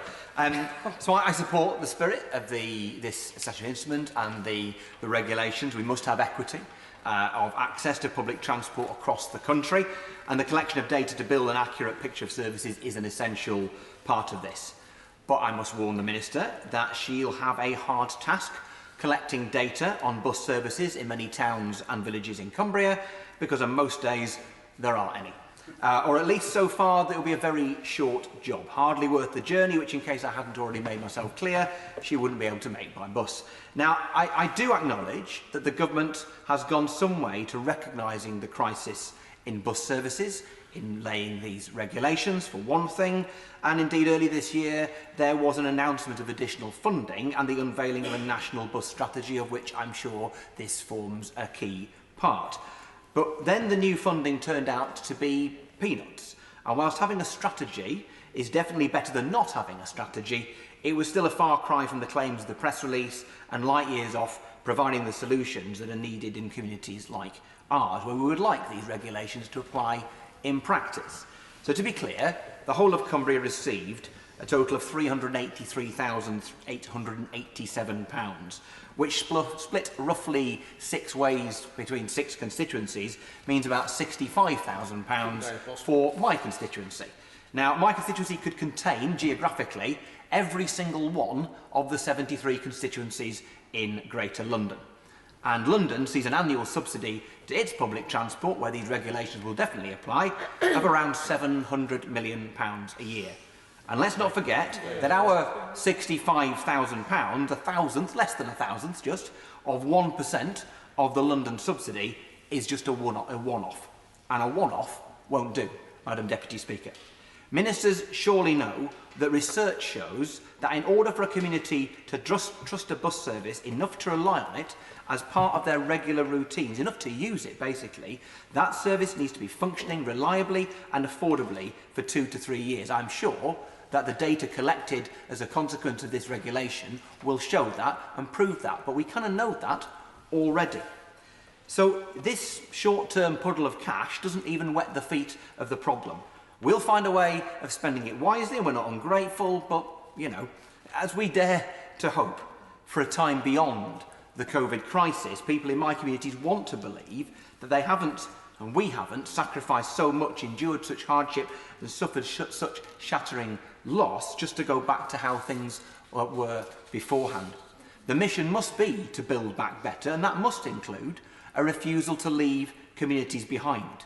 Rural, more isolated communities like ours in Cumbria are at risk, and those communities are also often older. And whilst majority of people, even in their 80s and beyond, will make some use of the technology that we're talking about here, nonetheless, a higher proportion than in other age groups won't.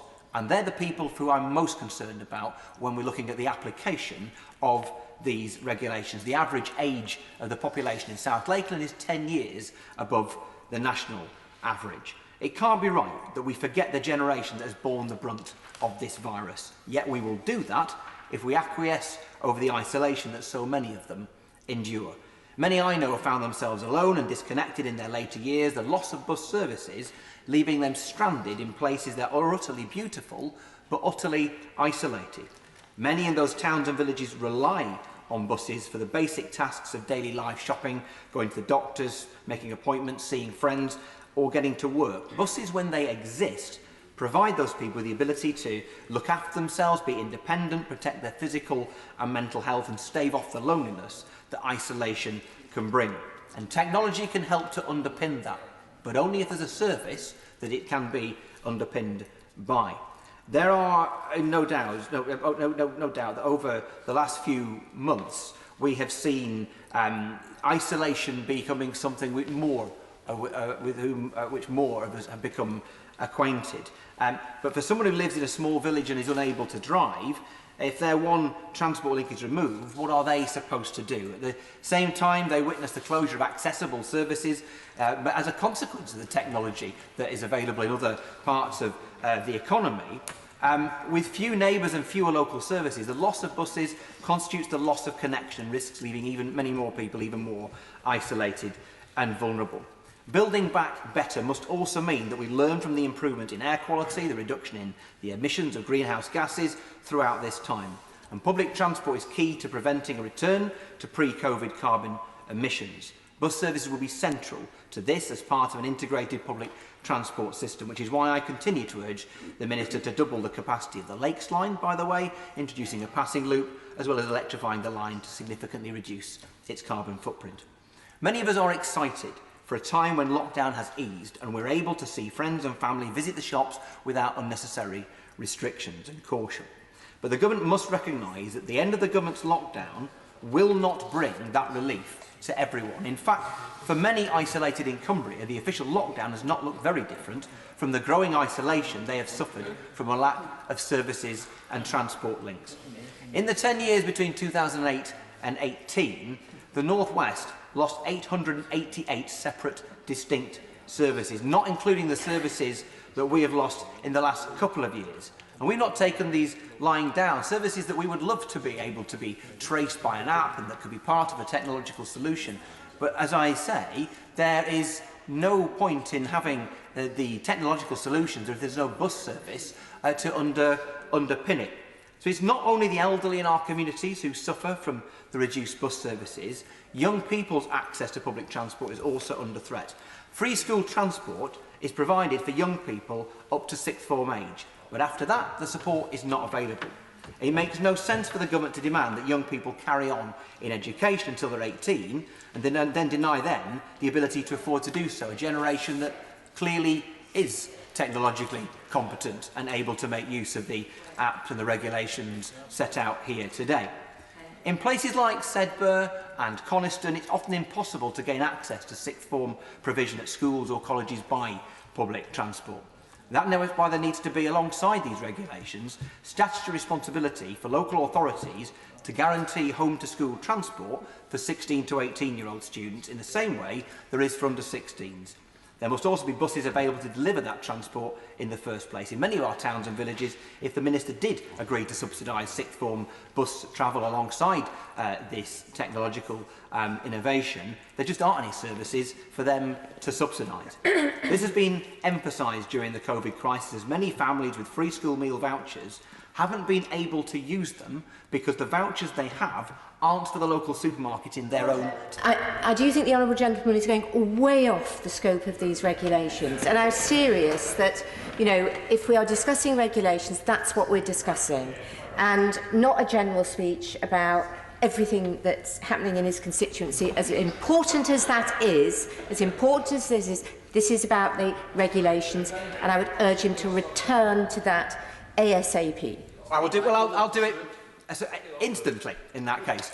I would make the point, though, Madam Deputy Speaker, that the whole point of having the technology that is rightly rolled out through this statutory instrument is that it should apply to services that exist, not imaginary ones that we wish existed. And that is why, you know, for a community like mine, the size and scale that we are, suffering as we are under COVID like anywhere else, but with the hospitality and tourism industry being vital to us, we are the second biggest visitor destination after London. And yet our public transport infrastructure means that this instrument may as well not exist for much of the communities that I represent. So whilst I support the regulations and will, like the official opposition, not oppose them today, I want to put on message the government that they should be ensuring that there are sufficient services in rural communities like mine and other places represented in this House, so this application actually has some application in a county like Cumbria. I will call the Minister and ask her to address the points in the regulations that have been raised. Minister. Thank you, Madam Deputy Speaker, and I'm delighted to abide by your guidance. First of all, I'd like to thank the Shadow Minister very much for his support for the regulations today. I associate myself wholeheartedly with those comments that he made, thanking all of our transport workers and sending our sincere condolences to all their families. I would like to assure him that the Government takes health and safety incredibly seriously on the public transport system, and I would also like to remind him that we provided £397 million at the beginning of the crisis to ensure bus services operate, with a further £254 million as the crisis continued. And I'd be delighted to meet him to discuss more of these issues, either here or in Reading. And thank you for his kind invitation. I want to respond specifically on the point that he made about the taxi operators. The purpose of these regulations is to provide better services for people, enabling them to plan their journeys from end to end, enabling people who rely on technology or who rely on public transport as a lifeline to use public transport better. And we believe that that will have the benefit, as we've already seen in London and Birmingham, of actually driving up the use of buses and also enabling people to benefit from better fares, better flexibility. It's part of a modern transport system, and we believe this will be of great benefit for passengers and the bus operators. So it definitely is not the case that we expect that to entice people away. In fact, I would draw the gentleman's attention to our transport decarbonisation plan, which we released a few short weeks ago, expressly setting out our intent to support a shift to active travel and public transport. And that brings me on to the Honourable Gentleman from Westmoreland and Lonsdale. I congratulate him for expressing all his concerns and getting them all on the record. I can assure him that they've all been heard, I'm sure, in the right quarters. But I would also like to just mention to him that we have provided £220 million to improve rural bus services for constituencies like his. And this government is committed to buses. We have started our Parliament with a £5 billion commitment to buses, including funding for an all-electric bus town and many other innovations to improve public transport up and down this country, as well as more money for cycling and walking. So I believe that we are absolutely backing the bus industry and going into the future with a dynamic and modern bus industry. And on that note, Madam Deputy Speaker, I want to thank all members of this House for their consideration. I am certain that through these regulations we will ensure the sustainability of the bus industry, helping it to thrive and survive in a new digital era, and I beg to move the motion. The question is the motion on public passenger transport as on the order paper. As many as are of that opinion say aye. Aye.